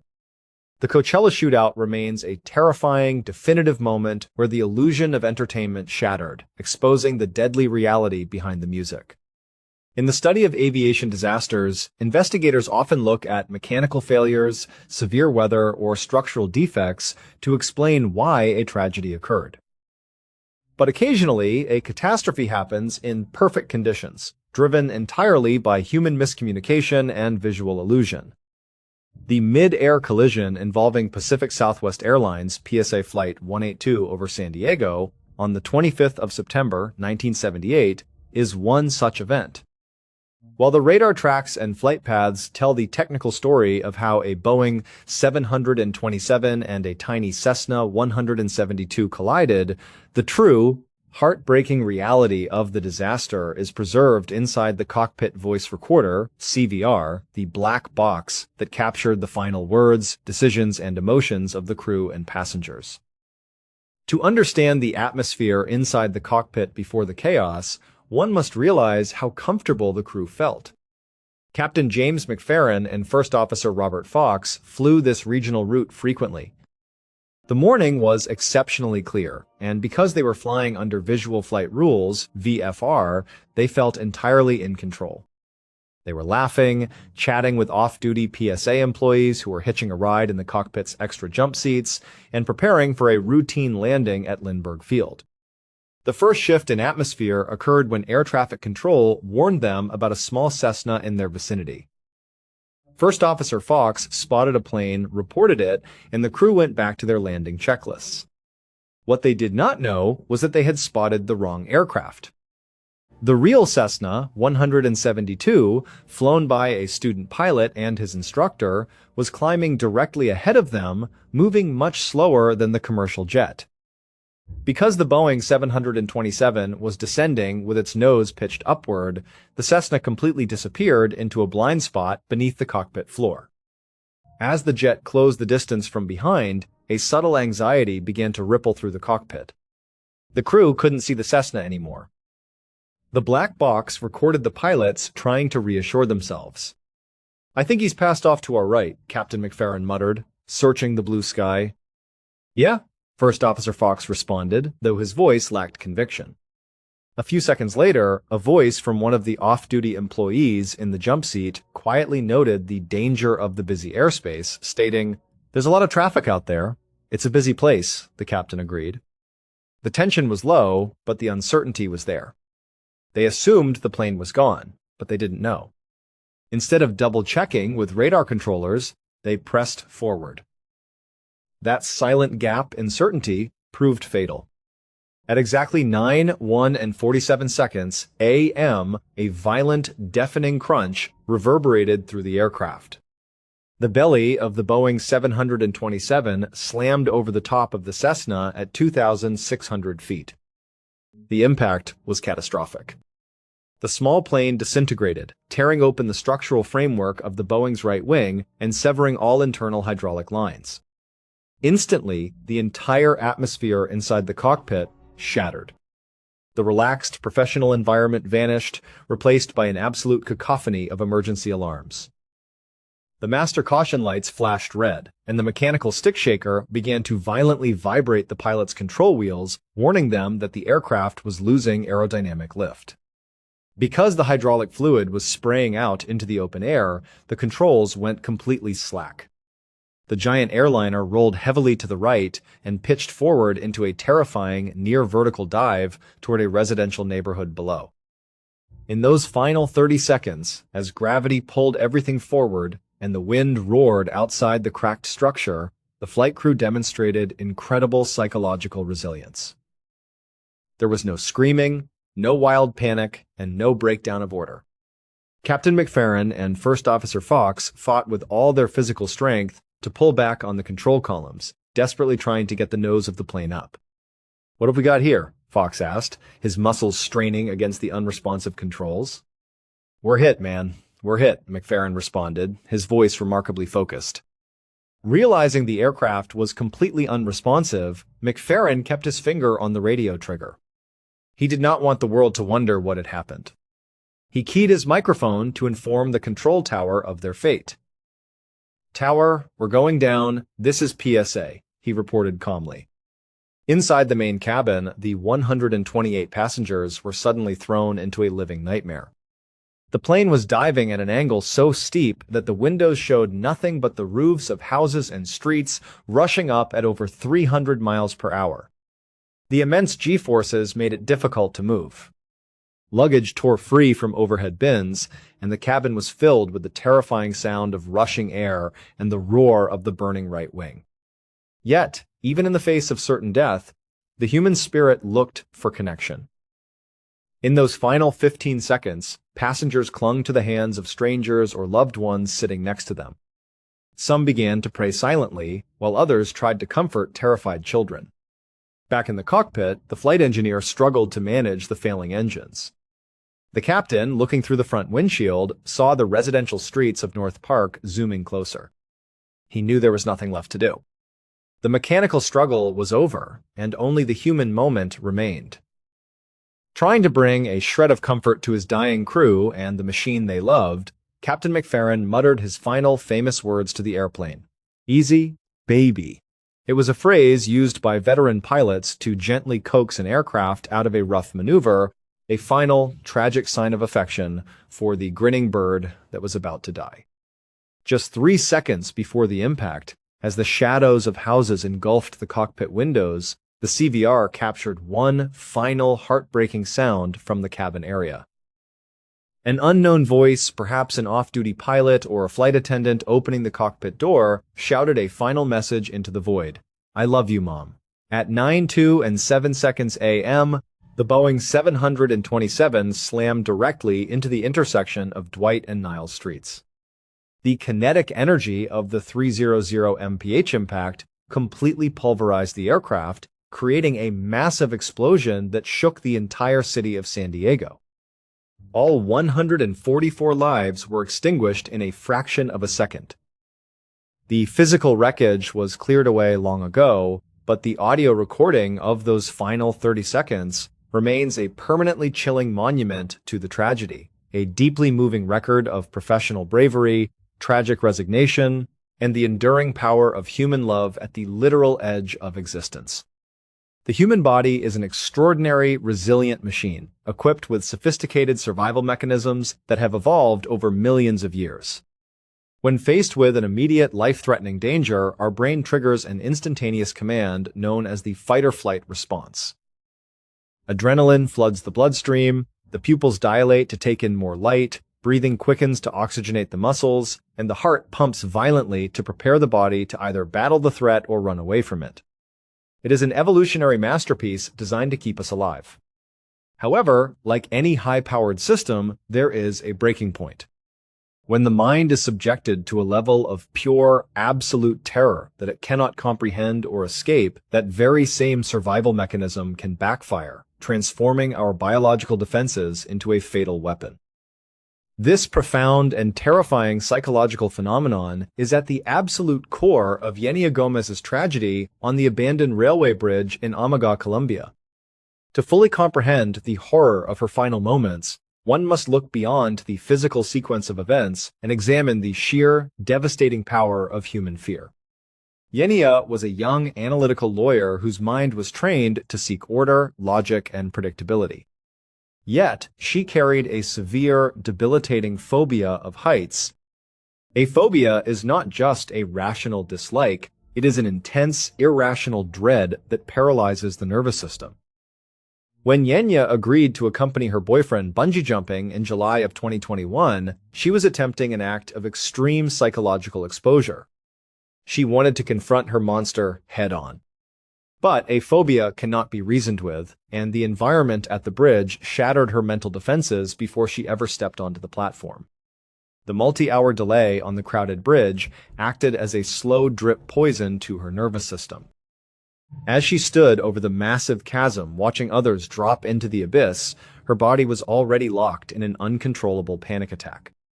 Her heart was racing at maximum capacity for hours, depleting her body's natural reserves of calm. By the time her name was called, Yenya was no longer operating on logic. She was experiencing severe tunnel vision and auditory exclusion, a psychological state where the brain, overwhelmed by terror, shuts down peripheral awareness. The roaring wind, the visual depth of the gorge, and the chaotic sounds of the crowd blurred into a single, terrifying sensory overload. Her mind was screaming for an escape, desperate to get the ordeal over with. When the instructor shouted, "Okay, jump!" a command meant solely for her fully secured boyfriend. Yenya's hyper-focused, panic-stricken brain registered only one thing. It was time to leap into the void to make the terror stop. She stepped off the wooden ledge and launched herself into the open air.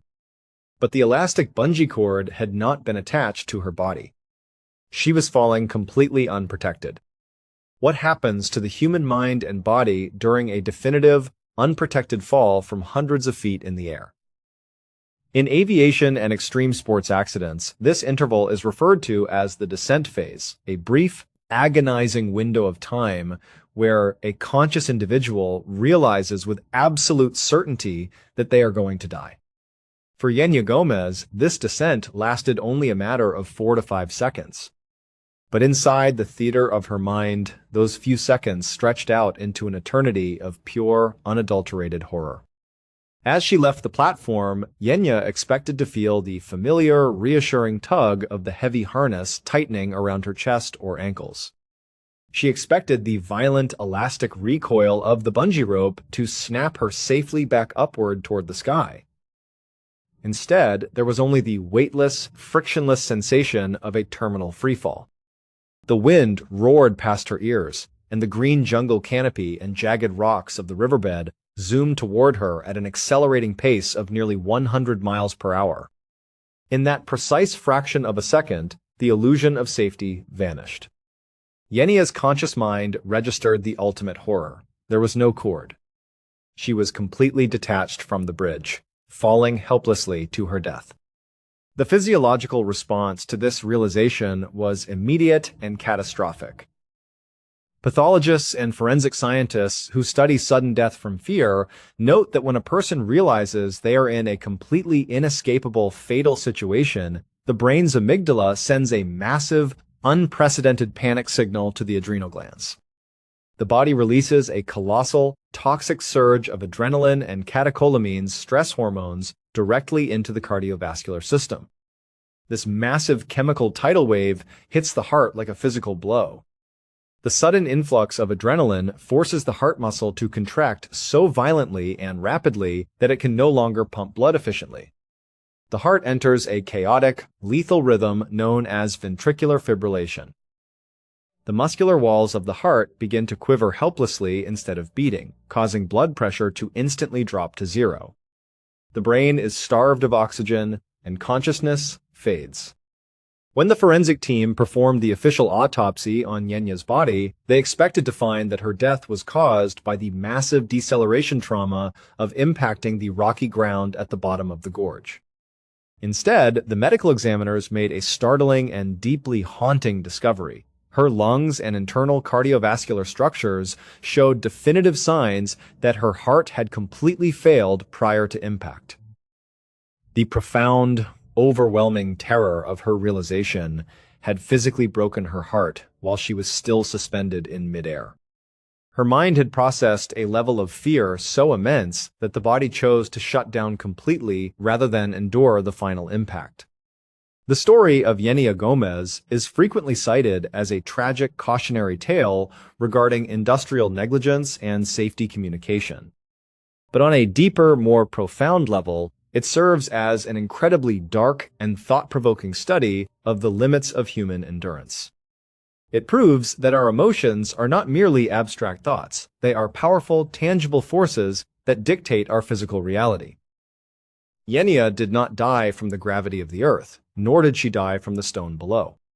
She was killed by the sheer weight of her own realization, leaving behind a haunting legacy that reminds us that sometimes the ultimate limits of human fear can be just as lethal as a physical blow. Thank you so much for watching.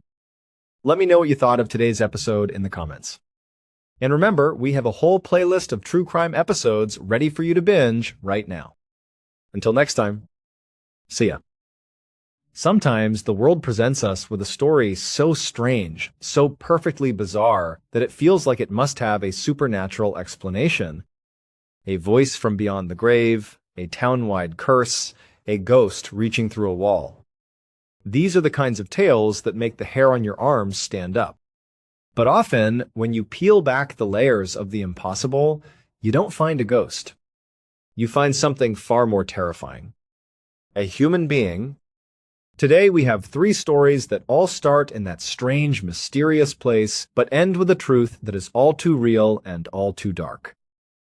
Late on the night of the 26th of October 1968, a 72-year-old woman named Ethel Harris was resting in her living room in Toledo, Ohio. The house was quiet, and she was just enjoying the peace before heading to bed. Suddenly, the silence was broken by the sharp ring of the telephone. The first thing Ethel did was glance at the clock on the mantelpiece. The hands pointed to 10:30. That was unusual. Very few people, if any, ever called her this late at night. A knot of worry tightened in her stomach. A call at this hour usually meant bad news. She slowly got to her feet, walked over to the phone, and picked up the receiver. She said, "Hello?" On the other end of the line, a man's voice said back, "Hey sis." Ethel instantly recognized the voice. It wasn't one of her brothers, despite the familiar greeting. It was someone who was practically family, her husband Don's very best friend, a 59-year-old man named Lee Epps. For decades, Lee had been their next-door neighbor. He and Don and Ethel were inseparable. They were at each other's houses almost every single day, sharing meals, helping with chores, just living life together. They were the kind of friends who become an extension of your own family. A few years back, Lee had moved to a different town, so they didn't see each other quite as often, but the bond was still just as strong.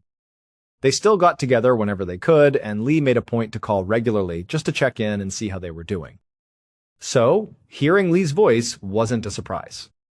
But the time of the call was still a bit odd. Ethel figured he was just calling for a late-night chat. But before she could even reply to his greeting, before she could ask why he was calling so late, Lee just kept talking. It was strange. It was like he wasn't having a conversation with her, but was just delivering a message he had to get out. He spoke in a flat, hurried tone. He said, "Hey sis, I'm feeling really bad. Like I've never felt this way before. I really need your husband, Don, to get in touch with me the moment he gets back. And then, just like that, the line went dead. He had hung up. Ethel stood there, holding the silent receiver, completely bewildered. The whole call had lasted maybe 10 seconds. On one hand, it seemed like he was just checking in, but the words he used were serious, alarming. I've never felt this way before. That's not something you say lightly. But there was something else, something that made a chill run down her spine. How did Lee know that Dawn wasn't home? Her husband was out for the evening and wasn't due back for a little while. Lee had stated it as a fact, the moment he gets back. It was as if he was standing outside their window watching the house. But that was impossible. He lived in another town. It just didn't make any sense. Feeling a growing sense of unease, Ethel tried to call him back immediately. The phone just rang and rang. No answer? She tried again a few minutes later, and then again. Still nothing. By the time her husband, Don, finally walked through the front door a little while later, Ethel was pacing with worry. She immediately told him about the strange call from Lee. She recounted the conversation word for word. She told him, he said he wasn't feeling good, that he needed you to call him as soon as you got back. But Don, the weirdest part was how he knew you were out. Don was just as confused as she was. He said, all right, that's weird. He took the phone from Ethel and dialed Lee's number himself. Again, it just rang unanswered. Now, Don was getting seriously concerned. He turned to Ethel and said, go over it again. What was his tone like? Did he sound like he was in pain? Was he scared? What exactly did he say? Ethel tried her best to describe it. She said, I don't know, he just sounded distant. He just stated that he didn't feel good and had never felt this way before. And he was very specific that you needed to call him when you came back. I just don't understand it. They both stood there in the quiet house, a shared feeling of dread hanging in the air. They knew Lee well enough to know he wasn't one for drama. If he said something was wrong, then something was wrong. After a few more failed attempts to reach him, they decided they couldn't just sit there and wait. They had to do something. They decided to just drive to his house in the next town and check on him in person just to make sure he was okay. So they locked up their house, got in their car, and started the drive into the dark night. When they finally arrived at Lee's house, all the lights were off. The place was dark and still. His car wasn't in the driveway. A quick look through the windows confirmed he wasn't there. Now, their worry was turning into real fear. Even though it was late, they started knocking on the doors of his neighbors, hoping someone had seen him or knew where he might be. After a few doors with no luck, one neighbor finally gave them a piece of information. The neighbor said they had seen an ambulance at Lee's house earlier in the evening and believed he had been taken to the hospital. For Ethel and Dawn, this was confirmation of their worst fears. Something was seriously wrong with their friend. They thanked the neighbor and rushed back to their car, heading straight for the nearest hospital, a place called Mercy Hospital. When they arrived, they hurried into the emergency room and spoke to the front desk. They explained that they were looking for their friend, Lee Epps. The nurse checked her records and confirmed that yes, Lee had been admitted earlier that night. But then her expression shifted, and her voice softened. She told them that, unfortunately, Lee had passed away. The news was a devastating blow. They had been friends for most of their lives. The thought of him being gone so suddenly and unexpectedly was almost impossible to process. But the most shocking part of their discovery was yet to come. As they spoke with the medical staff trying to understand what had happened to him, Don asked a simple question. He asked what time Lee had passed away. A doctor looked at the chart and then looked back at them. He told Ethel and Dawn that after some complications, Lee ultimately passed away at precisely 10:30 that night. The exact moment, the exact minute. His official time of death was the very same moment that the phone had rung in Ethel's living room. The same moment she had heard her friend's voice on the other end of the line, saying he had never felt this way before and that he needed to speak to his best friend one last time. Ethel and Dawn had no way to prove it, of course. It was just their word against the laws of physics. But for the rest of their lives, they firmly believed that the phone call they received that night wasn't from a telephone line. It was from somewhere else. It was Lee's spirit reaching across the veil to say goodbye. But a mysterious phone call is one thing. What was happening in a small village in rural China was something else entirely. It was a tragedy on a scale that was almost unimaginable. One afternoon in the summer of 2006, a 70-year-old man named Ma Mao and several of his family members walked through the streets of their home, Luoan village. Luoan was, or at least it had been, a beautiful and historic place. As they walked, they passed lush green fields and could see majestic mountains rising in the distance. But the scenery was scarred. Interspersed with the beauty were the charred, skeletal remains of dozens of buildings. It was a constant, painful reminder of what their community had lost. Ma Mao had lived in this village his entire life. He remembered a time when it was a happy, vibrant, tight-knit community of over 100 people. It was a truly picturesque place to live, a place where everyone knew each other and looked out for one another. But 3 years prior, everything had changed. Life in Luoan village had become a living nightmare, one disaster piling on top of another. It started with the fires. There hadn't been just one, but two enormous fires that had ripped through the village. The official cause was faulty wiring. These fires had destroyed homes, businesses, and priceless historic buildings. They had fundamentally changed the face of the town, and years later, the scars still hadn't healed. But as devastating as the fires were, it was what happened after the embers cooled that truly turned the village into a place of fear. For some unexplainable reason, the mortality rate in their small village suddenly skyrocketed. It seemed like every week someone else was just dropping dead. Healthy people, young people, it didn't matter. They would get sick suddenly and then pass away. The villagers became terrified. They started to believe that some kind of invisible plague had descended upon them, a curse they couldn't see or understand. The situation got so bad, with so many people dying, that China's Centers for Disease Control, the CDC, sent a team to conduct a full-blown investigation. They spent weeks in the village, testing, interviewing, and analyzing, but their conclusion was baffling. They announced that there was no connection between the deaths. They determined that everyone who had died had passed away from common illnesses or old age. They were all, according to the experts, natural deaths.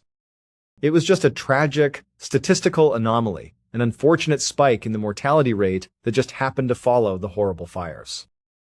It was, they said, just a string of terrible coincidences. But many of the villagers, including Ma Mao, simply didn't buy it. It felt wrong. It felt like something more was at play. They started to whisper that their village wasn't unlucky. It was cursed.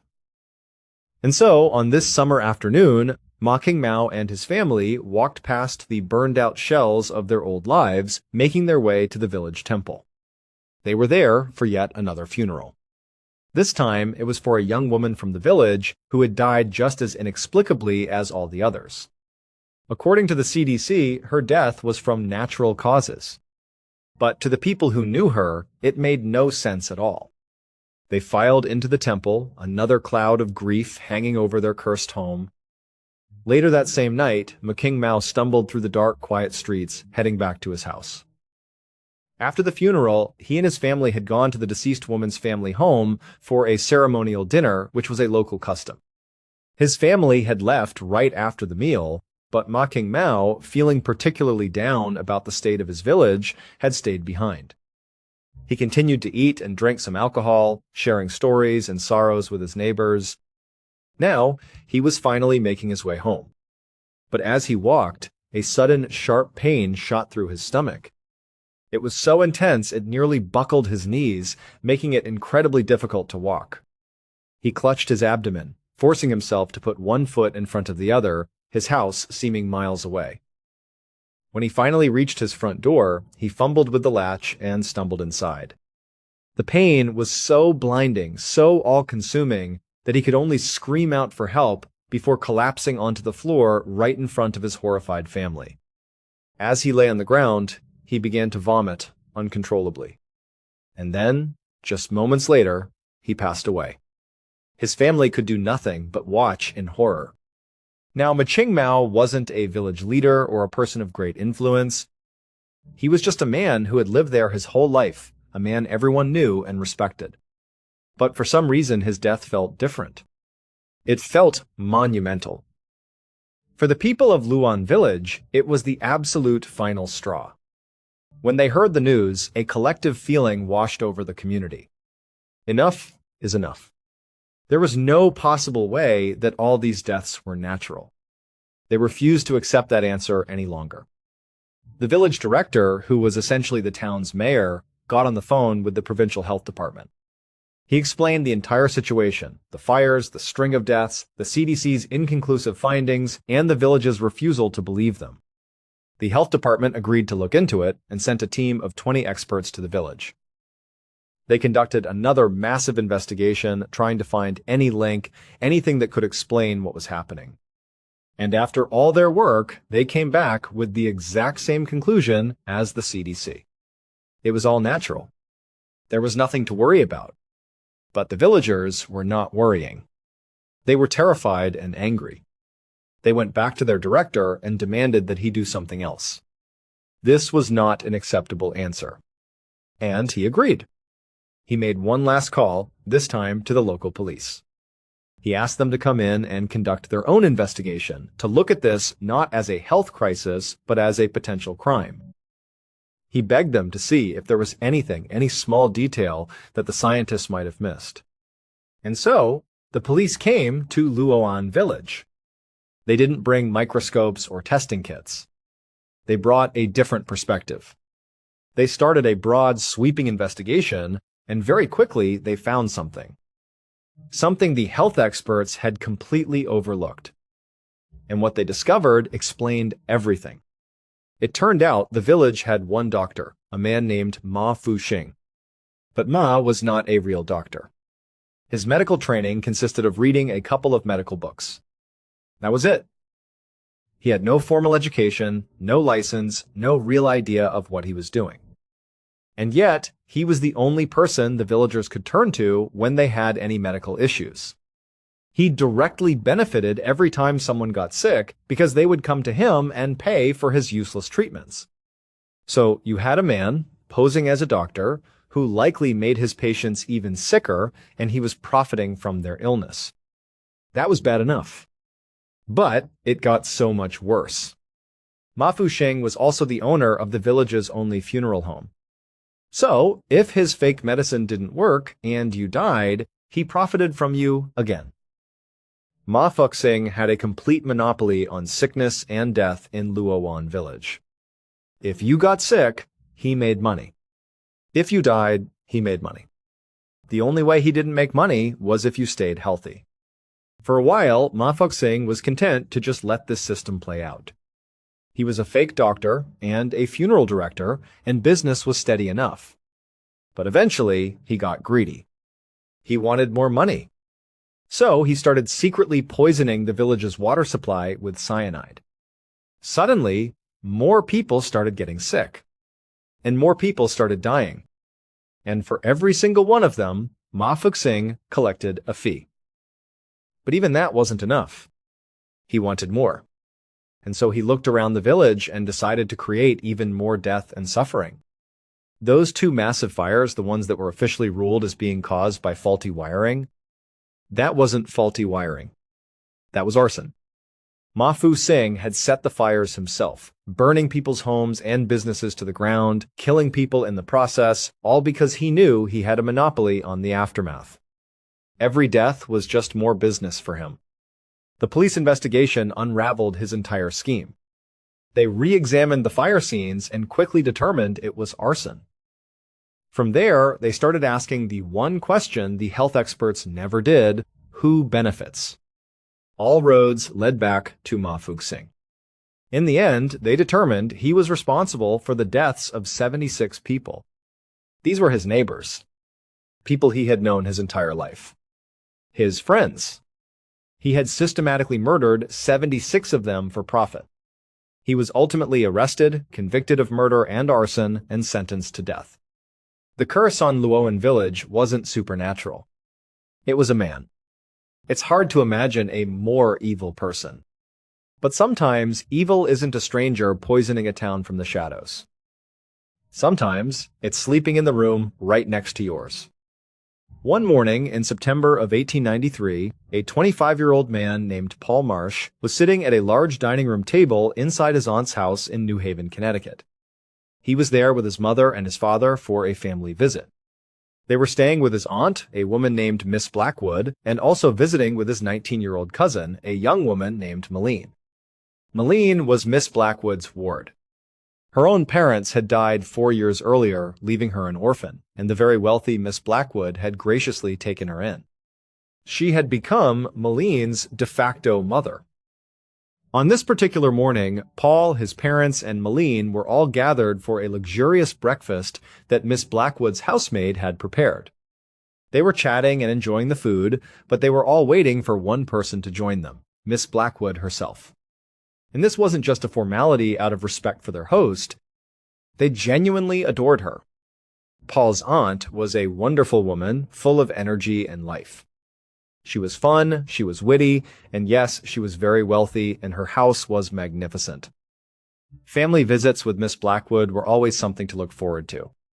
Her arrival downstairs was what would truly start the day. But as time stretched on, and Miss Blackwood still hadn't appeared, the family began to eat. They figured she was just sleeping in or taking her time getting ready, and they would see her soon enough. So they ate their food and made pleasant conversation, enjoying the nice morning. Suddenly, their peaceful breakfast was shattered. The housemaid, who had gone upstairs a few minutes earlier, came running back into the dining room. Her face was pale with panic, and she was clearly distraught. She cried out that Miss Blackwood was dead. For a moment, Paul was just completely confused. It didn't make any sense. Just the night before, his aunt had been her usual vibrant self. She had seemed perfectly normal, perfectly healthy. There was absolutely no sign that anything was wrong with her. But the family immediately rushed out of the dining room and followed the frantic housemaid up the grand staircase to Miss Blackwood's bedroom. They pushed open the door, and there she was. Paul's aunt was lying in her bed, still and silent. She was cold to the touch. She was gone. Later that morning, Paul and his heartbroken family sat in the living room with Miss Blackwood's regular family doctor. He had just come from examining her body upstairs. He sat down with them and explained that while there were no clear signs of illness or injury, Miss Blackwood was 70 years old and had been diagnosed with heart disease a few years prior. In his professional opinion, her heart had simply given out in her sleep. It was a peaceful end. For the most part, the family reacted with a mixture of profound sadness and reluctant acceptance. It was tragic, but it made sense. Paul felt the same way, logically. It was awful, he couldn't believe she was gone, but the doctor's explanation seemed plausible. And yet, underneath the logic, there was a strange, nagging feeling that he couldn't shake. Something felt off. He couldn't put his finger on it, he couldn't articulate why, but he had an immediate gut-wrenching sense that this was not the whole story. He felt that something else had happened to his aunt. But Paul didn't say anything. He kept his suspicions to himself. It felt inappropriate to start suggesting conspiracy theories just hours after his aunt had died, especially when there was a perfectly logical explanation right in front of them. So, he stayed quiet, but the feeling didn't go away. It just sat there in the pit of his stomach. After the doctor left, Paul and his family decided that they would all stay at Miss Blackwood's house for the time being. There was so much to do. They had a funeral to plan, and they had to begin the complicated process of dealing with her will and her large estate. Since they had already planned to be there for a visit anyway, they decided to stay and help manage everything during this difficult transition. 5 weeks passed. Paul and his family were still living in Miss Blackwood's house. Sorting out her estate was proving to be a massive and complicated task, and it was taking much longer than anyone had anticipated. By this point, Paul's role in the legal and financial matters was minimal. He was mostly just there to provide emotional support for his parents as they navigated the complex paperwork. But secretly, Paul had taken on a mission of his own. He still hadn't told anyone about his persistent feeling that his aunt had been killed. He knew how crazy it sounded, especially since he had absolutely no evidence to support it other than that powerful gut feeling. But he hadn't been able to let it go. He had started his own quiet, secret investigation. His investigation had led him to a strange decision. He had started sleeping in his late aunt's bedroom. He had developed a belief that if he slept in her bed, in her room, then maybe her ghost would visit him. Maybe she would give him a sign, a clue, some kind of message that would tell him what really happened to her. For weeks, he had slept there every night, waiting. But he had seen nothing. No ghosts, no signs. Still, he wasn't ready to give up. On this particular night, 5 weeks to the day after his aunt's death, Paul was lying in her bed, getting ready to fall asleep. As he lay there in the darkness, he heard a strange sound coming from the side of the room. It was a faint, scraping noise, almost like scratching. The room was very dark, with only a little bit of moonlight filtering through the window. He opened his eyes and rolled over, peering into the shadows in the direction of the sound. At first, he couldn't see anything. But, as his eyes slowly adjusted to the dim light, he saw something that made his breath catch in his throat. It was a hand. A disembodied hand connected to an arm was reaching out from the wall, stretching into the room in his direction. Now, Paul had obviously never seen anything like this before. Logically, he should have been terrified. He was, for all intents and purposes, seeing a ghost. But he wasn't scared. A strange sense of calm and validation washed over him. He thought, this is it. It's working. My aunt is here. She's going to tell me what happened. This was the sign he had been waiting for. With absolutely no fear, Paul got out of the bed. He walked silently across the room towards the disembodied arm that was protruding from the wall. And then he reached out and grabbed it. The moment his hand closed around the arm, a blood-curdling scream echoed through the house.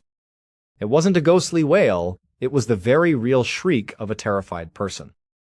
The sound woke everyone up. Paul's father came running down the hall and burst into the bedroom.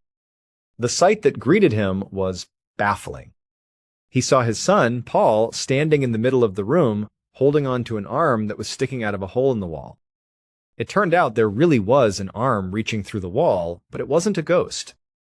It belonged to a person who had everything to do with Miss Blackwood's death, because she did not die of heart disease. She was murdered. The person sleeping in the room next door had drilled a hole through the wall, a hole just big enough for an arm to pass through. And late at night, while Miss Blackwood was asleep, that person had reached through the hole and poured poison into the glass of water she always kept by her bedside. She had died in her sleep from the poison, and it had been mistaken for a heart attack. The killer was aware that Paul was suspicious. Even though Paul had kept his thoughts to himself, his actions, especially his insistence on sleeping in Miss Blackwood's room, had made the killer very nervous. It seemed like Paul was getting close to the truth. And so, the killer decided to get rid of him the same way they had gotten rid of his aunt. They waited for Paul to be asleep, saw the glass of water next to his bed, and reached through the hole to pour poison into it. But they hadn't counted on Paul being awake, waiting for a ghost. He heard the sound, saw the arm, and grabbed it, thinking he was making contact with the spirit world. In reality, he was catching his own would-be killer in the act. The screams were the sound of the killer, realizing they had been caught.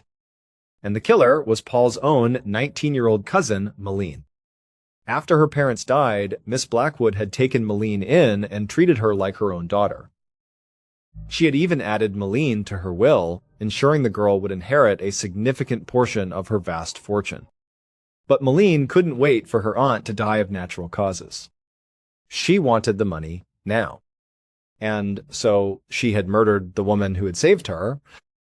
Caught red-handed, Ballen quickly confessed everything to Paul and his parents. They sent for the police to come and arrest her for the murder of Miss Blackwood and the attempted murder of Paul. But before the police could arrive, Malene suddenly began bleeding from her mouth. She collapsed onto the floor and died just minutes later.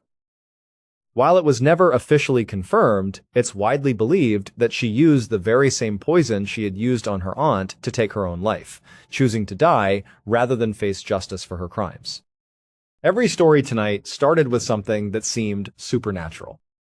But in the end, the real horror wasn't a curse or a ghost. It was human greed. Because sometimes the darkest thing in this world isn't what hides in the shadows. It's what people are willing to do for money, power, or just a little bit more. Until next time.